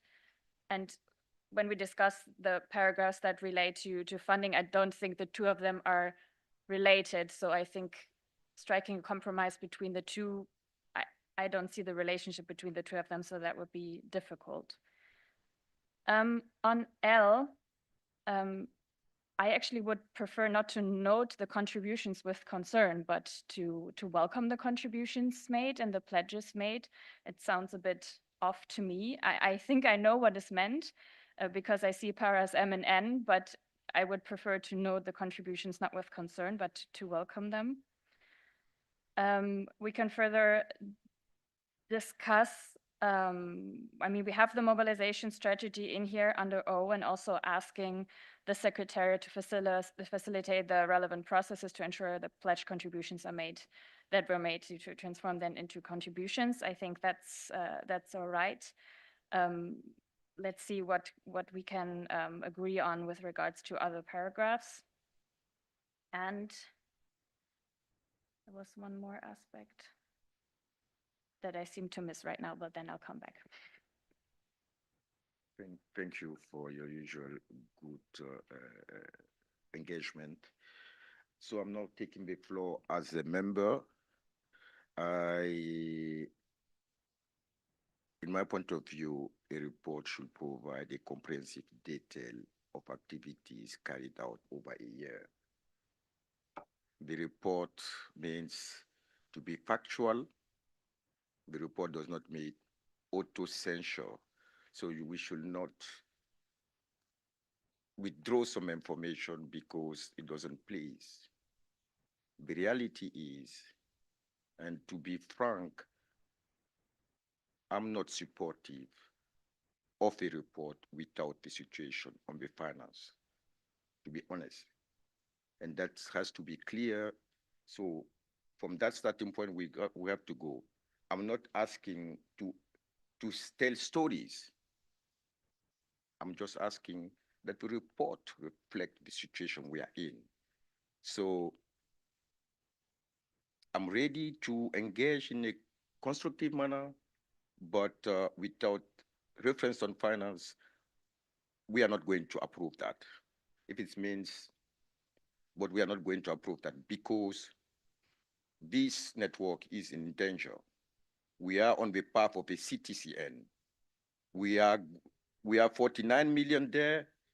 Over the last 2 years, we were told, make sure that you have your hosting arrangement, the advisory board, the money is waiting for you.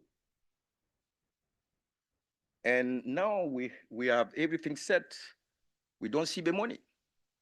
And the reality is, the budget that we are going to approve, it is a budget that is being reduced because there is no resources there. So let's be factual. Let's put political implication aside, and let's be reflecting the reality. We should not withdraw,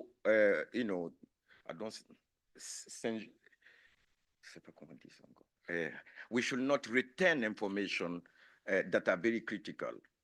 My group, in this year of Climate Finance Corp, where we don't have resources in the loss and damage fund, if we don't have a signal here, no one will pay attention on the Santiago network. So to be honest and to be frank, as usual, I'm very straightforward. I'm not going to approve any report without reference on finance. So I'm very much aware of the implication, but this implication, that's the mandate that my group gives me. The situation needs to be reported. We are not judging, we are just reporting the factual reality of this fund.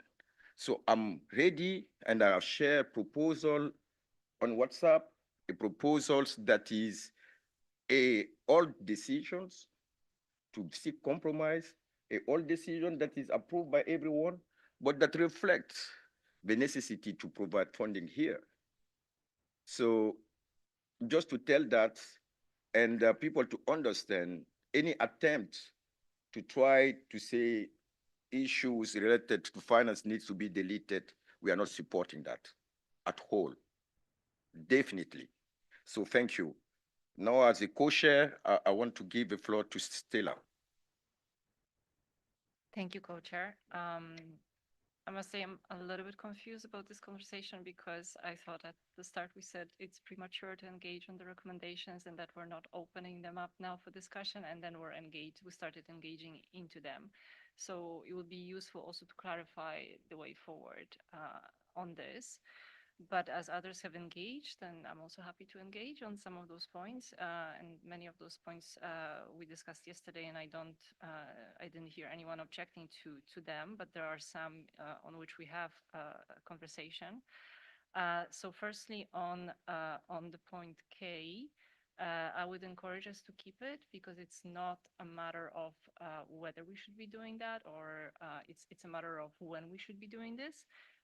It is something that has already been mandated in the decision. We have to develop or add those elements to this element to the guidelines on management of funds. But because we haven't been able to do it in time when we'll be adopting the guidelines, then we need to have a clear way forward. And I think it makes sense to have an encouragement to ourselves to take that decision as soon as possible, and we discussed that we will be having further discussions at the next meeting. So I would be in favor of having that here. In terms of the point L, I understand that we want to speak about the reality of the pledges and where we stand with that. I think it's useful to speak to that reality. But I think the reality is that there is a sequencing issue where, as you have also presented that, we needed first to have the host established, and then we needed to have a series of documents approved in order for those pledges to be turned into contributions. And I do feel that we could give more information on the situation and on the finance in the section that we have a little bit higher up, where we have the cash receipts for the Santiago under the financial management system. Basically, we have a funding overview, and I think for the moment, it's not a complete information. We have been shown the more complete information during the meeting with the slide that shows the contributions, and we can, these are public numbers. They were included in the decisions in Dubai, if I'm not mistaken. We could show that, and we could explain a little bit more in the narrative of where we stand in that and what is the outlook and where the conversations have been, just to be more transparent and to have that reality reflected. And I think if we do speak to any concerns, it's not the concern. I'm not sure who the concern is here addressed to, but to me, it is a sequencing issue, and it's also our responsibility to ensure that we adopt the documents in time so that the secretariat can move forward and turn the pledges into contributions. And I would be flexible to have that point O, which further requests the secretariat to continue on that path. So that would be a reflection of what we're encouraging the secretariat to do and to further engage on with those who pledge to turn it into contributions. But on L, I would like to see a change. And on M and N, I would support what Angela has said. These are taken from the decisions. They are in the decisions. This is not the CMA decision. Time will come for that a little bit later, so I would not include that kind of language in our recommendations. I think it goes beyond our remit. I think that's all for the moment. Thanks. Thank you, Stella. I'm a bit. Who's next? Who's next? Stella, you have the floor. Yeah, sorry, I honestly don't know who put up their flags when. I support Stella's comments. I think also just a reflection on this recommendations section. that this is the advisory board speaking, right, to parties about what we as an advisory board recommend to them. And so, again, I think I'll echo some of Angela's points here around when we come to Baku and in our CMA decision, we may end up requoting some of these decisions. But as an advisory board, like, I don't think that is the message that we would want to send. And as a member, I don't think that such a bifurcating, for example, requests about who we are seeking contributions from is advisable. I think it could be helpful for us to close some of the other items rather than spending time on this, because I think, as we know from past experience, it can be quite lengthy discussions. So I'm not saying I won't engage in trying to find a landing zone where we can kind of have factual, relevant information about the state of finances for the Santiago network. I think Stella proposed some ways of doing that. But in terms of what I, as an advisory board member, think we need to be communicating to the CMA, I don't think it is M&N. So just want to restate that and also suggest that in the interest of getting through all of the different agenda items that we, be relatively brief here and then revisit it closer to the end of the meeting where we can kind of explore the different options. Thank you, Sierra. I now have Samuel, followed by Angela, Camila, and Rashid. Thank you. I have a question, which is when should this report be turned in? When are we submitting this report? I think the time frame is also pertinent as well. And another thing I would like to raise is the matter raised in I, which is alphabet I, which encourages advisory board members to collaborate with the executive committee for communication and outreach. And I would like to know the plans for COP, if that should be reflecting here. That's why I'm asking the time frame when this report will be submitted. Will it be during COP or before COP or after COP? That is very, very important. So at least if I know that, then I can be able to say something else or what some of the things I would want to say initial, but then I just want to know about that before proceeding. Thank you. Secretary, can you ensure? Thanks, Samuel and Co-Chair. The deadline for submission of this report to the editorial team in UNOPS is 16 September. So that's the timeline in which it will be submitted, and then the subsequent processes will go through the usual UNOPS process. Okay, then if that is the deadline, I think there was an agenda I wanted to raise on any other business, but then I think that agenda has been closed already, but I feel I could just say something about this because COP is also on our side. It's coming up soon, and areas of outreach and communication is also an area that we need to explore in trying to make sure that it reflects in this report on how we can be able to engage at COP. And we, from our own end, who are like children and youth, civil society, and the indigenous, we are also planning and looking towards this particular area, which is a major area of focus for us, how we can be able to engage in this process at COP. And also seeing how the secretariat as well will help us facilitate this process in making sure that we are able to engage in this particular process as soon as possible since COP is closed. So I think if we can engage in that discussion maybe tomorrow, we can provide more substantial or sustainable ideas on how we can go about this that can be reflected in the report. Thank you. Thank you. I now have Angela. Thank you, Chair. I think Amiga was first, but I'm going to be quickly on this. On K, I understand, and as according to the discussion that we had yesterday, in my understanding is that we will continue with the discussion on the need to have these percentages during the next advisory board meeting.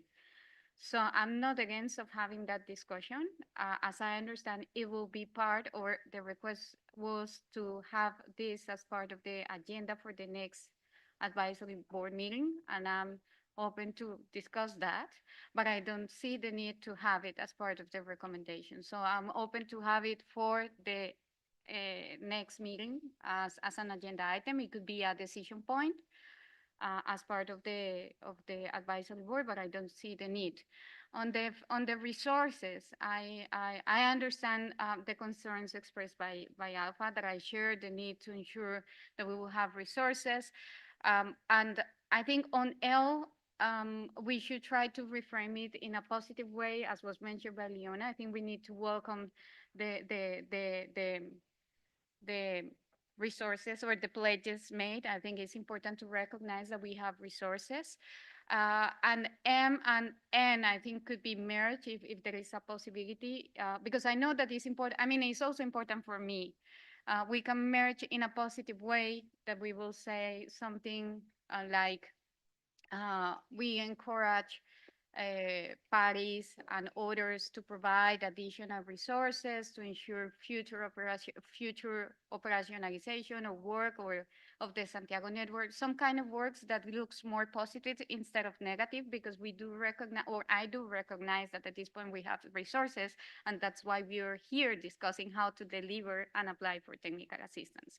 So if we frame it in a positive way for the future work that we have to do, perhaps could work for all of us, and we can feel that we are, responding to the future needs that we will have in terms of financial resources. That's all from my side. Thank you. Thank you, Angela. Camila, you have the floor. Thank you, Co-Chair. I think I'd speak first on process. I think as Samuel's intervention showed, and some of Sierra's comments and questions outstanding, it might be more useful to revise this once we have a clarity of the decisions that we've actually made here and the processes that we're setting up, because it affects a lot of the discussions we're having. In that, I'd like to echo Alpha's points that I agree it is very clear that we need to give, if we are giving, this is the information that the CMA is giving, that the advisory board is giving to the COP and the CMA, and we need to be much more clear on the status of the finance. I agree with Stella's proposal. I actually was, when I first raised my flag, I was going to say that in the financial segment of the document, we need to give more actual information of where we're at. We should also inform procedurally, and that will be easy once we finalize the discussions on budget. But as we saw on Tuesday, some of the issues that we are having on the discussions around the budget is precisely because of this uncertainty of funds. And this is a reality that we are facing as advisory board. And this is part of the message that we should communicate to COP CMA, because there's a factual reality of the status, right? This is what we've received. There's also the factual reality that the uncertainty in which we are at is it's rendering difficult for us to budget. And that we can find a way in which it is not an urging or an encouraging, because I agree that's COP CMA language, and that might come at COP. But we need to render visible in this report the actual status of where this finance is at. On the other comments on outreach and communications, and as well because of what I mentioned on where we're at on decisions, and where we sort of have in progress, but I wanted to put it as a comment earlier on. And as I mentioned yesterday, one of the things that should come out of here, I don't know if it's a decision of the advisory board or as a recommendation for COP to advise, is that we are much more strategic in it. And it can be a recommendation either to have here to mandate communications and outreach strategy. I thought, especially when in the document in the part on communication on membership, and it says that we are foreseeing activities on membership. I think we should be much more strategic. The way it is now, it's very vague. And either as an encouragement or as comments there or as a decision later on in advisory from the advisory board, I'd like to see that. In terms of procedures and answering one of the questions that was asked in timing, my understanding, and as it has been done in the other constituted bodies I've participated, the timing should be finishing as of tomorrow or the last day of the board, and any actions taken therefore can be added as addendums at a later date. That is the practice that, at least to my experience, we've followed in other bodies. I think those are some broad quotes, but in the hands of the co-chairs as to best move forward in a way that we're making good use of time in this meeting. Thank you very much, Camilla. And now I want to give the floor to Rashid. Thank you, Alpha. Regarding the recommendation about encouraging the EB to establish a minimum percentage of technical assistance funded directly by Santiago Network, direct to communities, I think that's which is especially vulnerable. I am not against this recommendation, but we should precise that we are not in measure now to do that, because we need to be provided by the secretariat with the necessary information to do so. And also, I totally agree with Alpha about the matter of climate finance. Sometimes I notice that some colleagues are in favor to promote Santiago Network, and they want to go fast and so on, and they think about the vulnerable countries and the populations. When we need their support, they behave the opposite. So let's see clearly. We found a lot of difficulties to adopt the budget for 2024. Also, we found difficulties to adopt the indicated budget for 2025. Why? Because there is a lot of uncertainties regarding the support. We need clarity about the financial support, which is predictable, sustainable. And now, because we are a member of AB, but also we are part of the negotiation, and we know what is happening now. Now we have unilateral measures. So that is a burden for developing countries to respond to that. And also look at now the goal that we have defined, $100 billion since 2020. Unfortunately, developed countries know a failure in this regard. And according to OECD, that this goal was met in 2022, according to their approach that we are not supported. So we can't deny that we can't really achieve our mandates and our objectives as EB without reiterating the urging developed countries to provide funds for the operation of the Santiago network. Even if it was mentioned in the decision or somewhere, but it's time to mention that, to highlight that. And also the fact to encourage others to provide support for the operation of the Santiago network. And I am supporting ARPA in this regard. And we should have the courage, okay? Yes. Okay.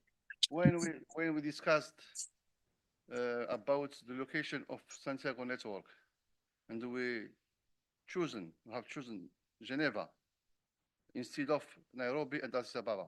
We have the courage to do that. And now, yes, I beg you to have the courage also to support the vulnerable countries in this regard. Thank you very much, Rashid. And now I want to give the floor to lead the ED, and then followed by myself. Okay, thank you very much, Alpha, Chair. So I think, when to make a report, we need to report on everything related to the actions and activities for the Santiago, the Santiago network. So we cannot report on everything except finance. That's not.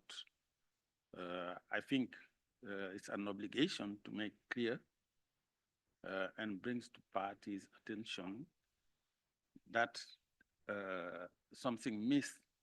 So why we cannot operationalize now and right now the Santiago network? It was because maybe pledges are not full, for example, or we do not have enough finance to make it operational. So we need maybe to be clear in the report on why we do not have this operationalization starting from now in the report.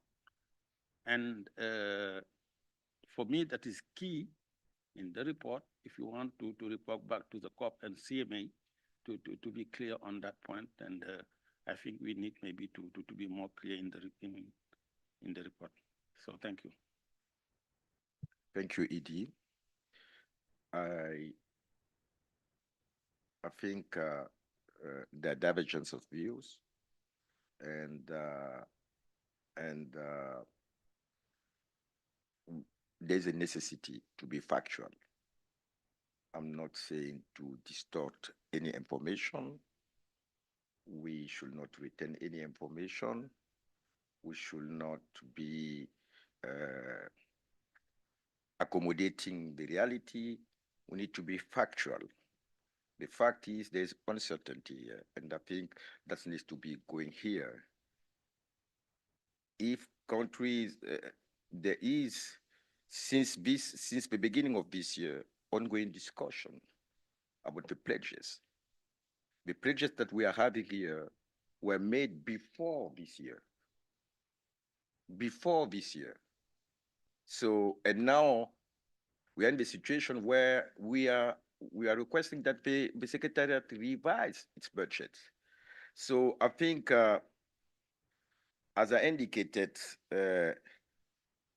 we are ready to work on the languages. One, to reflect the uncertainty. Secondly, to draw the attention, as the colleague eloquently said, to draw the attention on the uncertainty around the Santiago network, and secondly, to encourage contribution to the network.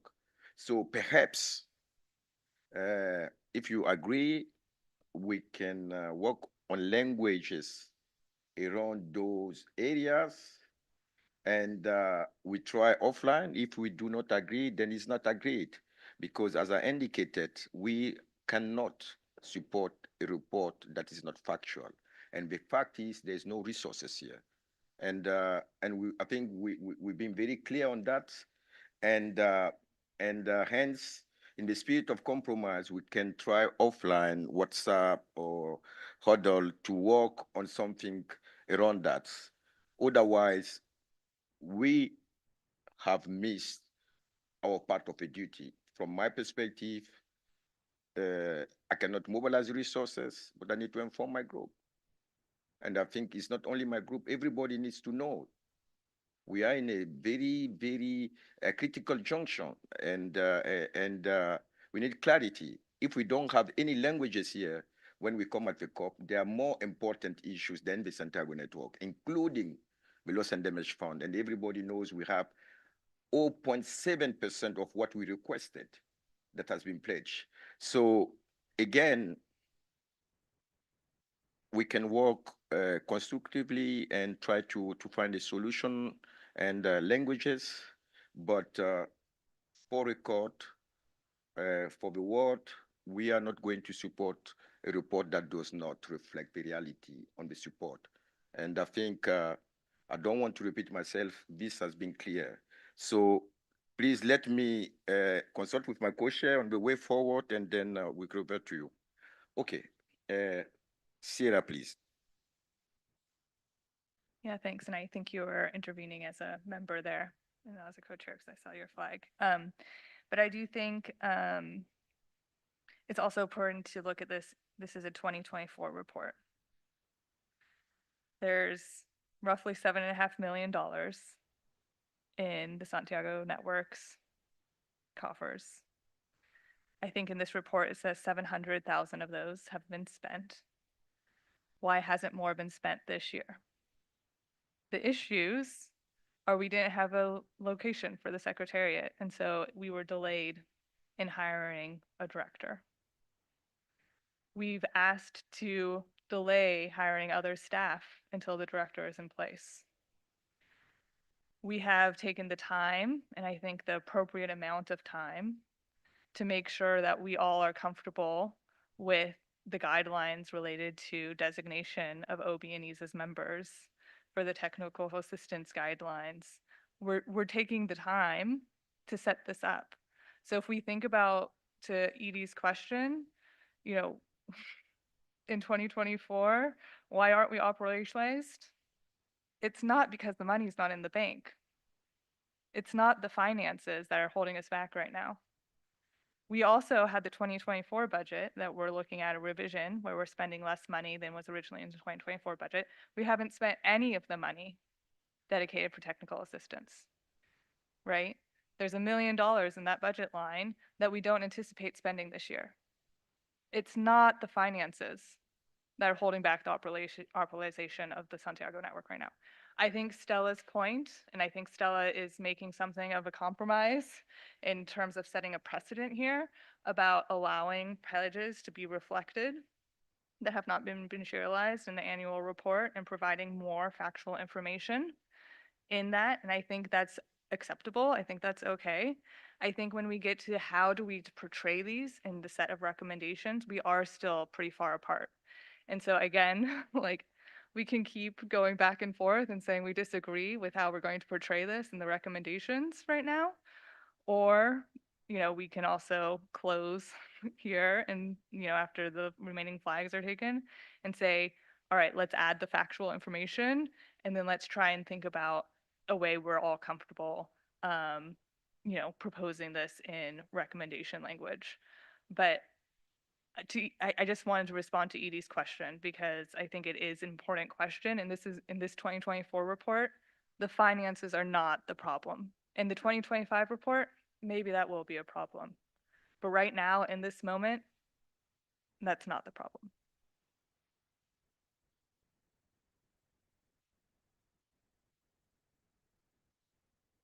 If you allow, I will take, you want to take it?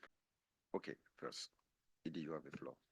Okay, thank you, and thank you, Sarah, maybe to prepare, to precise more your idea and trying to reply of what I already said. But from my side, but I think when we are reporting, we need to be very to give an information to all to all action and activities coming from the advisory board and the Santiago network, and the level of pledges and the fulfillment of pledges are information that we need to be put in the report. So I think not going in the detail, but we can give information on that. But how we expand it and what, if we do not, we only expand 700,000 in 2024, we will only report on 700,000. We cannot go more or further than 700,000. I really understand, and I am in my daily work dealing with budget, and I know how to report when at the end of the year how I expend my budget. So that's only what I'm saying. We are not going further and asking something we did not do, but we can maybe give information on mobilizing of funding and the realization, concrete realization of pledges. So we can all exactly give information on that, not more, is what we're asking. I'm asking. Thank you, Edie. I just want to take short as a member, and then we have agreed as a co-chair a way forward. I think the other side of the coins or the picture is not completed, what Sierra portrayed. The reality is we have a budget that is being projected, a conservative budget on the operation of the Santiago network for next year. The money is not there for that. Hence, we are requesting and we are going to have 3 budgets. First, to try to draw the whole leftover from this year, to push that to next year, but still it doesn't add up. So for me, next year is very different of this year. Next year, we are going to get a lot of technical assistance. That's the expectation. And I think no one can anticipate how it will be. So the fact is, there's uncertainty about these resources. So I think we can have a back and forth on that.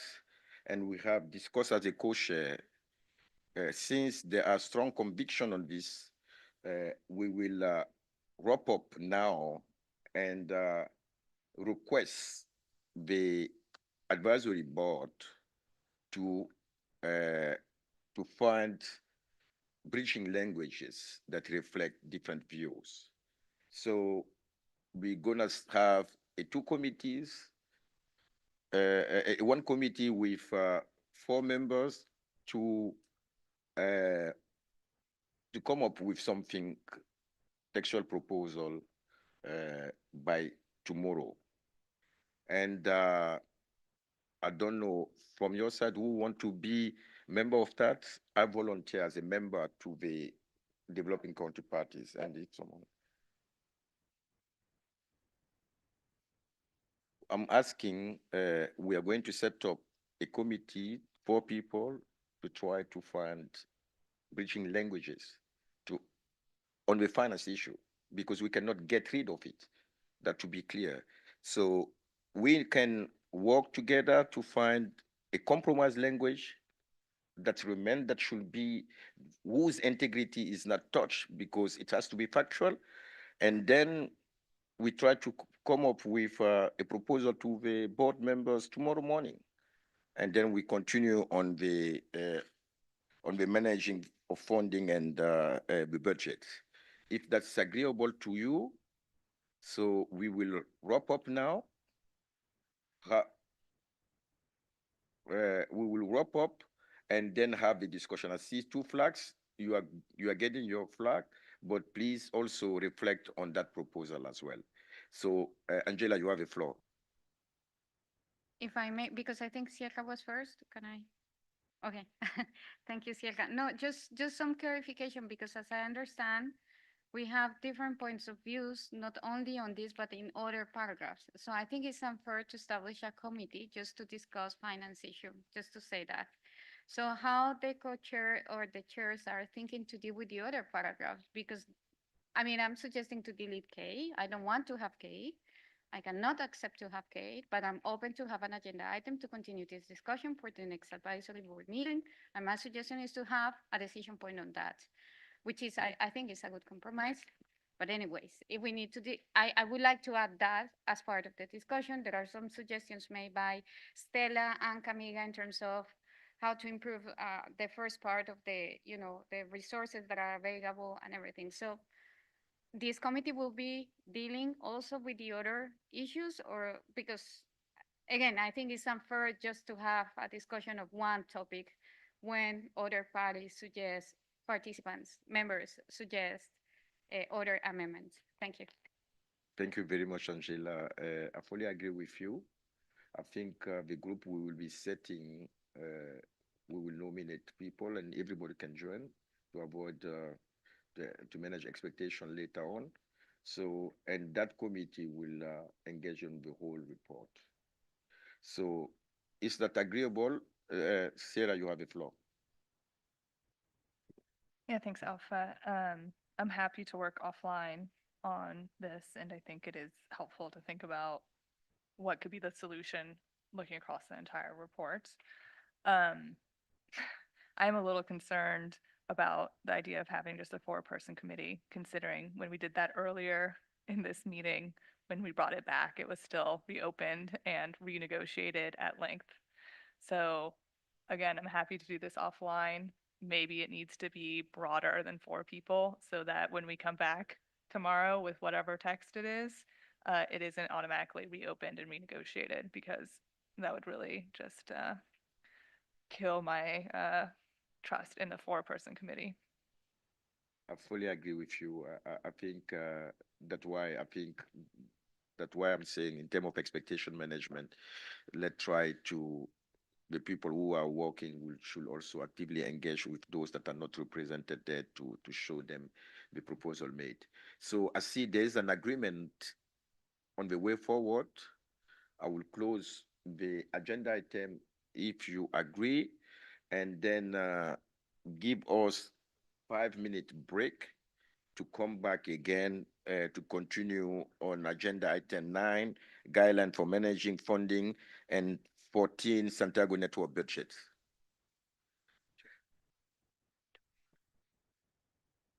Yes. In terms of committee, I think I have proposed myself who want to be in developing countries. We can have 6 people.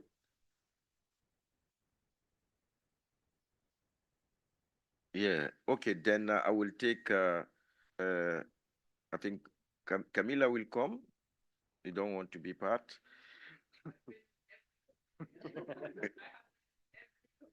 That shows how important, how valuable you are for the committee. So I think it's a kind of request, because I think Angela, yes, then Angela, Sarah, and Stella.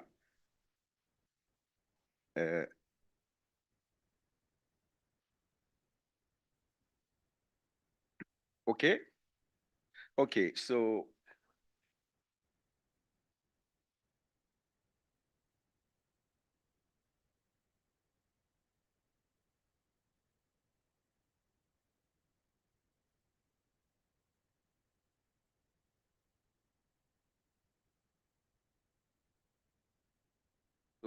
meanwhile, the secretariat will also try to incorporate the comments made to the different sections and then share that with the committee.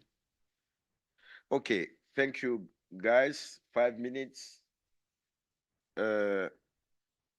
Some needs coffees, some are very tired. So let's have 5-minute break.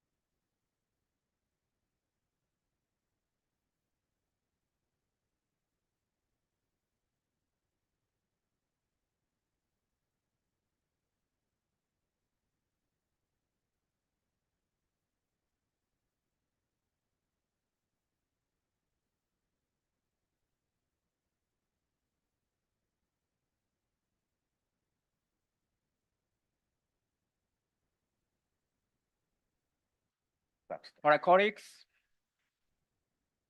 Let us start.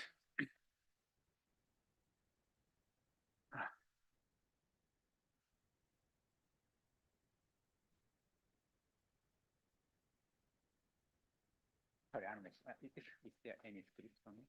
Yes, the management of funding. Is here, It should be the 12. the second last year. And yeah. No, that's.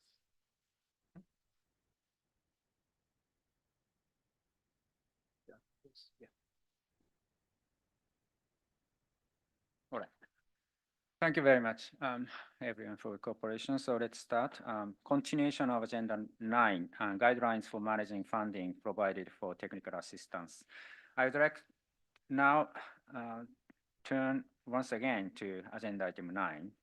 During our deliberation on day 1 of this third meeting of the Advisory Board, the Interim Secretariat presented the draft guidelines for managing funding provided for technical assistance as contained in document SNAB/2024/3/08. Members requested the Interim Secretariat to make the changes discussed and to share an updated version. So now I would like to invite the Interim Secretariat to briefly introduce the changes. The floor is yours. Thank you, Co-Chair. And thank you for all the comments that we received yesterday on the document. You will have seen that earlier today we shared an updated version of the guidelines along with a tracker in which we had captured all the comments that were made during the session, as well as those that had been shared subsequently, and have responded to those both in the tracker and also where appropriate in this updated version of the document that was shared with you earlier today. If I could, as invited by the co-chair, just take a few minutes to run through the document, highlight the key changes that have been made, and then obviously hand back to you for any further comments. I will focus on the substantial changes rather than those linked to grammar. I think one of the things that had been highlighted by, Sierra was that we needed to be clearer about terminology throughout the document because there was some confusion with regard to certain terms that were being used, such as legal agreements, donors versus contributors, and parties. These have been updated throughout the document to ensure there's consistency in different parts, but also to ensure there isn't any confusion given the text which is often used within COP and CMA. In terms of the one of the major discussion points we had yesterday was relating to the minimum percentage as detailed in paragraph 8 of the document. The previous version had the text, if deemed appropriate, that has been removed, and an additional sentence has been added to that paragraph that this could be detailed in an addendum to this document as per our discussion yesterday. An additional paragraph was also added by Sierra on a potential addition to the points with regard to the minimum percentage, which can be seen here. There was also a suggestion to change some of the headings just to avoid, again, confusion with some other sections, so particularly on the funding arrangements to focus more on mobilizations of resources and management. And again, some minor changes to remove some sections of referencing specific agencies. With regard to the establishment of a pooled fund, the suggestion was that we wouldn't need to go into too much detail on that in terms of providing clarification of the benefits of it, as this guideline just needs to stipulate exactly how things would be set up, and so that has been removed. In terms of the diagram, it had been suggested, although it had been updated already, that this be simplified and some of the language be updated, particularly with regard to the COP CMA being referred to a governing body. And so that diagram has been updated, as you can see in the updated version that has been shared with you. Under section 4, you can see that there is some additional red text, which has been added in actually earlier today, linked to the discussion that was had under the technical assistance guidelines in terms of the the fiduciary arrangements associated with managing funding within UNOPS. And I think Leona had said yesterday that there's a linkage between technical assistance guidelines and the managing funding guidelines, but so we need to reference that linkage without obviously duplicating too much text or even worse, contradicting each other. But I recognize from the discussion earlier today that there was probably additional information that was required, particularly in terms of the evaluations of proposals received by members to provide technical assistance. So there's some additional paragraphs that have been included in here for your consideration. One with reference to UNOPS financial rules and regulations, but secondly, just further clarity on what would be undertaken in terms of the evaluations of proposals and also due diligence.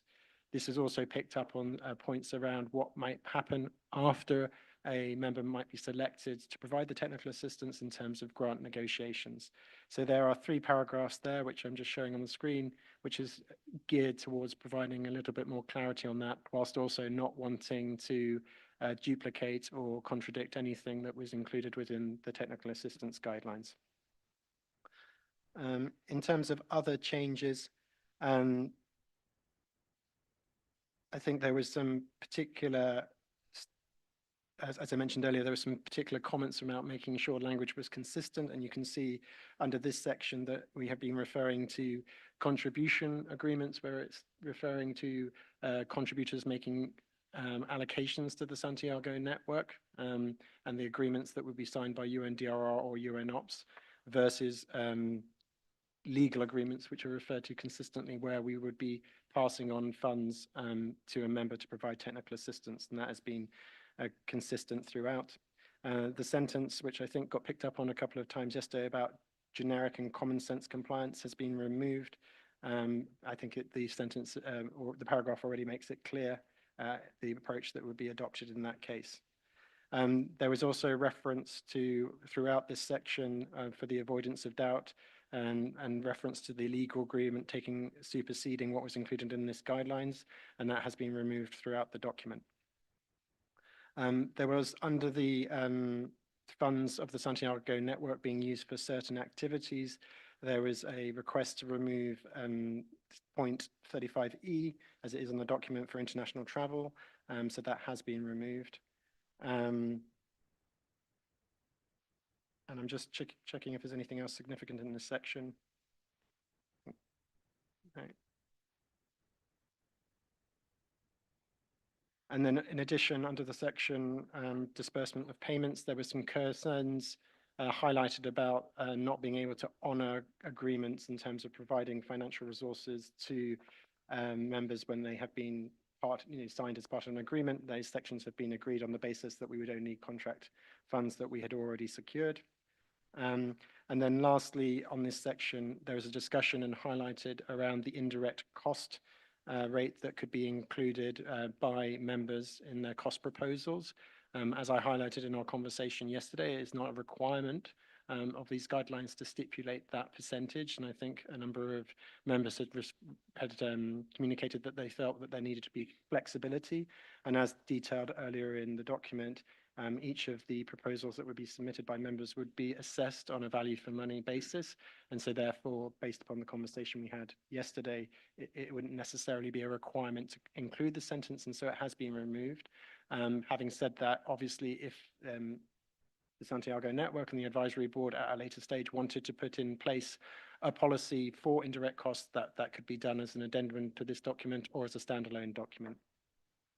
I think a number of members had also requested further clarity on audits, and so this section has been updated to provide further information.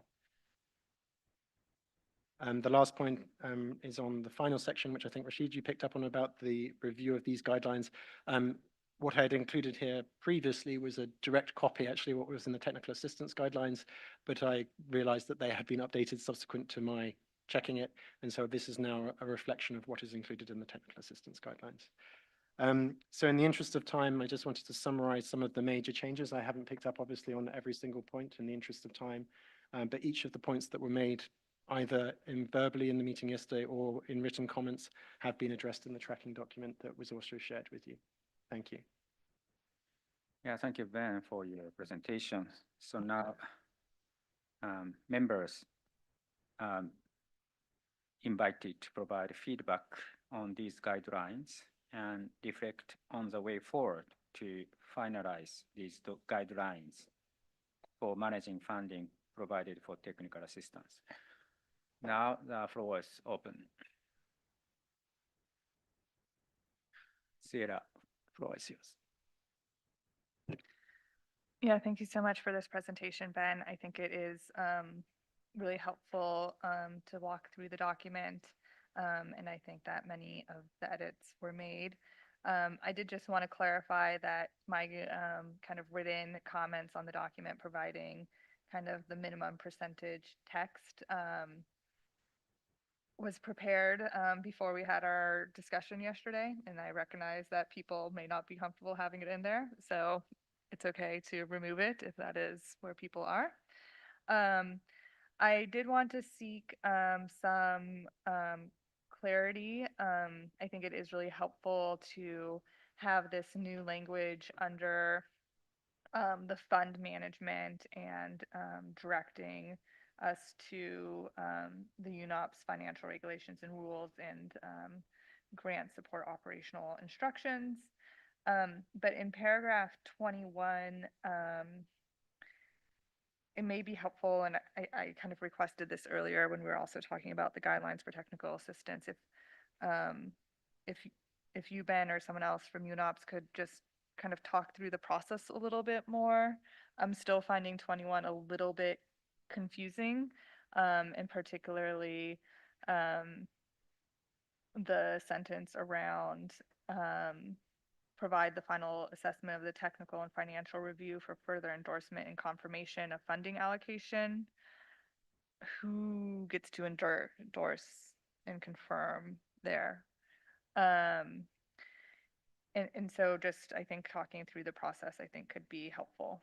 And likewise, when would there be kind of a evaluation on organizational capacity and financial appropriateness? Is that for all proposals, or is that after the kind of best technical fit has been selected?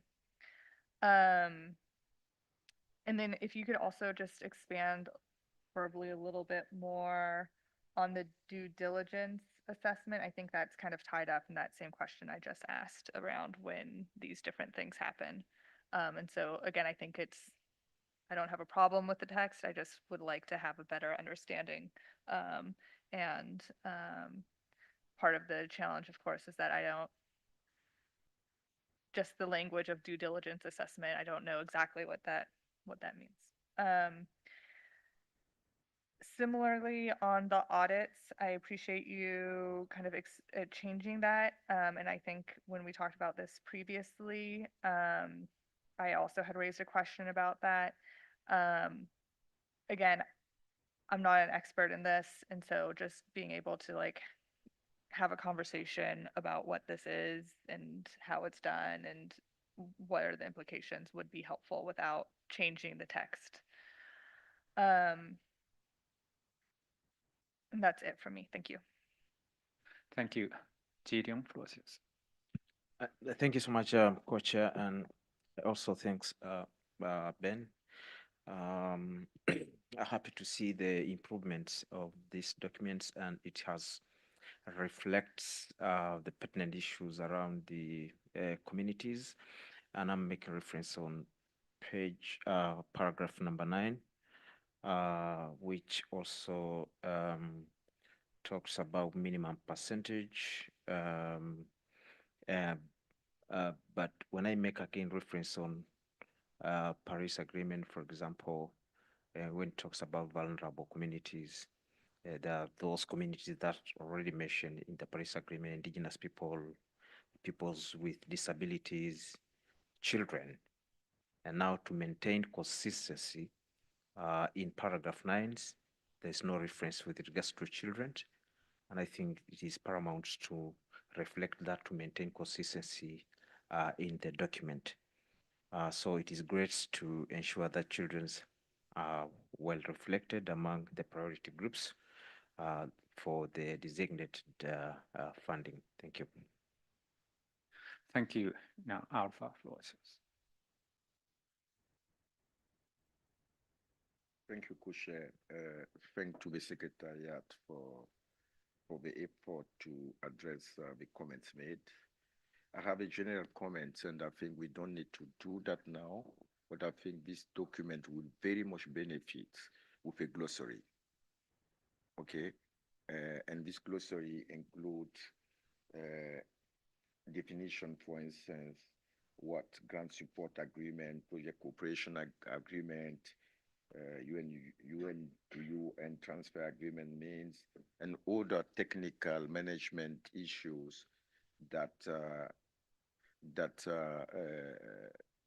stakeholder needs to understand, because this document is not only for the advisory board, but it's also for proponent that when submitting proposal.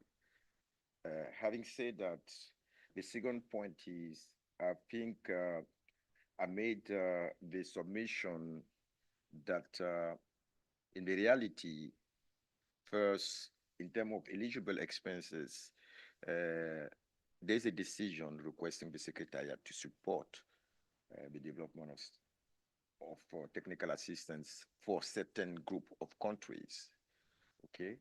And in addition to that, particularly countries in those group, SEEDs and LDCs, require, for instance, in the case that the Secretariat does not provide in-kind support because they can manage themselves, but there is a process for submission, process for enabling sound coordination or stakeholder consultation to ensure alignment and et cetera, et cetera.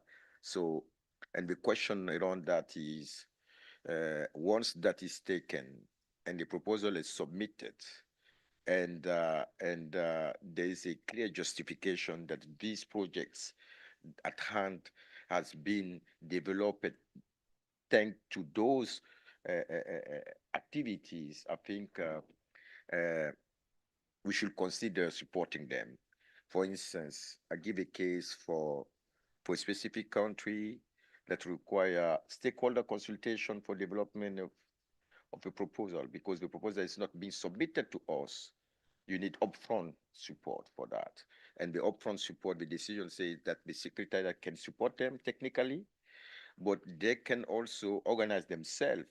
So when submitting the proposal, then afterwards, if it is clear linkages about an activity that enable the preparation of the projects, that should be among the list of eligible expenses.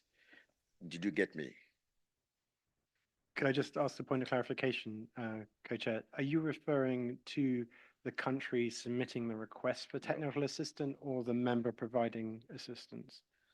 I'm talking about a country-led process or a community-led process. So the country receiving funds in order to prepare? No, not a country receiving funds. So, for instance, and that's the case that the situation we are having with Vanuatu. Vanuatu proposal was, if I might say, an expression of interest. Why they didn't go further? Because they have financial constraint, and that is coming up now. So I'm not saying that you transfer money to a country, but if in the process, for instance, Vanuatu work with what's the name of the institution in Pacific?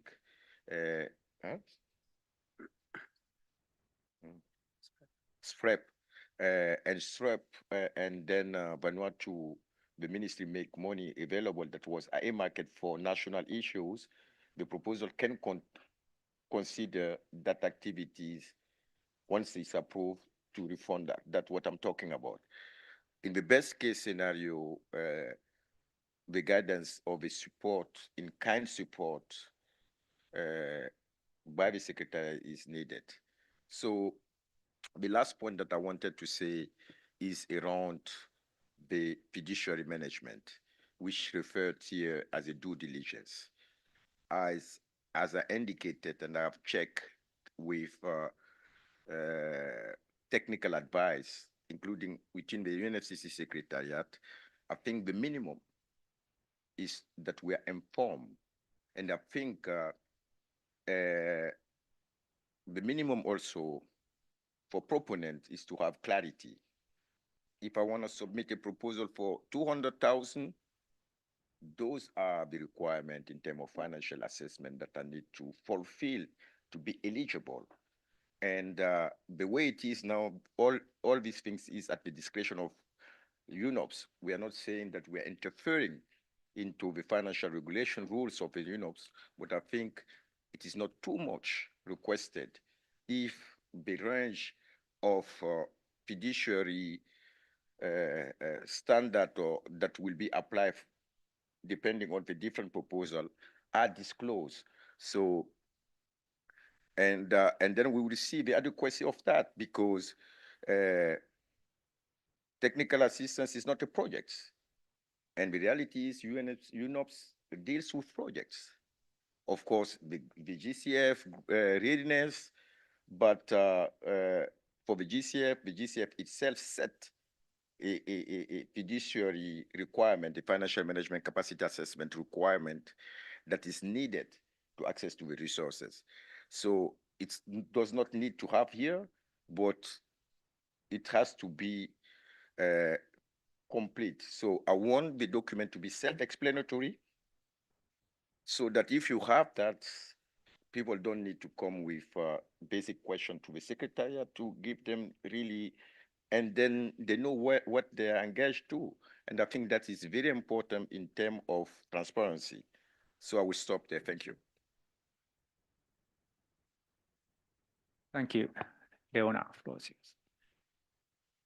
Thank you, co-chair. Thank you, Ben, and to the secretariat for the revision of the document, which is quite substantial, substantial also in grasping all the changes that have been made. But I am fully aware this is because of all the requests that we had during the last day and today. With regards to the question of percentage for particularly vulnerable communities, keep repeating myself. Of course, this is very dear to me. Ideally, we could have had a longer discussion on this and agreed on some type of percentage and the group this is referring to. But since we agreed we would discuss this more elaborately during the next meeting, I think we cannot preempt the decision and simply have this as this in here. It's good to have number 8. Not saying if deemed appropriate now, but saying that we will, and there will be an addendum. And I think this is what we can agree on for now. At least that's what I took from the discussion. Then with regards to the fund management and the evaluation of proposals, I very much appreciate this is in here now, because as you said, this also creates a better link between the different documents and makes us realize how the different guidelines interact. Ideally, and I don't think it does so now, if I'm wrong, please let me know. It doesn't refer to the decision that I hope we're about to make with regards to the selection criteria that will be in the guidelines for technical assistance. This reads as though the host will come up with criteria and they will be based on, I don't know, but I think we're about to decide in the other document on at least some high level criteria and also on having a supplement on this. So it would be best, once this is agreed, that there's a reference to these and that the criteria to be defined for each request are based on this and in future on the supplement as well. This is it for now. Also wanting to learn more about the due diligence assessment, but that's part of this section. Thanks.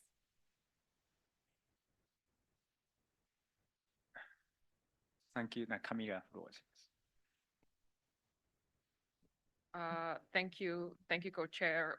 I'll also thank Ben and the secretariat for working on these substantive changes to the guidelines based on yesterday's discussions. Happy to see some progress in trying to move things forward. I agree on what has been said on paragraphs 8 and 9. I'd be happy to see those go and continue the discussions on that at a later date. And very much in line with some of the comments that Diona made now on the part on evaluation of proposals.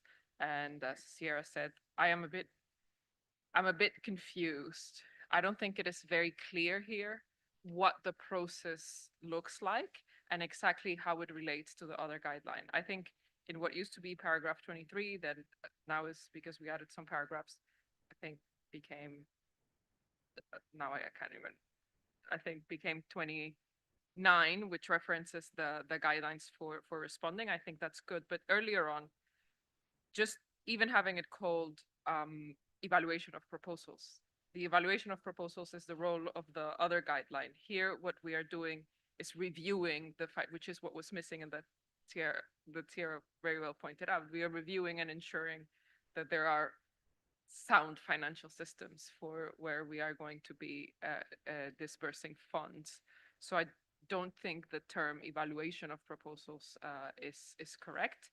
I also think that a lot of the things said here go beyond financial soundness and sort of duplicate to what we're saying in the process. And I am not at all clear as when in the process does this happen. Is this for every proposal that comes for, or is it once a matchmaking has been done? Because the way it's presented here, this seems to happen before, and then we have paragraph 29 that is on how matchmaking would say. So it seems to be that as it reads now, it seems to be a previous process to the matchmaking, when in my mind, matchmaking comes first, because presumably we will not always be ensuring funds.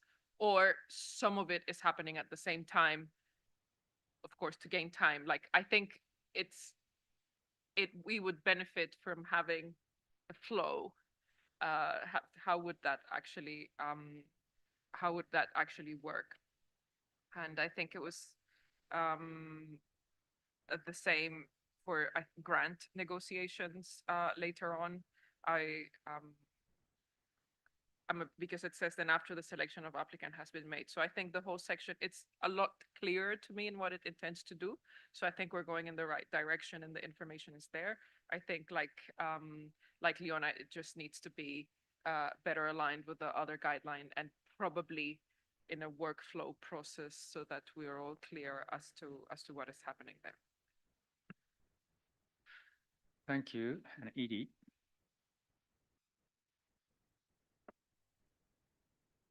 Thank you, Akio. So I think I will put on para 4 this document. I think we only have mentioned. Sorry, could you close the mic? Sorry. So I think on para 4, when talking about the joint proposal submitted to the UNOPS, so you only mentioned that the host Santiago Network Secretariat by the CMA. I will really appreciate that you can put COP and CMA because we do not have any decision on that. So I prefer that way. Thank you. Be back.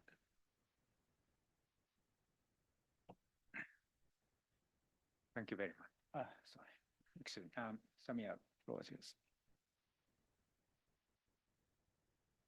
Okay, thank you. So I would like to refer to paragraph 11, which talks about contribution to the Santiago network. I would like to have like a precise definition when you talk about contribution, and in reference to paragraph 13 as well, when we also talked about contribution. So I would like if we can have some clarity, because I saw donors were removed, and I would just like to know if we have clarity on the word contribution, because I think is vague, or will I use the word ambiguous, like it's too big, right?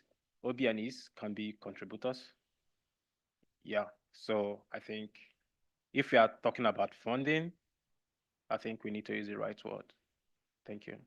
So maybe you can give me clarity on that. Yeah, good. Thank you. Okay, sorry. Yeah. Sorry. Hand over to Ben to respond. Thank you, Co-Chair, and thank you, advisory board members, for your comments. Perhaps I can respond to those, and then maybe Katrina or maybe even Andrew might want to complement what I was saying. If I could maybe pick up on some of the latter points with regard to the additional sections that were included in red. I take your point, Camilla, that the sequencing isn't right and that needs to be updated. But going back also to Leona's point, I think it's difficult because we are trying to fit in two sets of guidelines which are coming in at different phases of the same workflow. And so therefore sometimes it's not clear what should be in each. And going back to the point I made earlier, we don't want to duplicate and definitely don't want to contradict. So with reference to that, if I could go back to the latest iteration of the technical assistance guidelines and also the updated text and ensure that there is complete alignment. And Camilla, to your point, I think you're right in terms of it's too generic to report about the evaluation of proposals. It needs to be much more specific in terms of actually the evaluation of the financial capacity of the member or provide greater clarity upon that. I'll pick up on maybe a couple of other points and we can come back to talk a little bit more about that process of the due diligence. In terms of the glossary of terms that Alpha was mentioning, I completely agree that that would be helpful.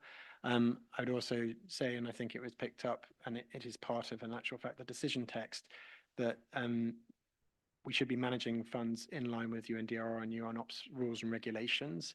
And so those are referenced there in terms of the financial rules and regulations, but also the grant support OI.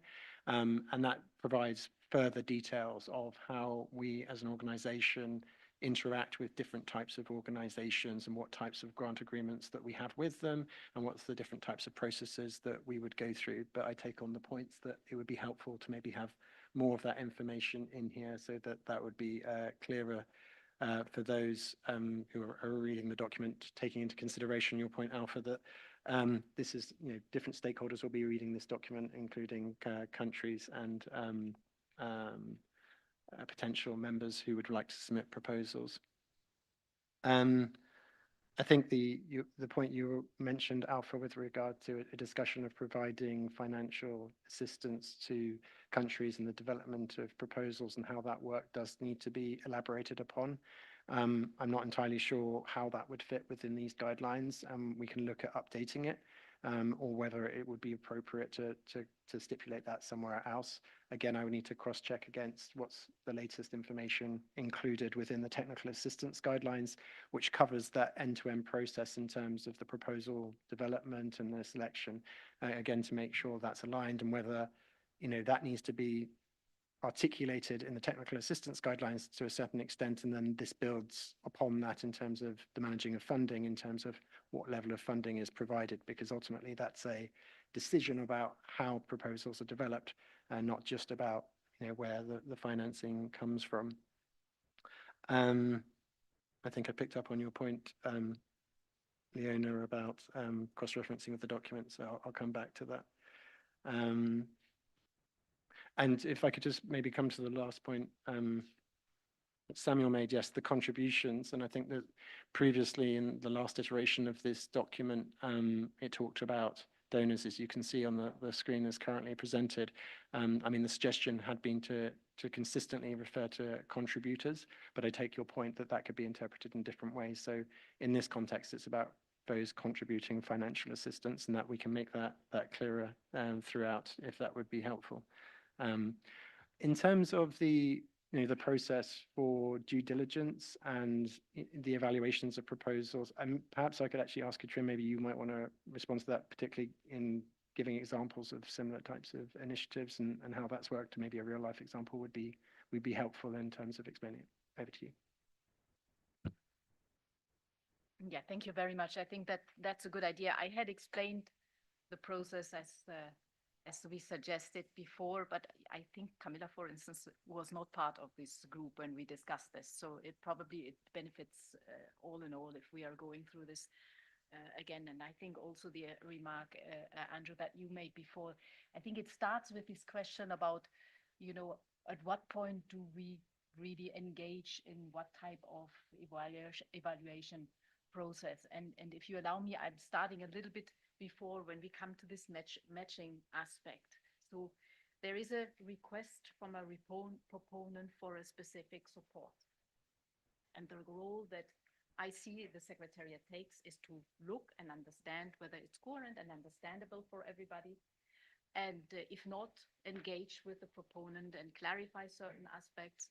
And as soon as this is clarified, then actually circulate it among members and request for support. And then the question will come up whether this is supposed to be addressed through an OB&E, through a member that has appropriate funding. And at this point, we would encourage the matching, we would record this, and the secretariat would follow up and ensure that in fact these services are provided as foreseen, would also endeavor to engage in collecting certain lessons learned and successes around this. The knowledge management aspect, of course, is further to define as we go and setting up appropriate aspects of this. The other route is when the membership brings forward members, excuse me, I'm not yet that firm in this terminology, but when the proponent's proposal is responded to by a member that does not have funding. In this case, we will access the established funding that is set aside under the budget and collected in our accounts, and will match it forward. And that's when the selection process is relevant, when these aspects such as due diligence and contractual negotiations are very important. And you were specifically asking, so how are such criteria to be defined? And the way we are suggesting to do this, and we regularly do this, is that we are setting out, there are broad areas in these selection criteria that we could define already now, and Ben has made the suggestion in the funding guidelines here right now, which is the overall capacity of the member to respond to the request, which is the technical appropriateness, and which is the experience of the proponent, of the member to the proposal. And we will define on a case-by-case basis what specifically, for instance, the technical side means, or what also the organizational scope means, because it depends very much on the scope, the financial scope of these engagement. There is a heavier process when it is a bigger volume, but there are basic elements that are looked at in general. So there is an established process that UNOPS has, and which it adjusts to the specific situation when it comes to the due diligence of the financial management capacity, the project management capacity, and look at this capacity. The second element, the technical side, of course, is very much dependent on what exactly we are looking at. You know, the setup of the proposed technical team to respond to the proponent, for example, or specific elements of how the proponent suggests to, how the member suggests to go and respond to the. And we would also look, of course, at the organizational expertise and experience, and whether this organization is in good standing, whether there are any exclusionary elements, whether, for instance, there has been fraud or any other element associated to it. That's actually a relatively standard process, but there will always be nuances in order to adapt to this specific assessment of this proposal. The criteria that apply to the evaluation of the proposal are defined in the call for proposal. Because when we are going for the route of providing funding, we would go for an open call for proposal and collect then the specific suggestions, the proposals, and evaluate one against the other. And that's codified in the call for proposal. And an evaluation committee is set up, and the minutes in this evaluation committee are codified before it is concluded and the final member recommended for engagement. That there, what I would like to underline once more, and I hope I have made myself understood, but we can discuss it once again, is that there is a distinction between the evaluation and due diligence process between the situation where we are providing funding, where UNOPS fiduciary standards will apply. That's a requirement, Alpha, because we are operating under the UNOPS rules and regulations, but they are very robust. We are managing quite a substantive amount of similar type of engagements.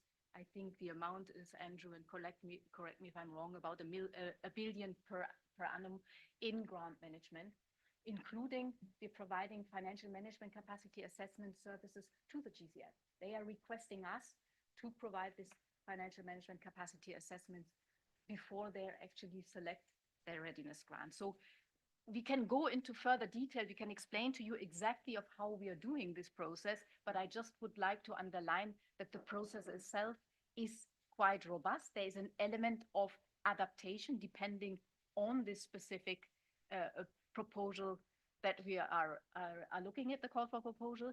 But when we are not engaged in providing funding, we think that because it is a quite onerous process, as you heard, we will not engage in a thorough due diligence process and screening.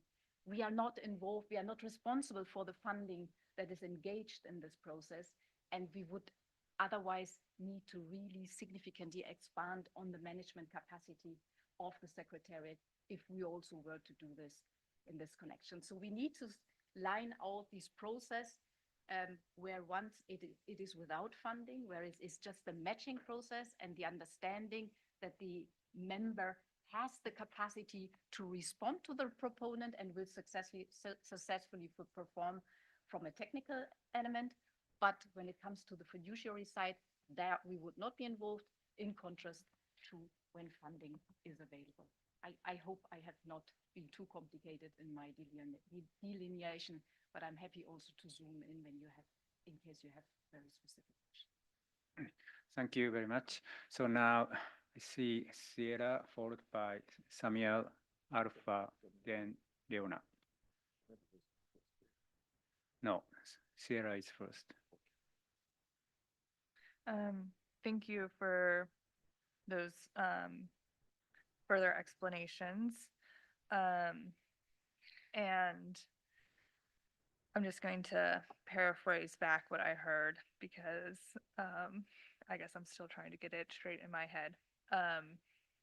But as you said, a proponent submits a request for technical assistance. The secretariat may go back to them and help refine that. When the technical assistance request is clear, the secretariat prepares kind of a terms of reference, a call for proposals, posts that for all members. There's an open process where members can respond, and that terms of reference will also include these evaluation criteria that are specific to that project. The secretariat will receive the proposals. They will evaluate them. We have some evaluation criteria that we have discussed in this advisory board that would kind of be in addition to, I think, some of these standard areas in terms of like making sure there's retention of capacity and country expertise. But those are kind of, hopefully those are meshing, right? And they aren't like competing different criteria. So I think that gets to Leona's point before that right now it seems like there's kind of two different sets of evaluation criteria out there, and ideally there's just one set.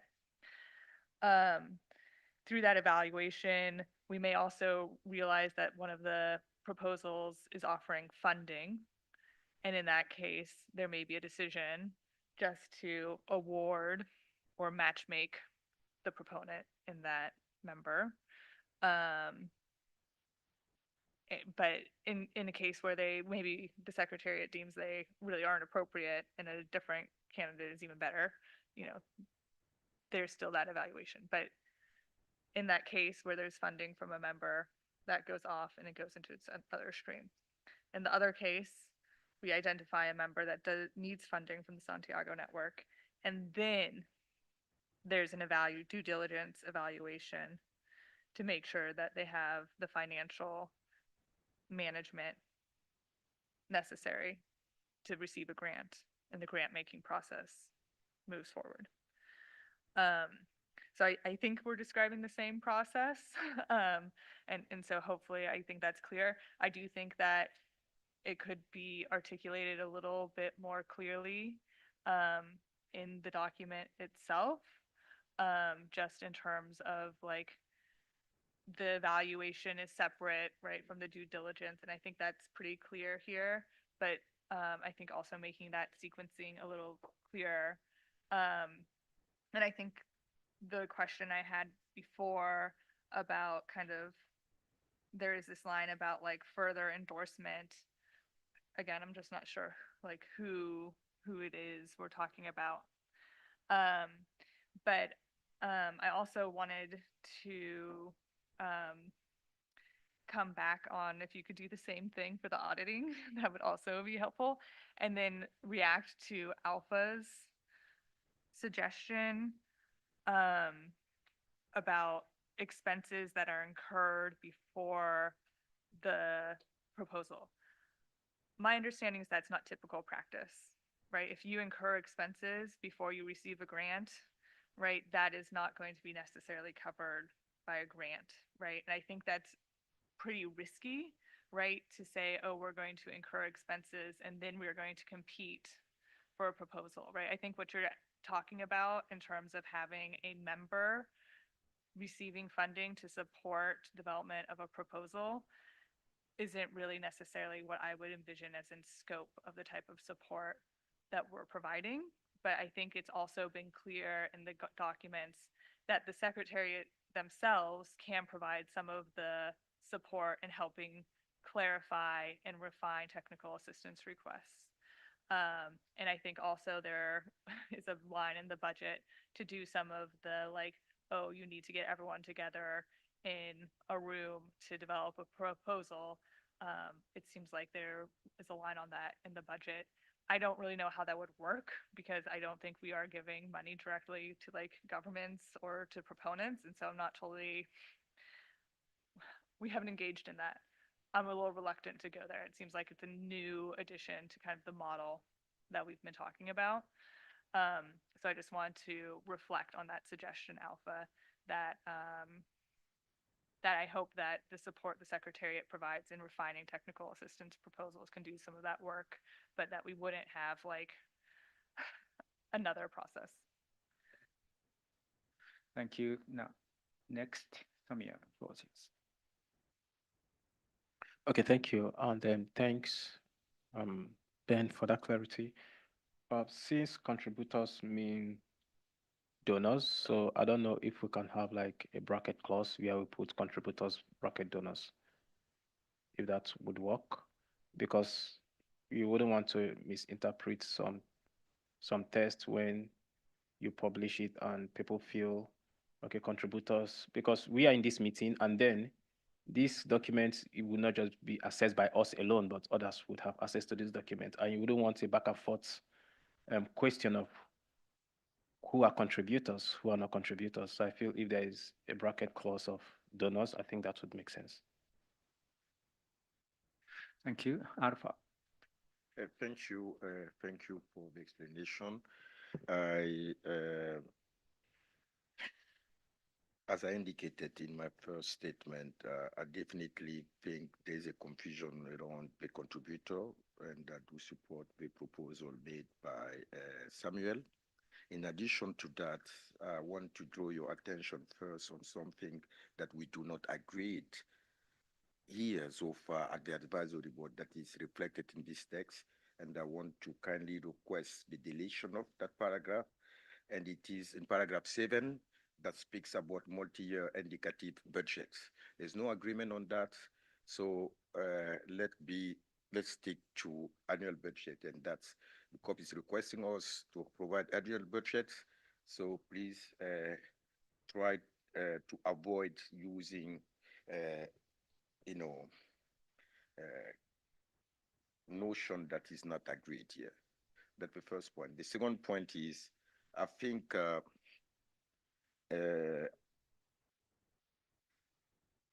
we need to have a risk mitigation measures, and particularly regardless whether a member has resources, but if it's coming for co-financing with us from our side, and when it comes to Santiago network resources, it will be subject also of a due diligence.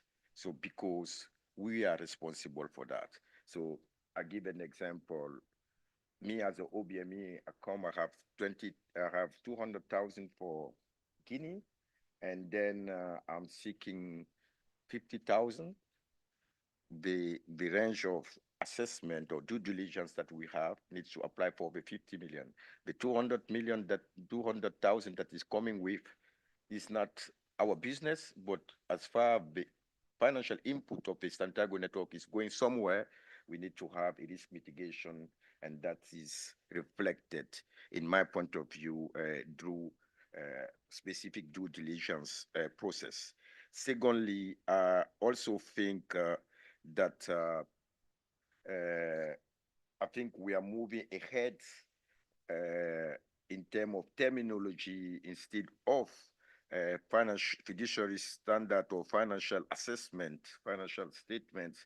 We are having a due diligence in this context. I think that is agreeable, but again, as I said, as a board, we want to see those due diligence that will be applied for the Santiago network. And I've been requesting that, and now I'm going to repeat, because it is very important.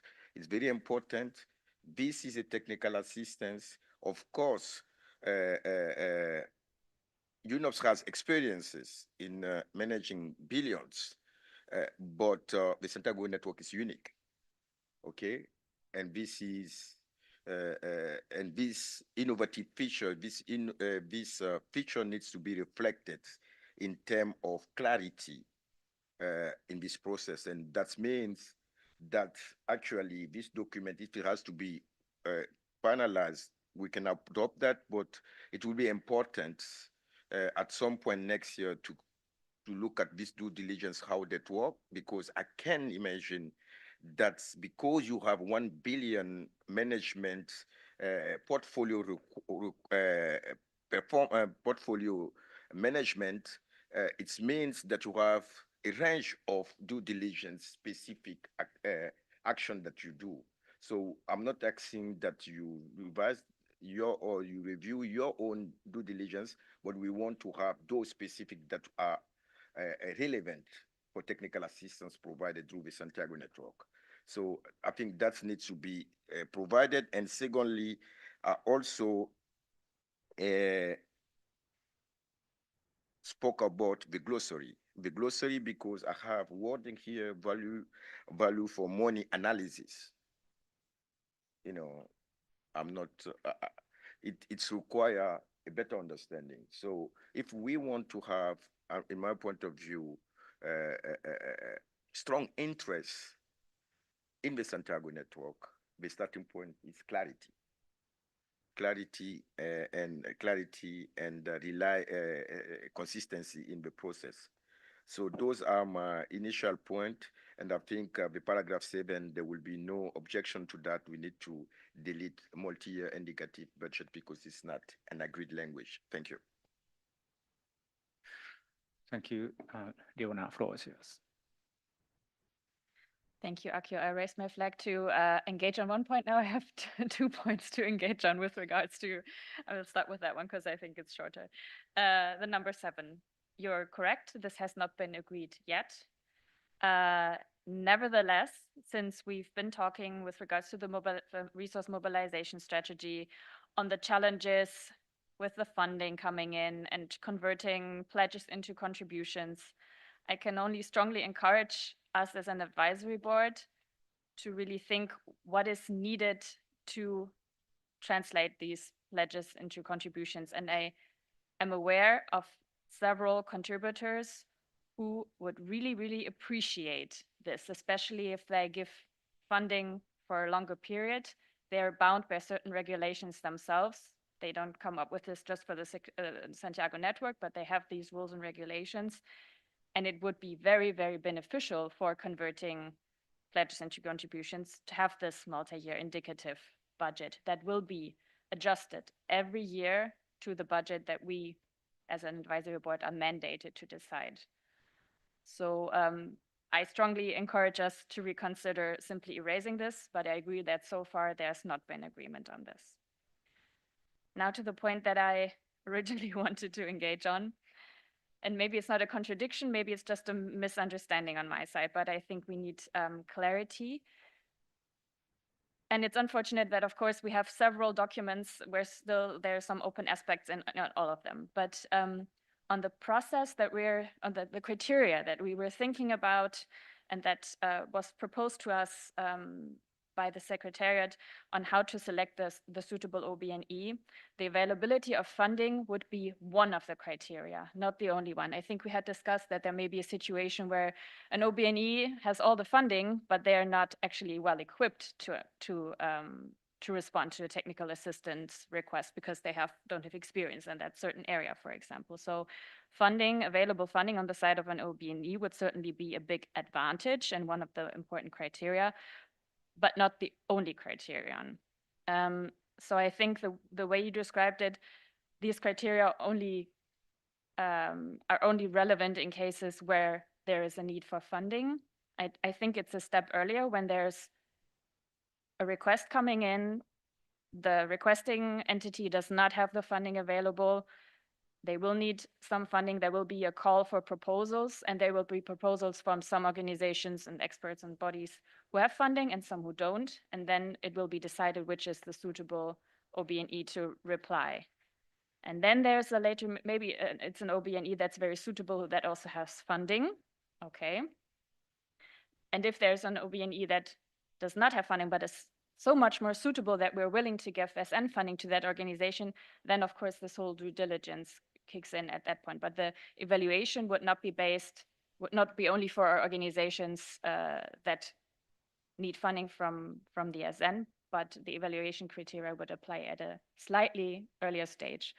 But I realize it's very hard to discuss this flowchart without looking at something, and I'm fully aware that this cannot be ready yet, but as Camilla requested, I think it would be very helpful. Now we're getting into the nitty-gritties, but this is also something that I will have to explain back home, like how exactly is this working? And there's still some small gaps and holes in the flowchart, and it would be great if we could fill these. And I think we're doing it by discussing it now, but it needs to be put into some kind of graphic that we can all follow well. Thank you. Now see Stella and Alpha. Yes, thank you. And very grateful actually to Sierra for taking us through this process again. I also had questions when I was listening to you, Catherine, and also Leona made those points and fully sharing the view that Leona just expressed, that this evaluation, the first step evaluation to me happens before we even know if there will be funding from the network or funding from the OB&E, because we can easily imagine there are 4 or 5 OB&Es, members responding, one of them has funding, 2 of them have funding, and we have to select. So there's those criteria we've been discussing, and funding is just one of them, as Leona has said.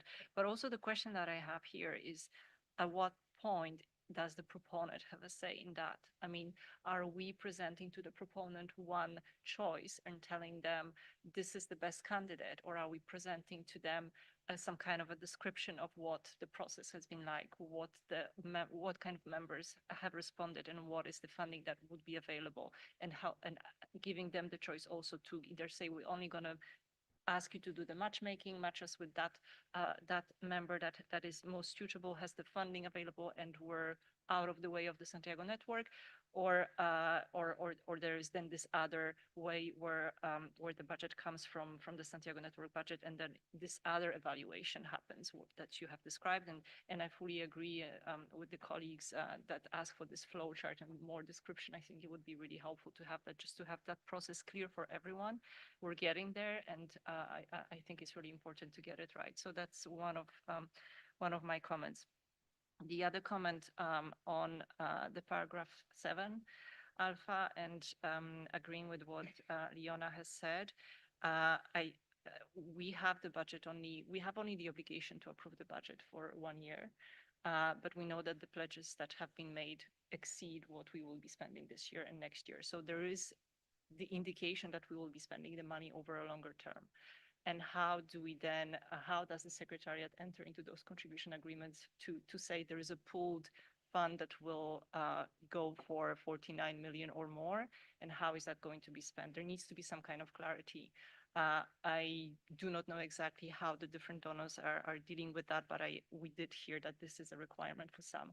So we didn't decide on that, but I think we've been kind of not having that discussion. And it is something that is needed. And what I have asked, at least in the retreat, is that we do give the Secretariat the ability to enter into those agreements. And if that is something that is needed, in some way, we need to enable that. I am wondering, I mean, maybe the word budget is the issue here. I mean, we do not have a requirement to have a long-term 5-year budget or anything like that, but we need to have some kind of an estimate. We need to have a forecast or an idea of how the money will be spent.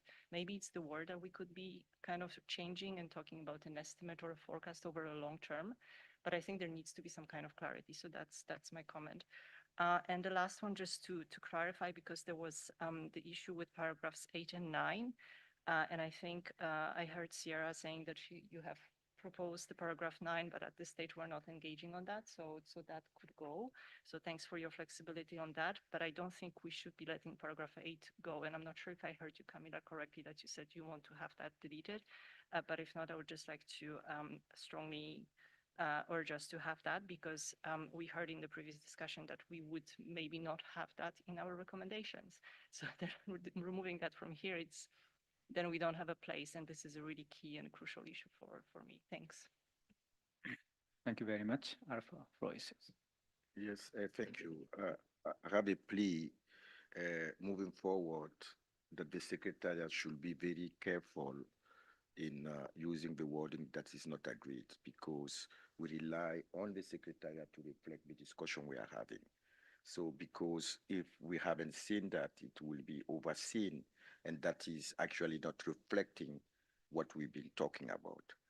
And I also think I never have a problem with the multi-year budget. But as I said at the second meeting, if we have to make a multi-year budget, it has to reflect the ambition. It has to go beyond what is being pledged. So if it is to have a multi-year budget for the 40 million that has been pledged, I don't see the added value. You see, so I mean, the point is we can have a discussion on the multi-year budget next year, perhaps after the COP, until the COP, some movement will be made in terms of materialization, some confidence will come.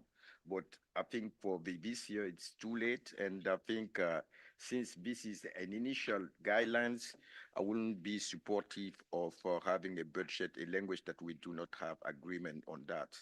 And we do not request insertion in the text.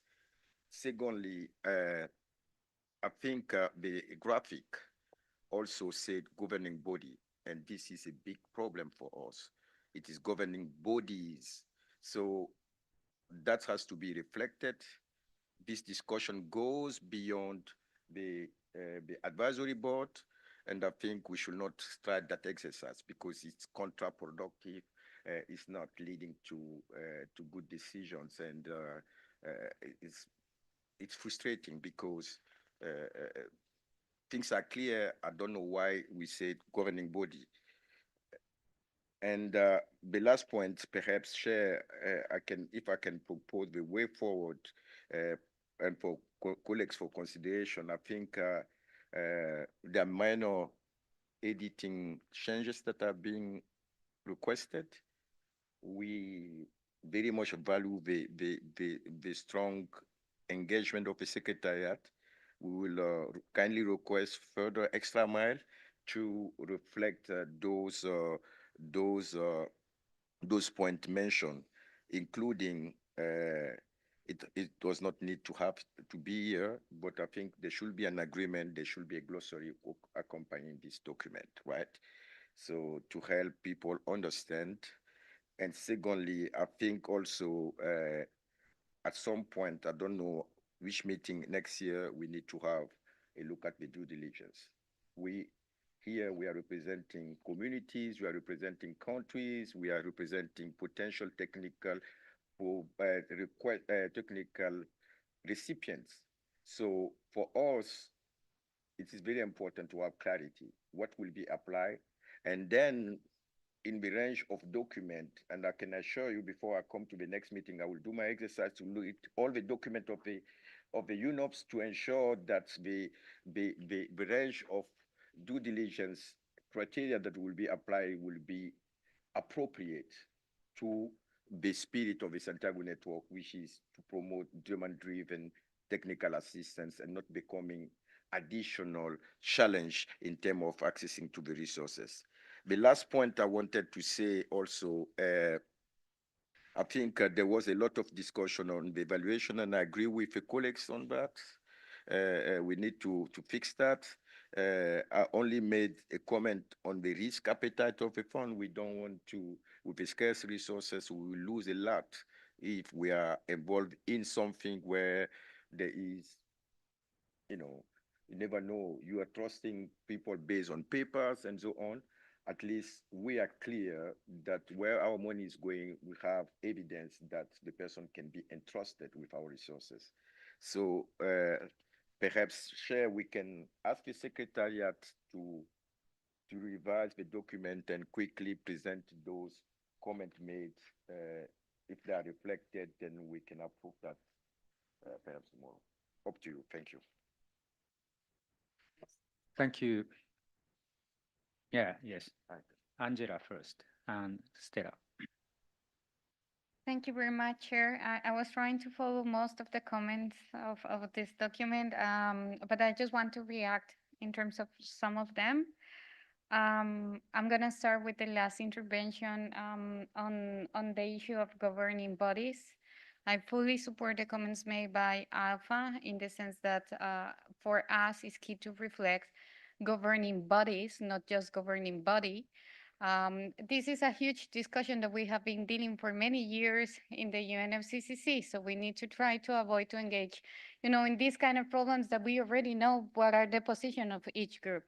So I kindly request the Secretariat to ensure that if we are gonna talk about the COP, that we also include the CMA, or if we are gonna have the CMA, we need to include the COP. If we're gonna have about governing body, it's not governing body, it's governing body. So it's a discussion that we have been, dealing since many years. It's sensitive, it's really political, and it's a red line for developing countries and for developed countries. Just to raise that. On the paragraph 8, just to respond to Estela, I cannot accept to have paragraph 8. My main compromise that I can have on this, and also paragraph 9, and I cannot accept it, is to have this as an agenda item. Just to reiterate, we can have a decision point that says, as an outcome of this meeting, that we will continue the deliberations on the need, or we can work on the framing, to establish percentages for technical assistance. And we can have this as part of the agenda for the next advisory board meeting. That's a compromise. We will have a discussion. We are not avoiding that discussion, but I don't see the need to have it here for now, and in any other document. And on the comment regarding the evaluation of the proposal, I think, it's paragraph 40. Well, I lose the evaluation of the proposals. Just to say that I fully support the comments made by Stella. I think we need to have more kind of granularity, if I can say that, in terms of how is the process, just to get, a clear understanding in terms of how it's going to be how the secretary is going to deal with it.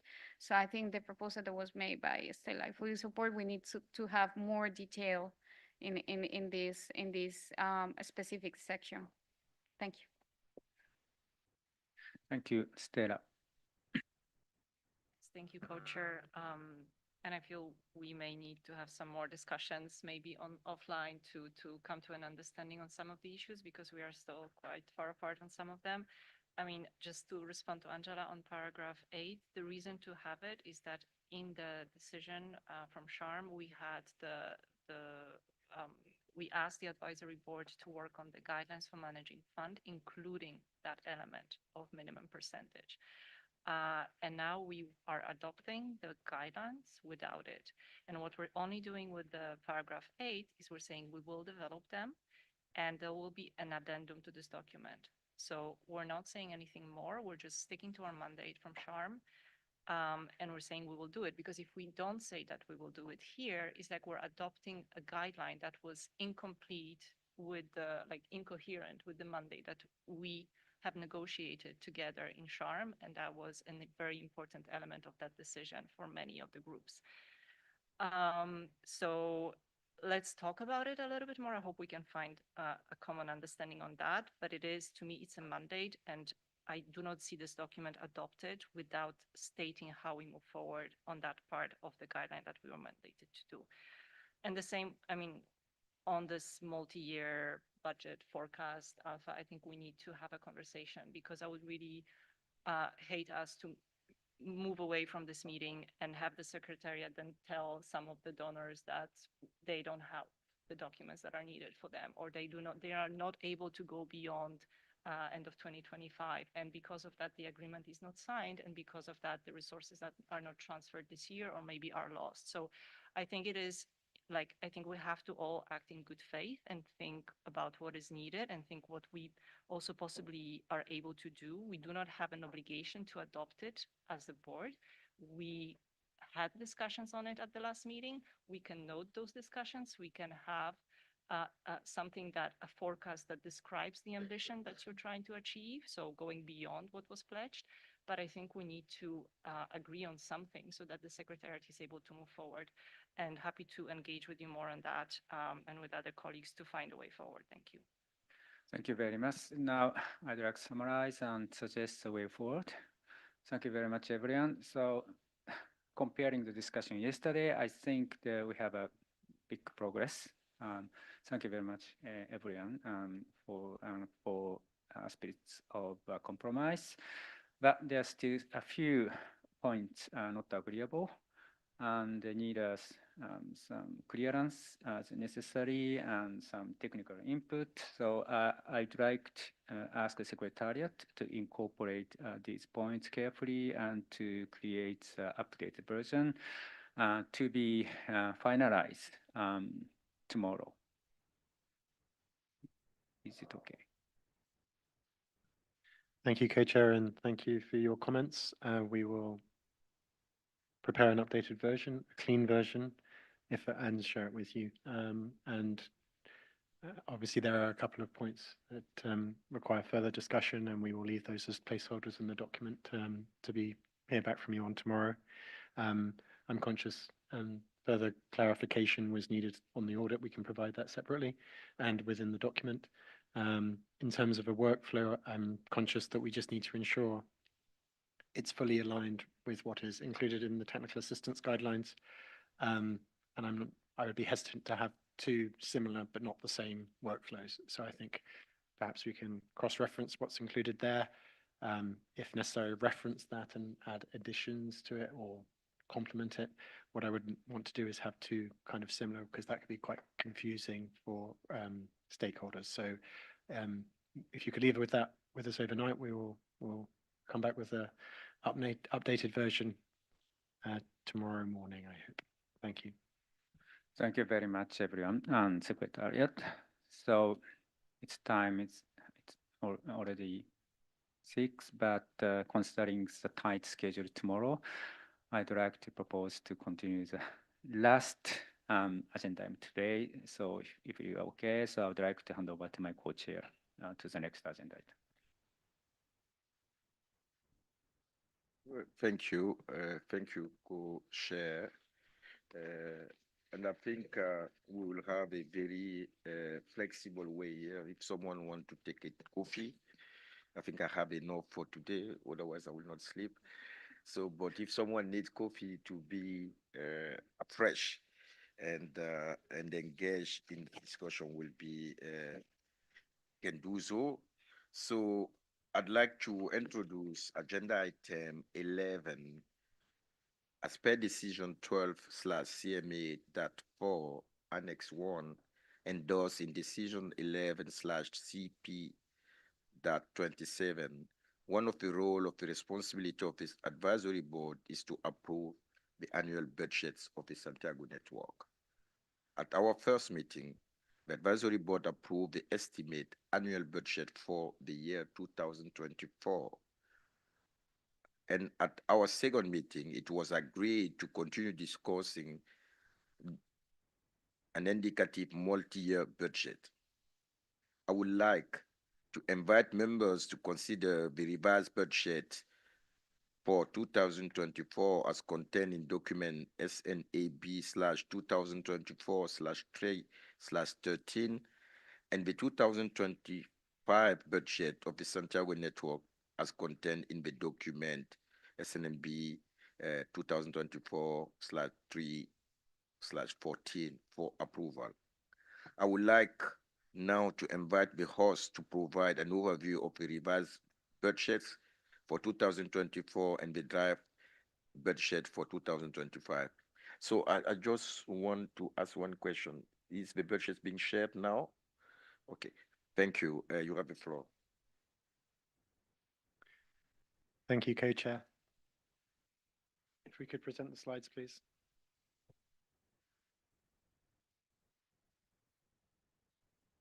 Anna? Thanks. So just while we're waiting for the slides to be presented, just to reflect upon the conversations that we've had over the last couple of days. In the retreat on Tuesday, we discussed the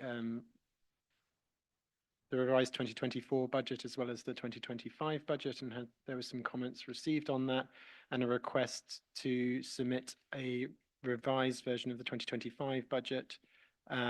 And in addition to that, a different version of the 2025 budget based upon the contributions that have been received to date, the $7.2 million. So 3 documents have been shared with you earlier today. The additional document is the revised, or the updated revised 2024 budget, which includes some additional changes based upon our discussions in the budget session, but also as a consequence of some of the discussions that were held around the recruitment of the secretariat team and the phasing of that. Next slide, please. Initially, if I could just talk to the revised 2024 budget and just highlight some of the changes that have been proposed. This is different to the version that was initially shared with you in advance of this advisory board meeting, and I'll summarize the changes in a moment. So the headline with regard to the revised 2024 budget is there is a reduction in the estimated expenditure of around 700,000, reducing it from 2.9 million to 2.2 million. The main areas in which that has been accommodated is firstly because there is a reduction of $500,000 in technical assistance. In the budget that was presented to you initially, we had maintained $1 million, but based upon the discussions around the carryover to 2025 and the discussion about the likelihood of providing that level of technical assistance in 2024, that had been reduced, and that is for discussion today. There's also a reduction in personnel, and this is due to the phased recruitment of the permanent secretariat team, as was discussed yesterday, with only the director and 2 other members of staff being recruited in this year, with the remaining staff being phased into 2025. But that also requires an extension to the interim secretariat personnel to the end of the year. In terms of the event management and travel, as was discussed previously, this has increased by 90,000, predominantly because we've had a third advisory board meeting this year, and in addition to that, the inclusion of the SIDS workshop that was discussed earlier. There is a reduction in the program and knowledge management budget line because we feel that it will be a limited opportunity to provide knowledge projects this year, given where we are, and also that not a requirement to have an audit. The last point here is also the addition of the program support cost for UNDRR that we discussed on Tuesday. The last point I just wanted to highlight here and was discussed in the retreat is that the budget is presented purely on the basis of estimated expenditure, and there is no reference to any income as had been presented in the original budget in March 2024, in particular the Swiss contribution, and that has been highlighted here and in the paper that has been submitted to you. Next slide, please. So in terms of the budget, as I said, the overall headline is that it would reduce from the 2.9 million estimated in March to 2.2 million. The main reduction is that $500,000 reduction from what was presented on Tuesday in terms of technical assistance, and also some modifications to the personnel line as a result of us only recruiting 3 members of staff this year, with the remaining secretariat team being recruited in 2025, and I can talk to that phasing when we come on to look at the 2025 budget. So I will pause there. Would you like to discuss, co-chair, the 24 budget first and then move on to the 25, or would you like me to go through all 3 budgets initially? Budgets are complicated and we are tired, so let's have a 24 and then. Okay. So are you done now for the 24? Thank you very much, Ben. And now I would like to open the floor for any comments.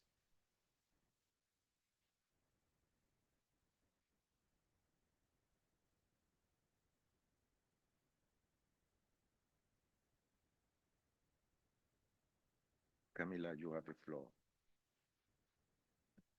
Thank you, co-chair, and once again, thank you to the secretariat for this update and for these slides where we have the information sort of in one place and it's easier to see.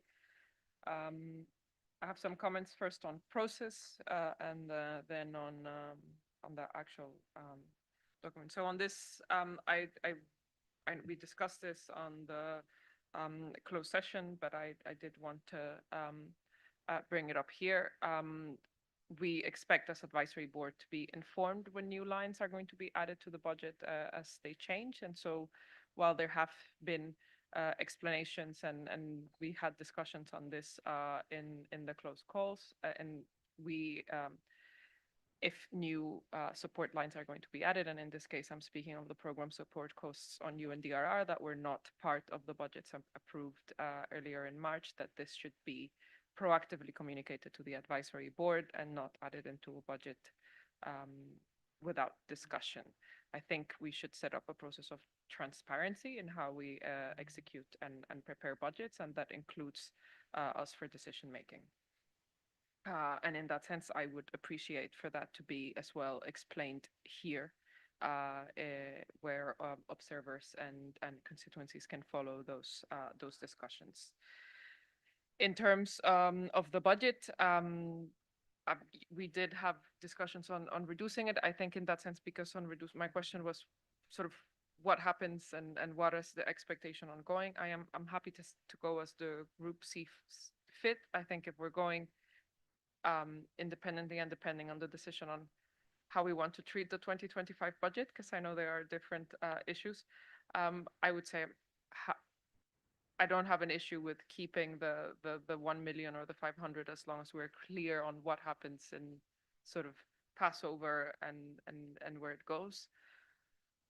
I hope we will be approving the guidelines here and that this meeting and that we will be receiving TA requests, and that hopefully we would be responding to more than just a Vanuatu request in this year, but understand that it's very difficult to sort of project and put an amount there. So this is an estimate, and happy to have whichever estimate the board is more comfortable with, if there's an understanding in where it goes and sort of how this flows over, and that we're keeping the main objective and the larger line should be technical assistance, because that is the role that that we're doing here.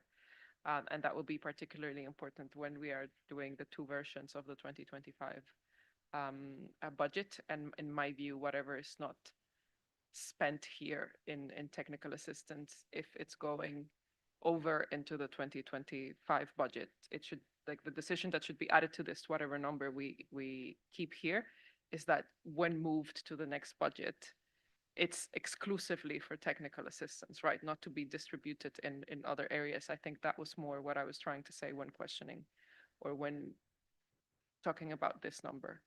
And with that, happy to go with the budget for 2024. Thank you, Camila. And now I'm gonna speak as a member. Thank you, Secretariat, for the budget. I just want to have to make a general comment. What I did yesterday is first to look the submission made by the consortium before this year, and the submissions made by the consortiums included the scenario included actually all members, all staff to be there, and with all the costs that are reflected there, there is a significant increase compared to the initial proposal that has been made. So the consortium, the agreement of the selection of the consortium was based on this cost efficiency. So I think we need, when preparing further budget, please check what you submitted, because the budget that you submitted was for 5 years, and there is a significant, and when I'm talking significant, increase in terms of overall budgets. So that I cannot explain myself, because, for instance, here the budget is higher than the proposal, and we don't have the staff, while the proposal included all the staffs. So that's a gray area that is a bit puzzle for me, and we need to move on. The second point is, again, as a general remark, I have seen that there are changes in the budgets. We want to understand the changes. We want to understand the underlying assumption behind different changes. But if I see certain changes being made, I think I will question the approach to those changes. And I don't want to be specific, but I think you can realize what I'm talking about. And those are, in the future, we need to have consistency in terms of approaches. If the budget has to be revised, of course, our job is to make pressure and use the scarce resources. But if there is a deviation that is not explainable or difficult to grasp, it's make the budget, question the budget. Third, I also think I do not understand that the Santiago network staff is 362. We are now 3 months before the end of the year. I do not anticipate that we hire someone else, and the director will be starting November and December, and I think that will not add up to have 362,000. I do not understand that. I can understand that there is an increase in personnel dedicated to the startup, because you have to continue working. And I'm really trying to be as constructive as possible. But there are many resources here that will not be used here. For sure, we will not be using the 500,000 that you earmarked or reserved for the technical assistance, right? But I think it's a good way. We never know. So I will check later on the connection to the 2024 budget, but I wanted, if you can kindly explain to me what will be the Santiago Network Secretariat staff, what consists of that, what makes the 262, please?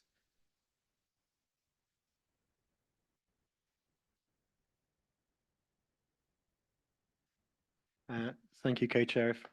Perhaps I could start by responding to your questions, and then maybe Animesh, I could ask you to respond to Camilla's specific question with regard to the program support costs. So perhaps on your last point, Alpha, with regard to the 500,000, and obviously if other members have a point on that, obviously we don't want to be in a position where we revised our budget, receive requests for technical assistance, and then we can't respond to them. So we just have to try and find that balance. 1 million felt too much, 500,000 felt it was appropriate. And when we come on to the 2025 budget, you'll probably see the rationale for reducing that. With regard to the staffing costs, when the proposal, the joint proposal by UNDRR and UNOPS was submitted, it was on the basis of the location being in Nairobi rather than Geneva, which is cheaper. The second point was that the staff that were included were on different contractual modalities, but what was detailed within the decision text is that all of the secretariat personnel need to be UNOPS staff, which is a different category of staff within the UN and are more expensive, in summary. And so that is why there is a discrepancy between the budget you're seeing now for Geneva staff as opposed to Nairobi with a mixture of different contractual modalities. In terms of the staffing for this year, similar to the 500,000, we are in the process of recruiting the P5 technical lead and also the operations manager P4. We don't know, we might be very lucky and they might be able to start in December. And obviously we don't want to be in a position where we don't have the budget to cover them. So it's just a risk mitigation. In terms of why there is still a significant budget in there is because when a new hire joins as a staff member, we have a contingency to provide installation costs when they start in order for relocation costs, etc. And that is one of the reasons why that is higher than it would be in a normal year. So that's some of the explanation as to why there is still those relatively high costs for personnel in 2024. Perhaps I can hand over. I don't know if I responded. 362, yeah. I'm expecting that you have the director will start in November. Yeah. Even you have two additional P5 people that will start at earliest in December. Mm-hmm. And I don't think within 2 months that it make 300,000. This is the money that that's the point. So I don't want to be very stringent, but it is questionable, to be honest. And I think that needs to be on record. It is questionable, definitely. Thank you. And if I could just respond, I mean, this is a budget. Obviously, the costs which are incurred by the secretariat will be those which are agreed based upon the contractual modality with those individuals and any entitlements that they have. We're not going to charge beyond what those are. And, you know, again, we may find that by the end of the year that funding isn't utilized. It may be that the director is the only staff member who is in place, in which case we'll have an underspend. But we have to have the contingency to be able to do that. Yeah, so I think perhaps I can leave it there. Animesh?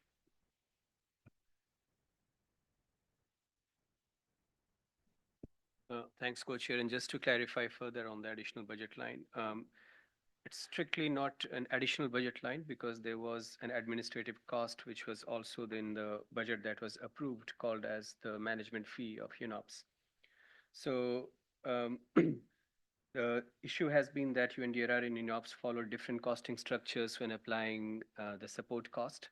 And they are different percentages, but calculated very differently.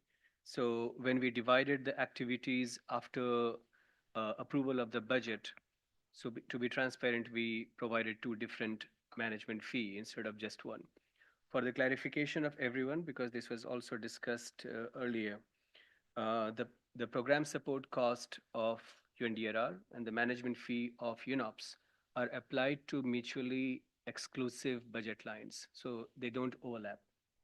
So the division of activities has been done, and the portion of activities with UNOPS, they apply their management fee, and the portion of activities with UNDRR applies its own program support cost.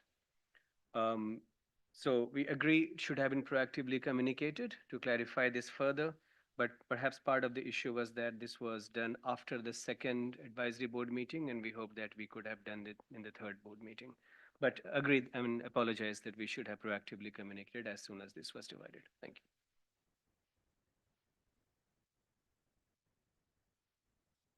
Thank you. And as a member, I just have one question. I think I do not question the fees from anyone, but I think if the fee is transferred to UNOPS, to UNDRR from UNOPS, there will 1% that will be charged. And I think that needs also to be included in the management fees. So, I mean, it is a portion of the 46,000, 1% of that, of 1% of the whole. So, I mean, yeah. If I can clarify, and hopefully Animesh won't contradict me. So if I can give a real life example. So we have received the funding from US and Spain that has been transferred through to UNOPS. There are certain costs that are being incurred by UNDRR, include some of the interim secretariat staff and other costs. So when we transfer funds to UNDRR in order for them to cover the cost of those activities, rather than us charging 4.18% on that, we only charge 1% on it. And that is true if we were providing funds to any other UN agency. So again, the point is the 1% is addition. The 4.18 you charge that for across the or no, it's only 1%. So we don't charge 4.1%, 8%, and then 1%, rather than charging 4.18%. Sorry, we just charge 1%. Any other questions? Yes. Thank you. Since we're talking about that point, because in the comments in the end, it says will be applied to any UN agency, but we talked about this over a coffee or something the other day. This is because UNDRR is part of the consortium. In cases where a UN agency is basically an implementing entity as an OBNE, it would not be the 1%, it would be the 4.18. Or it would still be the 1%, no matter which role the UN agency is taking in this. Correct. It would be 1% if we were passing funds onto another UN agency. Even if they're acting as an OBNE, implementing funds, yes, getting a grant from you? Yes. Okay. So sorry, I think I haven't got it in front of me, but that's why I think it says a pass-through management fee of 1% would be applied to funding transfer to UN agencies, including UNDRR.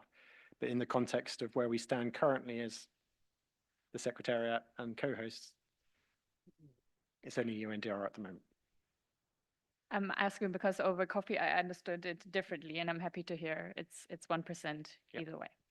Yeah. Thank you, Leonard. Any other comments?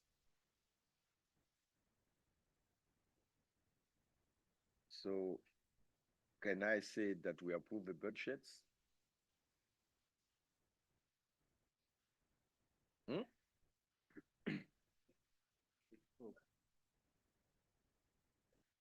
Yes, you're right. Can we agree that we accept, we approve this 2024 budgets?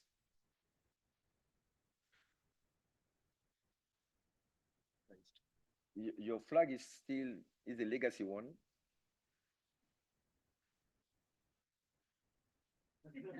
I got you. Budgets, you got you. Come on.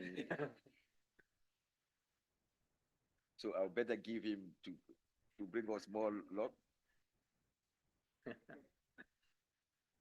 So it is decided.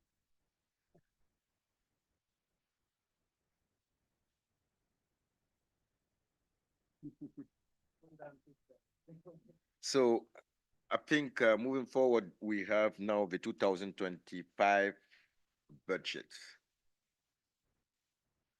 Thank you, Co-Chair. And perhaps I could talk to both of these versions of the 2025 budget together and then answer questions on each of them specifically, if that would be helpful.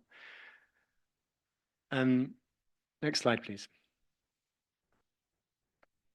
So just to summarize where we stand in terms of the bigger picture with regard to these two budgets, as has been discussed over the last couple of days, the current funding that we have received is 7.2 million, and the 2024 revised budget, which was just approved, is for 2.23 million, which gives us a projected balance of, at the end of this year, of just under 5 million.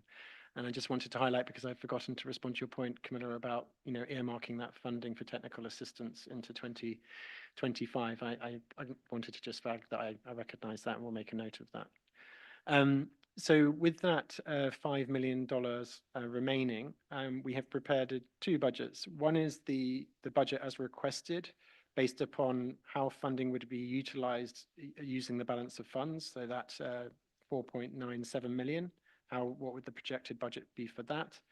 But we've also developed a slightly different iteration of the full budget, as it were, for 9.3 million, which would be in the case that we had secured additional funding and were able to operate as we would like. If I could go on to the next slide, please. Yeah, please. Can you go back to the slide, please? I mean, this is again, the amount might change because there are underlying assumptions that have to be met in 2024 to get out. That's what it's referred to as a projected balance. Obviously, if we spend $500,000 less in 24, then, I mean, I think the principle is that, the advisory board approves an annual budget and we have certain funds on account. If we spend them, we spend them. If not, then they just are available for the next financial year. And we hope, obviously, we'll secure a lot more funding and therefore we'll have a bigger balance. And that's why we refer to it here as a projected balance, which we won't obviously know until January when we have completed our accounts for the year. If I could go on to the next slide, please. And again, as I said, I can talk to the individual budget lines for the different scenarios, as it were. For the first scenario, where we only utilize the funds that we currently have available that we've already received, and taking into consideration that we would spend out fully what we have put forward for the 2024 budget, we have outlined here what we would anticipate how the funds could be utilized. So in terms of technical assistance, this has been allocated as just over 2.657 million, on the basis that that is the funds ultimately that is available for technical assistance if we take into consideration some of the fixed costs that we anticipate would need to be incurred in order for us as an organization to continue to, or as an entity to continue function, and particularly the secretariat. So if we look at the budget, in terms of the Santiago network secretariat staff, if we do have these limited financial resources, and going back to the conversation we had around a phased approach to budgeting or recruitment, we wouldn't look to recruit many staff early in 2025 if we don't have that additional funding available. So in this scenario, it would only be the director, the senior program officer, and the project support and operations manager who would have been recruited already in 2024 that would be included in the budget. And then one addition, which would be the operations associate, so the most junior member of staff in the head office, in order to just enable the secretariats to function. And each of those 4 staff members is budgeted for a full 12 months. In addition to that, and as was presented in the 2025 budget, we have continued to include the support personnel, so the technical advisor, P4, who's currently part of the interim secretariat, because it would also be critical that we maintain continuity in terms of an understanding of some of the work that's been done, particularly on the guidelines. So that is continued. In terms of office cost and equipment cost, there is no budget line there because we wouldn't be recruiting any regional positions, and the head office costs are covered by the Swiss. In terms of event management and travel, this would be restricted due to the financial restrictions. So the level of costs for travel for the secretariat would be reduced significantly. We would maintain the costs for the advisory board meetings for 2, as they are deemed as being critical. And rather than having 2 SIDS workshop as were planned, LDC SIDS workshop, should I say, that has been reduced to 1. And this information is all included in the budget that has been shared with you. If we look at program and knowledge management, again, we've reduced the costs here. So preparation of knowledge products has been reduced down to £75,000. We've also taken any reference to the advisory board report out because we recognize that should be cost neutral, but we also recognize that based upon our discussions, we may need costs for translation, which was still included. And this has been, I think it was your point, Camilla, we've segregated this into relevant knowledge products and then a separate budget line for the dissemination. You can see the breakdown between the 2 based upon your request. We haven't included any further funding for strategy development in next year because obviously the funds will be restricted. There is continued cost for the website design because that's critical for us to be able to continue to prepare that matchmaking functionality on the website. And obviously we still need an audit.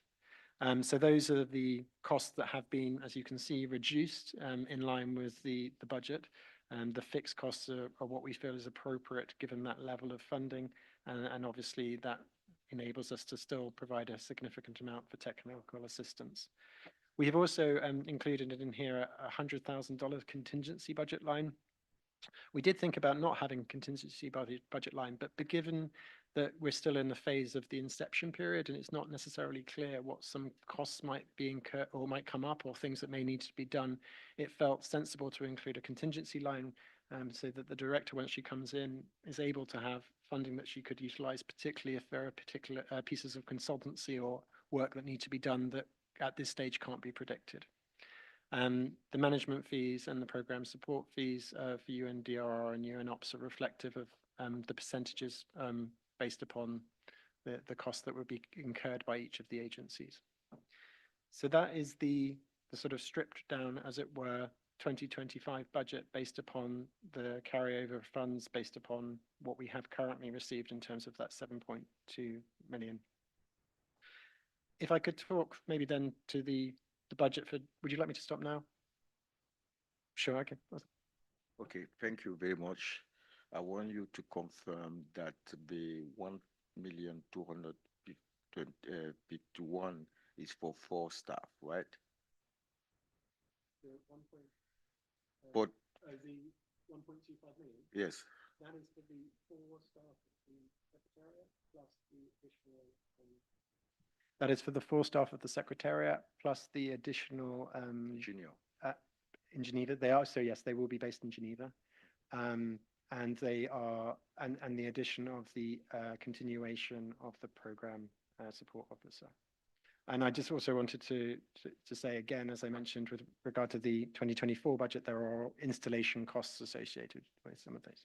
Yes, I mean, we might come back to this budget, particularly for the personnel, because we did not decide how the structure will look like, how many people will be staying in Geneva. So,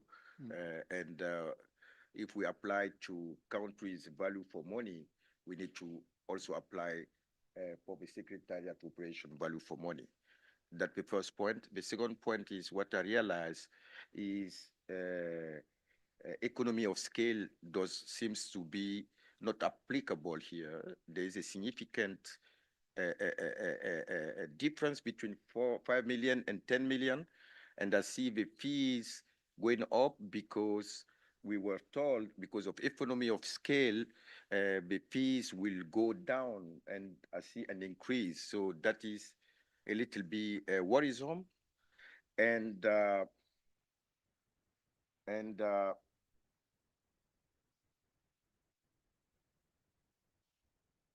those are the points that I wanted to make. So perhaps I can get clarification on that, and then perhaps you can then move on the 2025 based on contribution received and then on the other one. Thanks. Thank you, Co-Chair. So in response to the last point, the management fee is a percentage which is applied on the budget lines above, which are incurred by UNOPS. It's actually based upon an understanding that, you know, the overall budget would be around 40 million. So it would actually more, you know, if it was a very restricted funding, we were to do that calculation, it would more likely go up. But the point is, it's the same fee of 4.18%. It's just, it goes up because it's 4.18% on a greater amount of funding above. And that's the reason for not billions, but more than the difference between 5 and 10 million. Yeah, and if I could also respond to your point about the location of the staff, the director has obviously been recruited to be based in Geneva. The technical lead, the P5, and the operations lead, the P4, as we discussed, I think, in the recruitment session, are already under recruitment and being shortlisted, and both those positions would be in Geneva. And then the fourth position is the administrative role, which would be it would make sense for that person to be in Geneva because they're primarily to support the director. And so when I come on to talk about the 25 expanded budget, I can talk about the location potentially of the other positions. But yes, those positions that I've detailed are all Geneva based.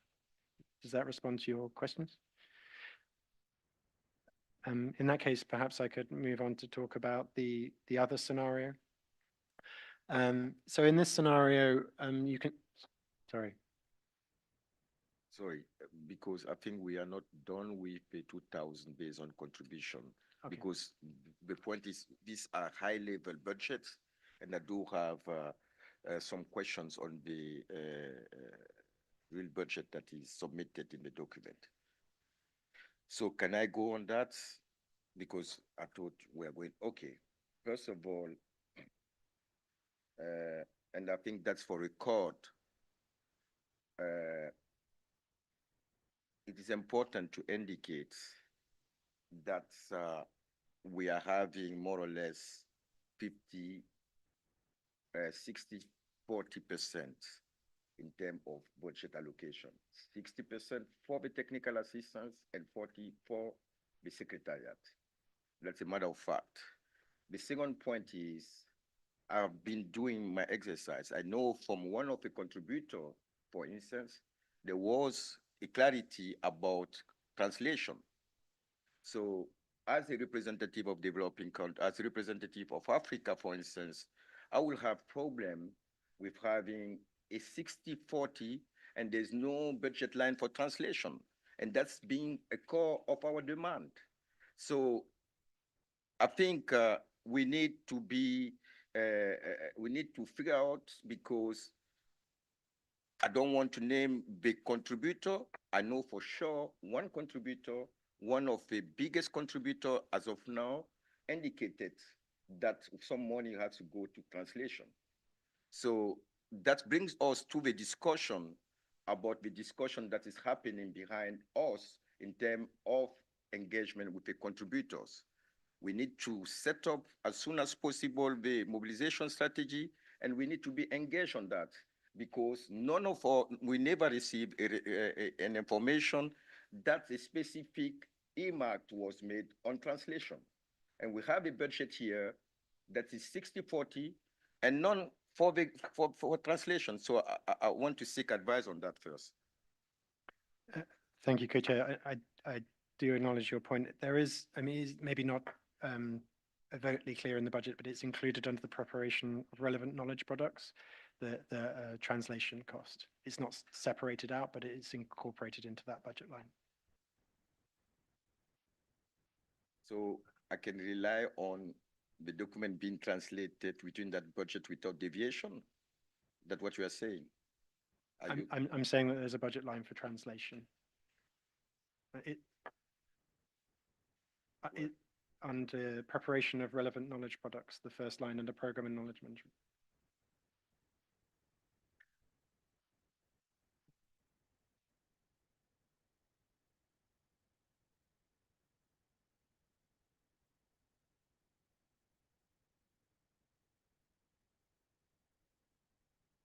So, thank you, and I haven't seen that, but what that does not go away of a fact that we need more clarity about what is going on about the resources.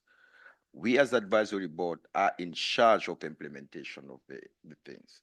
We entrust the resources to be managed, but the money is entrusted to UNOPS. It's not UNOPS resources, it's the Santiago network resources. Sorry to be very frank, but the point is, what I'm trying to make is we need, I don't know how we address that, we need to have better clarity on the ongoing discussion with the contributors, because none of us I haven't received any,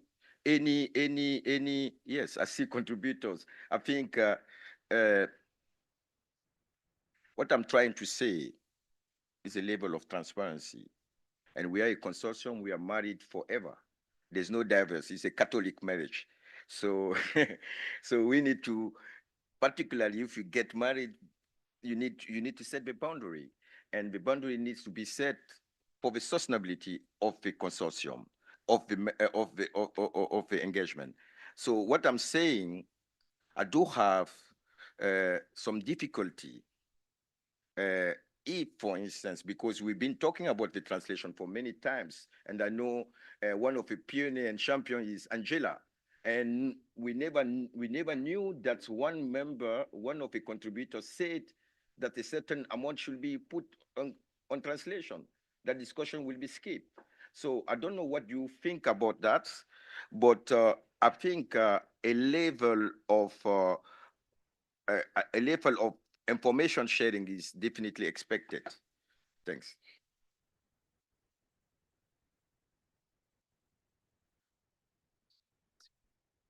Camila, followed by Sarah and then Stella. Thank you, co-chair. I'll admit that I'm not sure how you want us to engage right now. I mean, are we going in the detail of the budget? Are we finishing the presentation? Like, I just in your hand as to how it goes, because I do have comments on lines of the budget. Is that what we're doing now? Okay, thank you. In that case as well, thank you for this new budget and for the changes that were made. I appreciated seeing costs for translation. I was very happy to see it there because that was one of the asks that we made on Tuesday. I personally have no or guided by the rest of the members how we will deal with the two of them. I did have one question that I will admit I don't understand the distinction on some costs, particularly when we're speaking on support costs. And in this version, we have in personnel, we have a support personnel, a technical advisor for 6 months,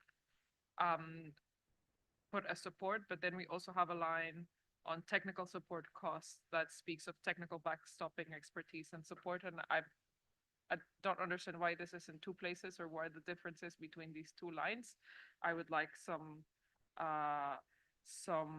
clarity on that. And then the other question I had when we started discussing which one of the budgets is clarity from the secretariat. What would the implications be? Because one thing is the numbers, right? But in the first quarter, so before we have our next advisory board meetings, what would the implications of either budget be? I would like to be clear on what it would mean to have approve one budget or the other, or two as a conditional budget. I would just like to understand what that would mean for the activities foreseen in the first quarter, or are we making these two different distinctions, thinking that the first quarter would look more or less the same and we would do the savings later on? I think I would like some clarity on that as well. Thank you, Camila. You will respond to, do you want to respond or let the, yeah. Sarah, you have the floor. Yeah, thank you. I think I'm curious to hear the response to Camila's questions. I think the one question I have is it's really quite minor, but it's in the strategy development line for the larger budget for 2025. There's discussion of $150,000 being reduced. Is that, I'm just confused about what year that is, and I guess if it is in 2024 when those reductions were made, if it's applicable to include it in the 2025 budget. And then also, I think in response to Alpha's question about earmarking, I also see in the funding document guidelines that, right, it is a pooled fund and there is not earmarking. So I think that maybe there could be clarification around that, but in the guidelines for funding, so not this document, there is a paragraph there that says that the Santiago network will have a pooled fund, right? And that does not allow for earmarking for specific exercise activities, etc. So maybe also just seeking clarity on that, because that would address maybe the longer term concerns Alpha is raising about contributors being able to specify funds for specific activities, which my understanding is not actually currently a part of our model.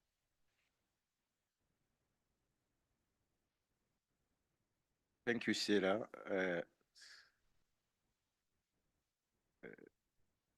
Okay, then.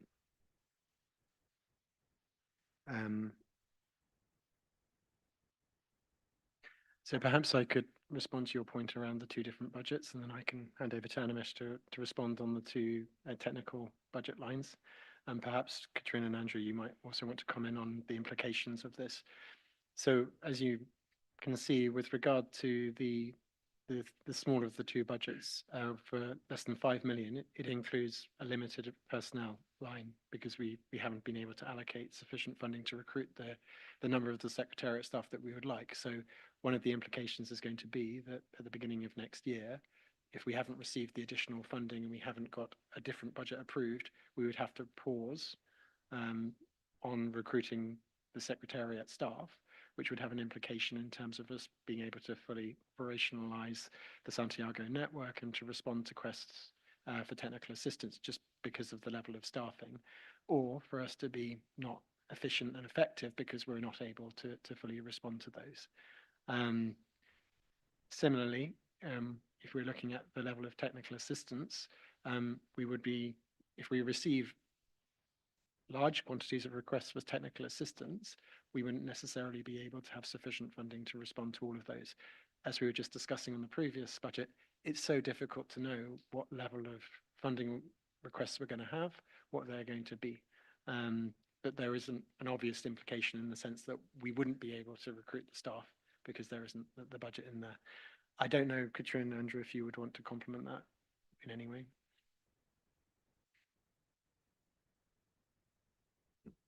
My recommendation earlier was that you approve, not me, sorry, the budget in the right-hand column, subject to the availability of funding. If you don't, and you only approve the middle column, it will definitely mean delays in the recruitment of the staff for the secretariat. And I mean, you can imagine the implications of that. But that's a certainty. Unless, sorry, you approve the middle column now, and there's a process intercessionally to approve a different budget when new funding comes in.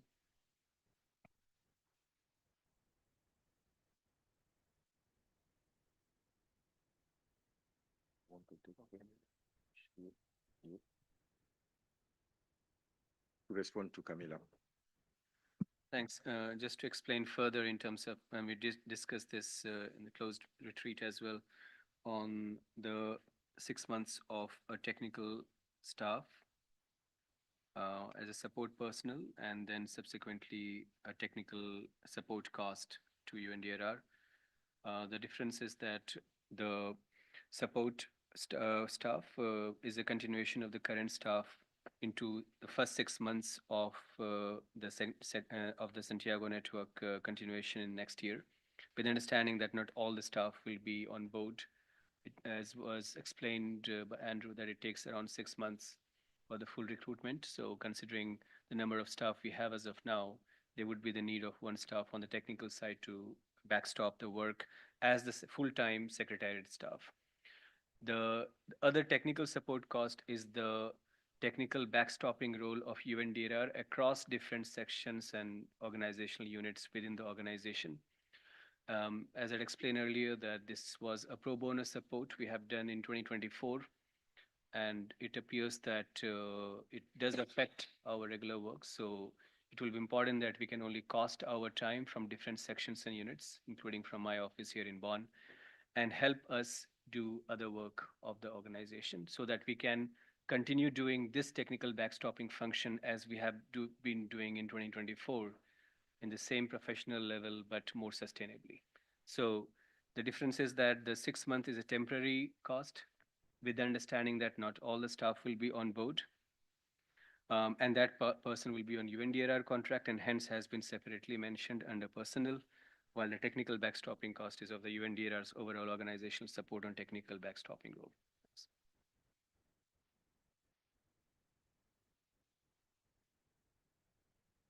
I was just conscious that I hadn't responded to, I think, Sierra's comment with regard to earmarking. I don't know if there is a reference to earmarking within the budget documents. I don't think there is. Obviously, in the managing funding guidelines, it references that the plan is for the Santiago network funding to be pooled, and so that rather than donors earmarking their funding to specific areas of the budget, that it would all be pooled and split evenly across based upon the level of contribution they make.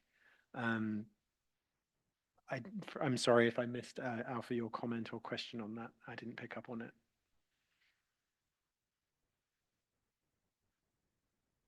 I mean, the managing document is clear that the resource will be pooled.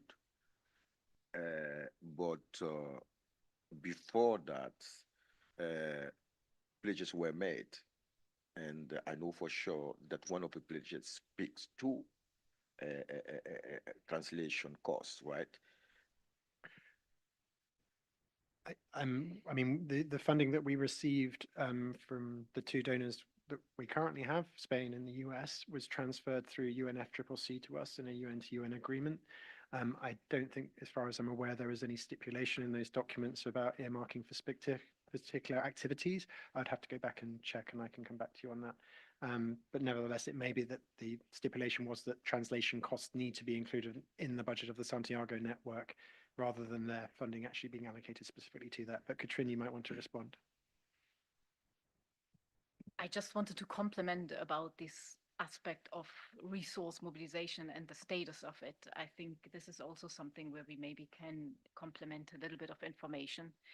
Since we have been receiving detailed information from UNFCCC about the different pledges made, we have established contact with all donors and received immediate feedback. There are ongoing discussions about establishing the legal basis for receiving the funding. In some aspects, there was need to provide complementary information as for the evolution of the setup, and in particular also, and this is why one of the reasons why we discussed the results framework here, because this is in accordance with the respective accountability mechanisms from these donors. There is information required in this respect. And if I may very carefully also allude to the fact that some donors need a perspective of the, Stella suggested the forecasting of what is going to happen. What are we expecting to spend the funding on? I think we have flexible suggestions to deal with this.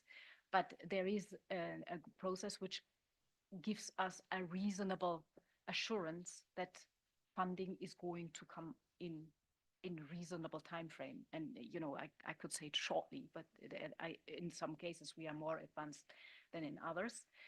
And this is leading us to suggest we are looking at these two budgetary scenarios that perhaps we could approve them both, having the smaller budgetary amount of 5 million as the immediate authority to spend if we needed the spending now and there was no financial implication, so that we are able to spend even if we don't receive any funding, which we think is a very unlikely scenario. I'm daring to say this here. It's very unlikely that we will not receive any additional resources. But in order to be sure that we have an accurate plan, financial plan of what we want to spend in 2025 in line with our discussions here, where priorities lie, with the work plan that we have set up, we have also now submitted the 9 million budget, which would, we think, reflect an accurate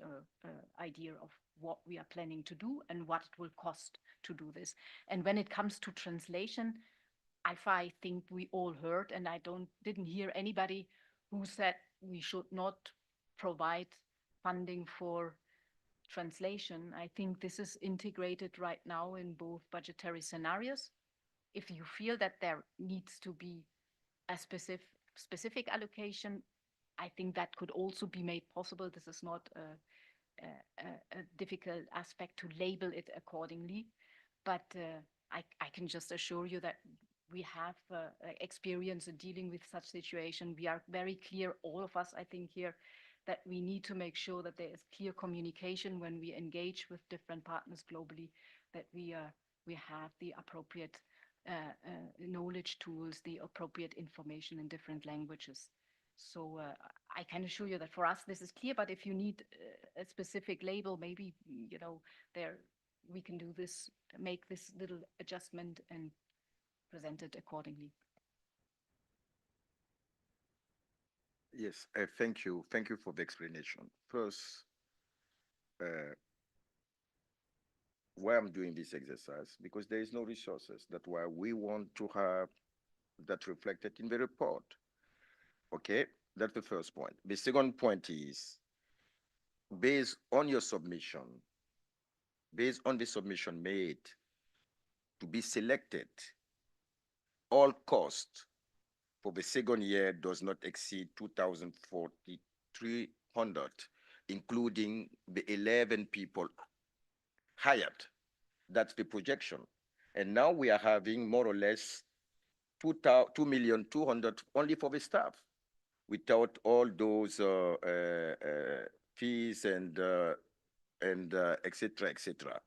So I think for the record, we want to be aligned with that, because that is the reason we selected you. We cannot select you and then having a deviation of over 5 million. That is definitely concerning. I'm not reinventing. That's the proposal that you submitted. You submitted, and then you make a projection for the next 5 years, and for all costs, including management fees, audit costs, everything makes 224, excluding the technical assistant costs. And now we are having more or less the personal, only the personal costs equals the whole budget that was projected when we were selecting you. So I think I'm not saying that we need to revise that, but we will be looking at that, because that's the benchmark. This is a benchmark, and it is what is on, because we had other chance to select another institutions, and we relied on the fact that there is a tolerance, a zone, but that will not be so significant to be more than 3-4 million. So that's the first point. The second point is, I'm very surprised, because we said in the document before there will be external audits, right? So, and the 15,000 that is here does not reflect that, because that's important for some things like that. So I thought if you revise the budget, you will be updating according to the status of the discussion. And based on your initial proposal, you said for the audit costs,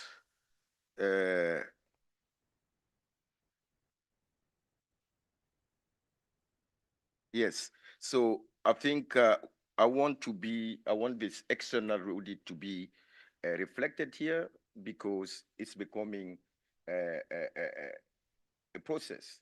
So if the country submitting technical assistance need to be having technical financial assessment, I think our host should also go that way. It's a matter of principle. The third point is what I wanted to say is that because the option have been proposed to approve both budgets, I am very flexible, but I think if I were a boss somewhere and my accountant said to approve the budgets based on pledges, and then that I approve that, I would say, man, you signed the loan, I'm not going to sign off.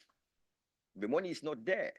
So I'm very flexible that we have a decision text that reflect that. But actually, in my point of view, the reality is we have only 4 million left. So if we are going that way, things might change. We are not aware how they can change because we don't have any detail about the discussion that is going on there. We don't have any discussion. And the whole year, there was an attempt to say that, contributor will materialize their resources. So I'm in a spirit of compromise, perhaps because I'm the chair. But next year, as a member, there will be different mindsets because, yes, I'm very frank, because to me, it's very difficult. We have been asking for technical assistance. This network is being set for people on the ground because they are suffering from climate change and loss and damage. And then we have a network that entertain big bureaucracy work. So it's very worrisome. So two things to say. I think anyway, you need to go to the 2025 budget in detail for the 9 million. But what I wanted to say for record, for me, and I think for my group, the submission made before this election is a benchmark. We cannot continue accepting significant, so double or 3 times deviation of the initial things. So if there is an issue, we need a paper to explain to us, because we are only seeing that here, and that is, there's no money for people. This money, the countries are not getting the money. The OBMEs are getting the money. The OBMEs are getting the money. And then if the scarce resources have to be split 40, 60, or even 40, 60 between the technical assistance and the secretariat, I think we are doing something that's not reflect the vision that brought us after the review of the WIM to have the technical assistance. So that was my statement for record. And I think if we have to consider the other budget, we need to go also in detail.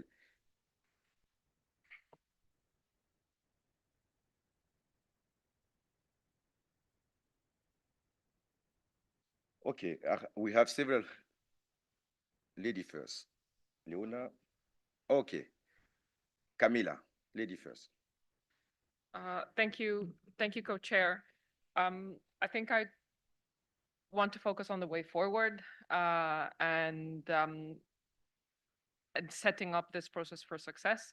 This is our last meeting until probably February or March next year. And to me, the main concern is making sure that we approve a budget that means that in January and February, the secretariat can continue to work and respond to technical assistance requests.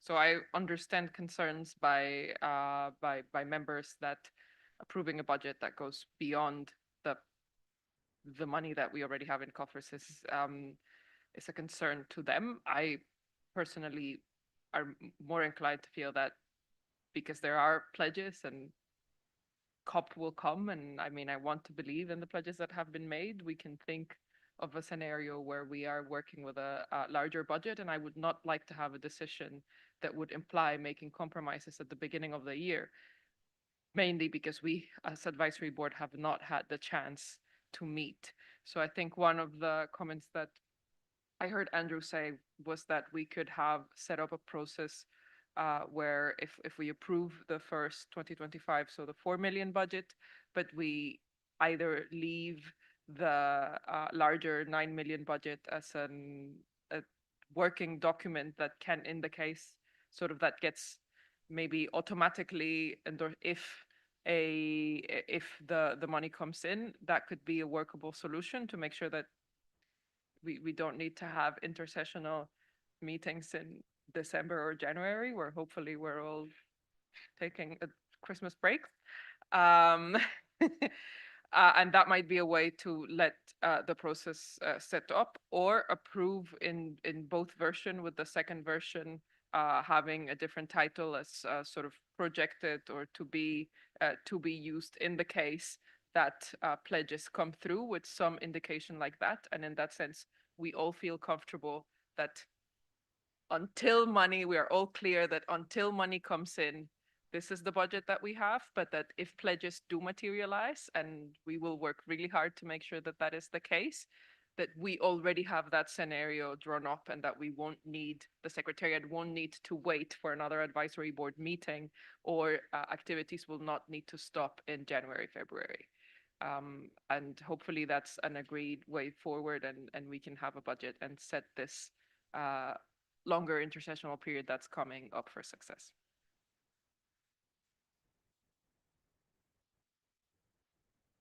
Edie, you have the floor. Thank you, Chair. I think we listened to you very carefully, but you used to say in a spirit of compromise. I think we can see with regard to the budget presented here, what are the line that way we can see that there is gap, and we discuss those points that you need to point it out, so that can maybe allow us to go in a compromise decision that can permit to the secretariat to continue the work for until January and December, January, February, before the next meeting. That is the first point.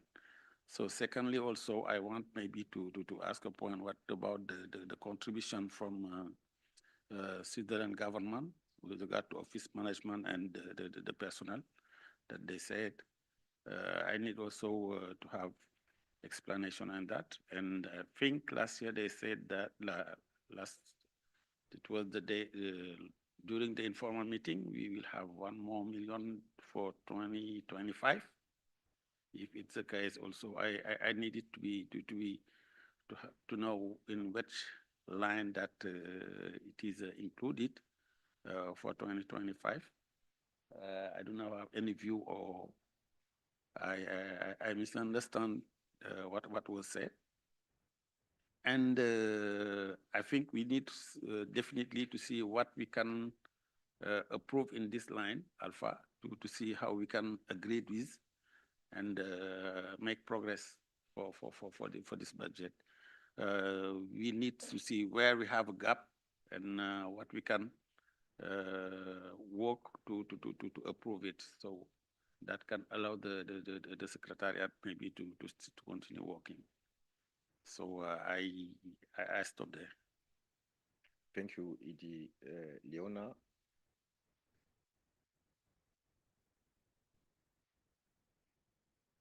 In my understanding, we have received answers to the questions that we had.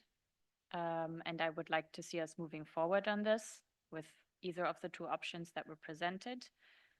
I agree that the personal costs are on the high side. And this is, I'm sure, partly because Geneva is a costly off-duty station.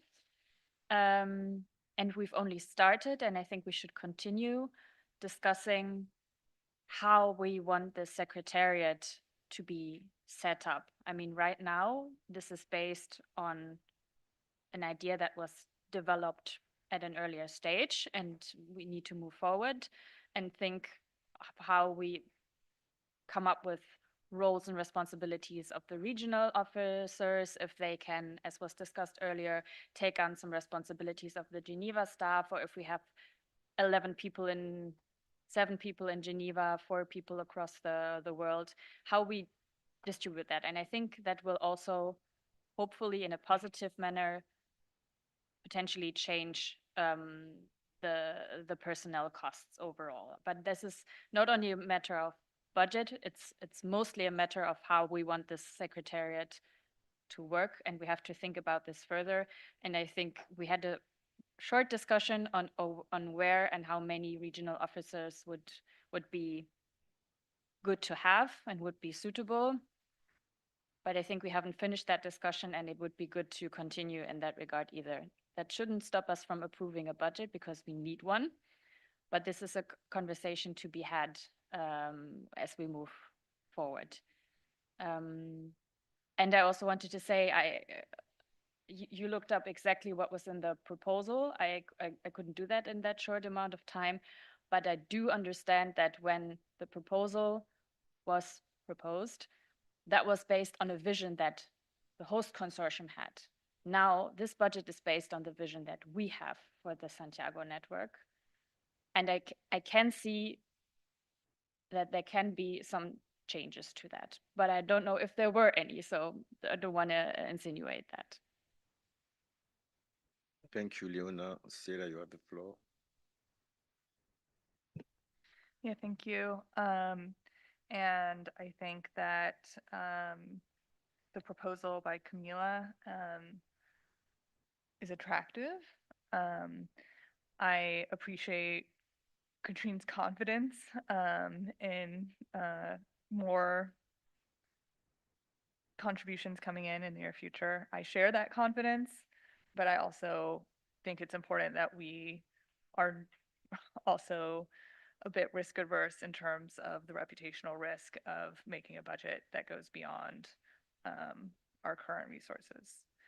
And so I think my preference would be to find a way to kind of approve both of these budgets so that there is an understanding that there will not be lengthy discussions or a lengthy process for the secretariat to pivot when more resources do become available. I don't know necessarily what has to go into these documents to make that clear. It does seem like something probably has to go into like the top of the document for the larger budget to indicate that it is, I don't know. I don't know the right words. But that it would take effect, you know, upon, okay, language exists. So it would be great to see that language. And I think it's been helpful to have this exchange. I feel comfortable with these budgets. I'm looking back also at the documents that were shared with us at the first advisory board meeting in terms of the projected budgets for 2024 and 2025, and then also the multi-year budget that was prepared during the second advisory board meeting. And they're quite similar, really, in terms of the overall figure. And also the resources dedicated to technical assistance versus the fixed costs. And so in some ways, we have been seeing these numbers now for several months. So that's also helpful to see some of that consistency in what is being proposed and how we are prioritizing kind of funding across these issues. I do think to Alpha's point and to comments that were made at previous advisory board meetings, of course, we are striving to have as much of our resources dedicated to technical assistance and to supporting actual work of the network. And I also recognize that there is a ramp up period here and that in the second year, we aren't going to be at where we ultimately see that balance between technical assistance, support, and fixed cost. But Hopefully we will be striving for a higher target there. So I'll just reflect on that, leave it there in interest of time. Although I do think I do have other comments I will share Alpha off mic. Thank you, Sarah. Angela has want to take a floor. Oh, sorry, Chidon. Sorry for that. You have the floor. Thank you, Co-Chair. Just a very minor questions. Looking at the table here, I'm seeing the technical support course for UNDRR. And again, I'm seeing the program support course for UNDRR. And I'm wondering what are the differences of the two items? Unless you give clarifications, I am proposing, if possible, we can merge the two and reduce the costs, because we are talking here on how to make sure that we minimize the budget we have so that we address the technical support for the communities. So unless you give a clarification on this, I am suggesting, if possible, we can merge or deleting one so that we can take some of the money to the technical assistance. Thank you. Thank you, Gidon. Angela, followed by me. Thank you very much, Co-Chair. Just to react to some of the comments made before, I have to say that I dream with a Santiago network with a lot of amount of money, with rivers of money coming for the technical assistance. And I want to leave it for the record. And also I want to say that in terms of the comments made by Andrew and what I mentioned before, in line what I mentioned before, I think the second column is my preference for just for the record, because we need to be ambitious. And even if we do not have the resources available, we need to, have a long-term vision in terms of what we expect. But of course, just want to support the comment made by Andrew. And of course, I think it's important that we reach an agreement on this, because as was mentioned by Camila, we do not have a budget, how the secretariat is going to work at the beginning of the next year. So I'm open to continue that discussion, but I just want to put on the table my position. And on the translation, and I am happy to hear that, of course, everybody is supporting the translation, which is a key priority for my region, but I think for all of us, for all those vulnerable population that will be applying for the technical assistance. Personally, I do not believe that there is a necessity to have a specific activity here. But what I want to see, again, as part of the outcome and the final decision points, because it's going to be difficult to translate every document, but at least we need to translate the guidelines for the OVNEs and for the responses to technical assistance, and as well as the formats. Those are the main things that I want to translate. And I don't see the need to have it as part of the budget. Perhaps it's implicit there. I think if you mentioned that, I think it's in the program and knowledge management, if I'm not wrong. So, I mean, I can go along with it. I don't have any problem. I don't see the need to have it, but I want to see a decision point on that give us some kind of assurance that at least those documents will be translated, which are the most important. So just to raise that, and of course, in every advisory board meeting and according to the progress that we made in future guidelines of documents, is our decision which documents we need to translate. And perhaps at some point we need to discuss about the resources available and if there is the possibility. But at least these two documents are the minimum things that we need to translate for that. And I kindly request your support as part of the outcomes of this meeting, if we adopted, of course, those guidelines. Just to raise those two comments for your consideration. Thank you. Thank you, Angela. First of all, I'm in the spirit of compromise. I'm standing at your hand.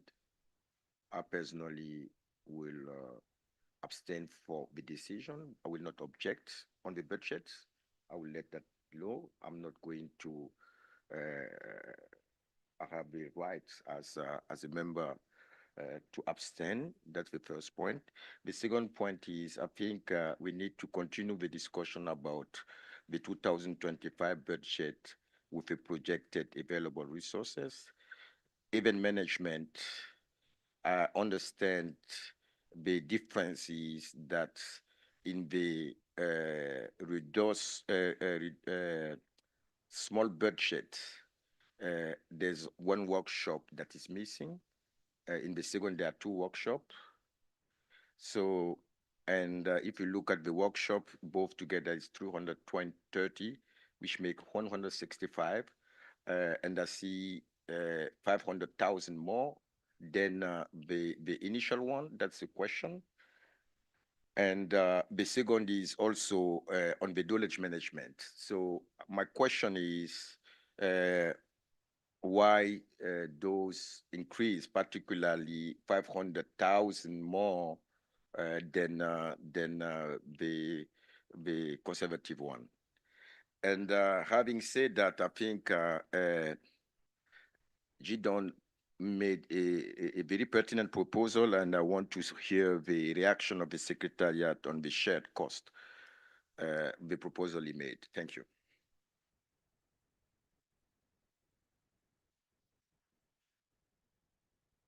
Thank you, Co-Chair, and thank you for those comments. Perhaps I could respond to a few, and then I can hand over to Animesh on the budget lines specifically related to UNDRR.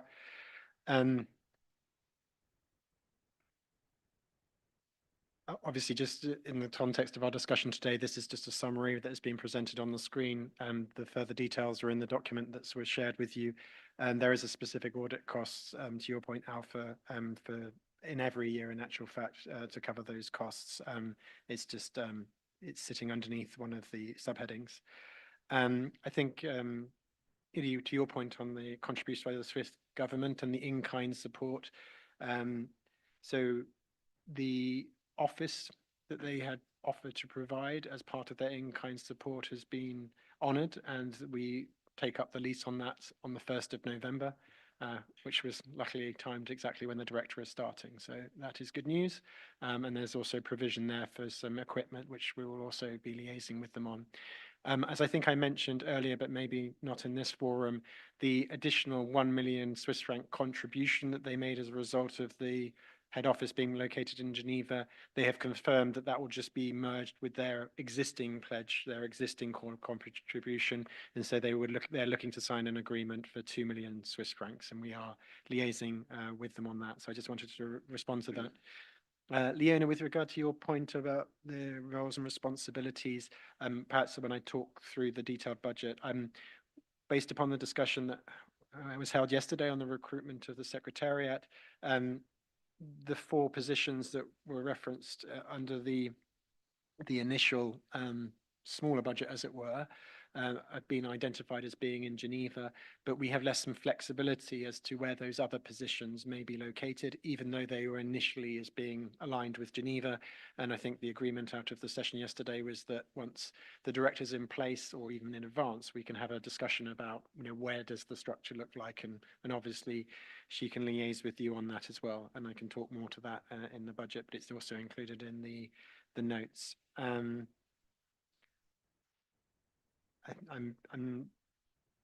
Oh, and just in response to the query about what's the request in terms of the approval of the budgets, in the 9.23 million version of the budget, on the the second page, the requested decision is stipulated as advisory board approval of the annual budget for 2025 based upon contributions received. Oh, sorry, wrong document. But it details that the advisory board approval of the annual budget for 2025, subject to the receipt by the Santiago network of sufficient financial resources.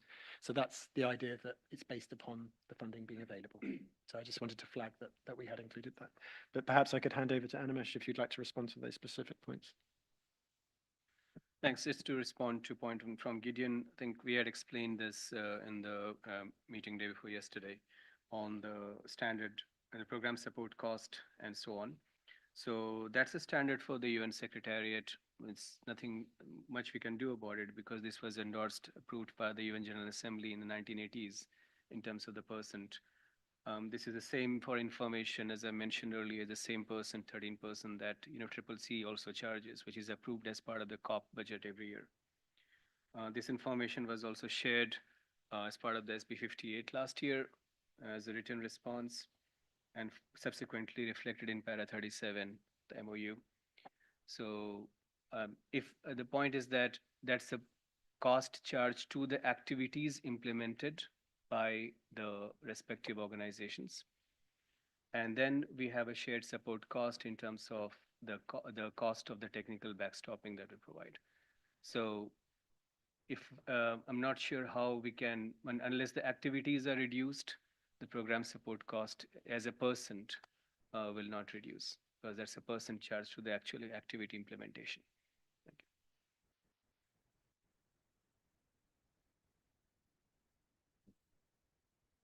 you. I have more questions, but I will keep silent. So I think BDC, perhaps members can guide us on the way forward about the budgets.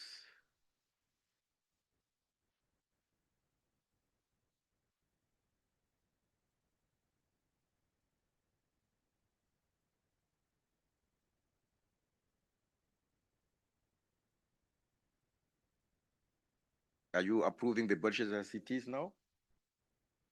Yes, I think my understanding was that we agreed, or my understanding is that we have the two budgets approved, and the second applies as soon resources will be available if the contribution has materialized. Yes. Okay. For record, and I want that for record, I personally have strong reservation on the budget, and I want that to be recorded in the minutes of the meeting that a member expressed strong reservation on the budget that is being approved.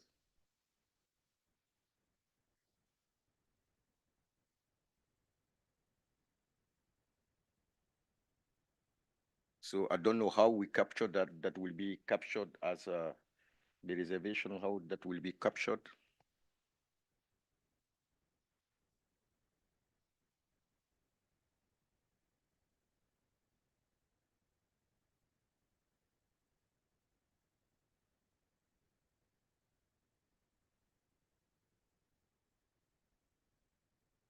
So as indicated by, advised by the secretariat, the decision is taken by consensus, and I'm not going to object, but I want a specific decision point of this meeting indicating that a member has expressed strong concern about the budget of the Santiago network for 2025.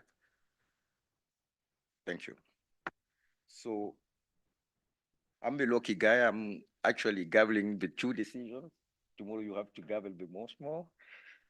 And it is so decided. Not clapping because you have reservations. No, I'm not clapping. Definitely.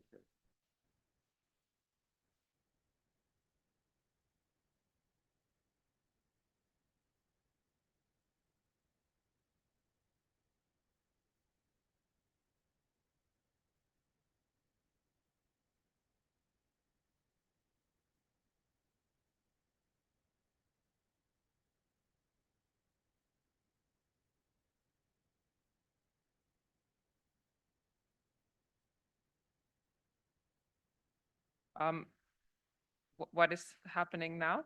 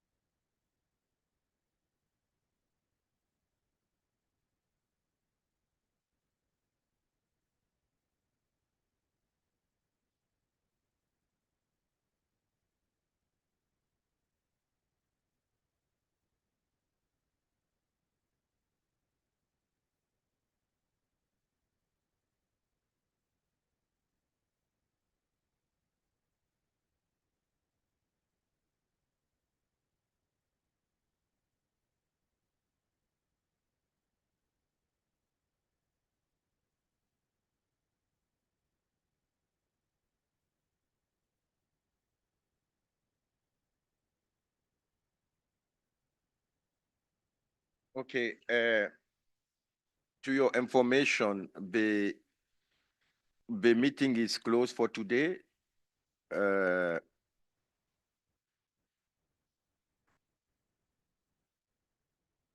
you have the floor. Thank you, co-chair. I had raised my flag before the meeting was closed, was announced. Before we closed, given that I know it is very late and we all want to go and rest, I also know that tomorrow is the last day of the advisory board, and we have not yet seen any decision points. And pretty much all of the items other than the budget and this will be coming back tomorrow. So I would like some clarity on the process for tomorrow and the agenda. I would also like to set up a process and identify which items we feel, because although we haven't closed all of them, we have been working very hard in various drafting committees and various side huddles. So to make sure that we set up a process where we use time wisely tomorrow, I think there are some items that while we haven't agreed, we've made enough process that perhaps we can consider sending them out for silent procedure tonight so that tomorrow we can promptly just endorse them. I am particularly thinking, for instance, of the rules of procedure where we worked this morning and we have been discussing bilaterally with all of the people, and all outstanding items seem to have been agreed, at least in both groups. So perhaps that version can be sent out tonight and endorsed silently, and tomorrow we kind of just officially endorse it. I'm also thinking on any other matters. I think we agreed we can set up a process to work online on a draft and maybe not have to reopen that that here tomorrow. And I would like to point out that today, it's 8 tomorrow because of train timetables. I have a hard stop at 6, and I know I might not be the only one. So I would like to make sure that we are efficient tomorrow, and to ask to have decision points shared today, at least the ones we have, so that at least we've seen them and when we can make any comments, and tomorrow we can much more promptly agree on them.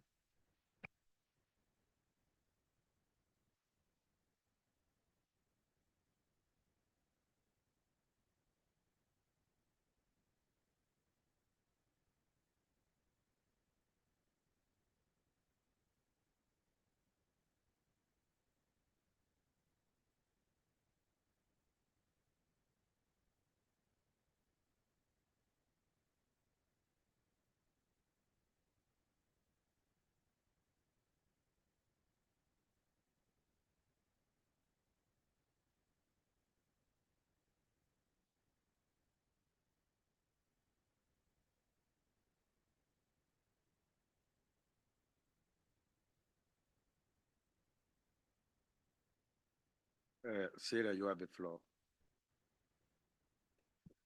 Yeah, thank you. And I also respect the need to take a break, but I am also think it could be helpful to recall which documents need people to huddle and who those people are. I'm happy to stay after we formally close the meeting and work offline with anyone that I need to talk with. Thank you. Seeing any other flag, just to update you, thank you for your proposal. In terms of decision point, the decision point, at least for the following agenda item will be shared this afternoon. And I think we are so far, then we have a feeling because we are too much engaged. I think the guideline for preventing potential and addressing actual perceived conflict of interest is more or less approved. The rule of procedures, thank for the good feedback, is all, more or less also green. Designation of members on the update is fine. The guidelines for managing fund is actually guidelines for managing fund and guidelines for technical assistance that are missing. We just approve also the budget. So there are three main documents that are missing. One is the managing of guidelines of managing funding. We've made a long and very richful discussion. I think it's going to be, I hope, an easy undertaking. The technical assistance actually is supposed to be the one that should be the first approved. What we managed, and I think we are more or less done with that. And there is the annual report of the Santiago network that is also pending. So three main documents that we need to work on. The order are more or less approved. Decision point will be shared. Those are the technical assistance guidelines. That's more or less also done. Managing funding, and the big problem around, or the big issues around the annual report. So that is the feedback from our end. So the secretariat plan to share in the course of Result framework also independent. the result management framework, but that is more or less also is online even without approval. Actually, we should avoid things like that, seriously. But I think that's all more or less also approved. So three main documents to be discussed, if I might say, even only one, the annual report.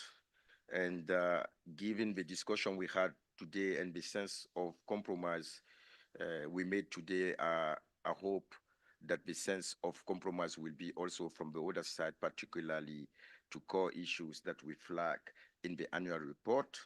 And that's it. So you will get those documents, more or less the last version that are revised plus the decision point.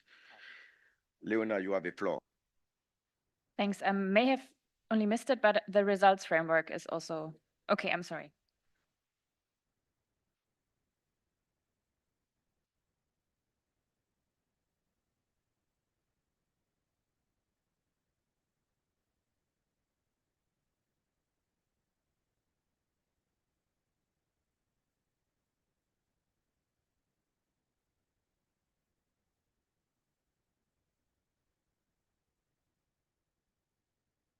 So the result management framework is also captured. It's more or less finalized. The track change version will be shared also overnight, including the decision points. So I think we need to go home with a good spirit of finished budget. Yes, Camila.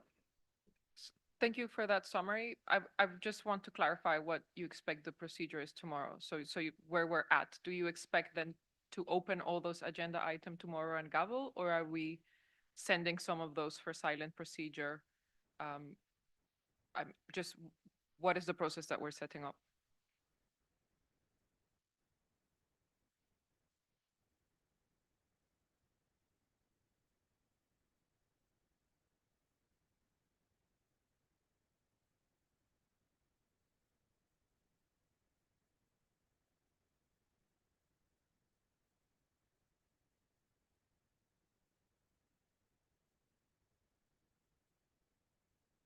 So I think Stella want to take the floor.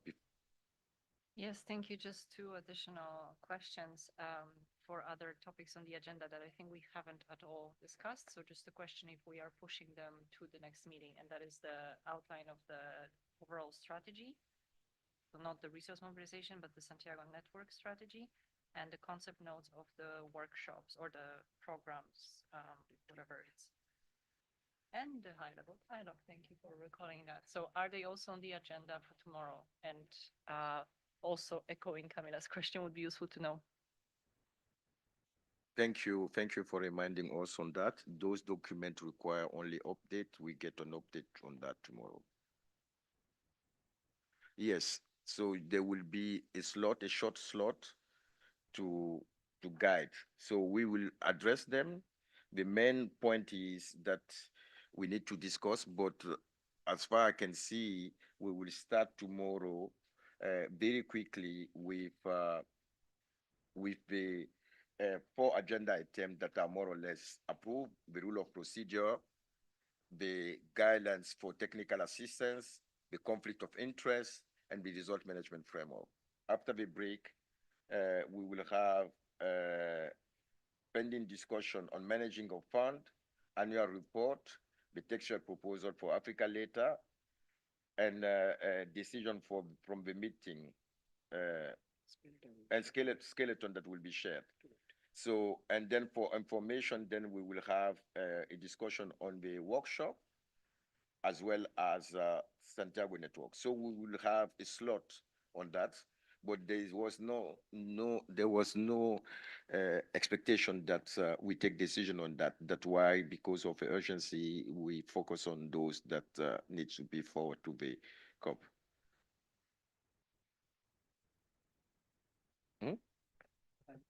You didn't mention high-level dialogue just now. Is that also in the last section? I mean, I think it would be good to have a bit of time to discuss it, maybe.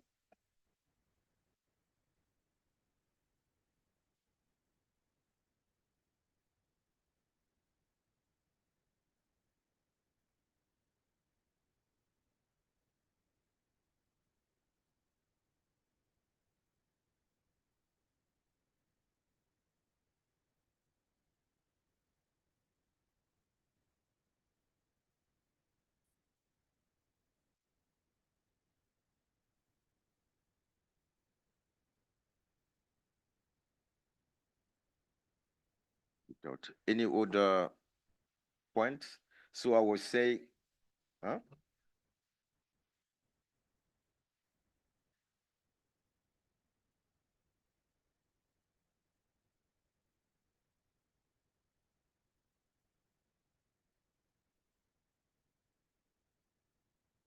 I've organized the key of the door, so I have the only way, so no one is going to get out. So I'm joking. So I mean, that's a good proposal. I'm fine with starting tomorrow at 8:30. I think Samuel, you need to make that concession. We've been accommodating you 2 days tomorrow. Yes. So we start tomorrow at 8:30, and bear in mind we have a very teeny quorum. So please, to the extent possible, to be here so that we can start working. Having said that, seeing no flag requests, sorry, and I wanted on behalf of the co-chairs, perhaps also on behalf of the advisory board, to present our sincere apologies to the observers. We know we value you, but as you know, how difficult it is for us. And I think most of the document here, you had the chance in the previous meeting to input into by providing your presentation. And if it's a law, if time is a law, I think we are going to have, you know, before the, we will give you the chance to react tomorrow. Yes. Huh? So the meeting is adjourned.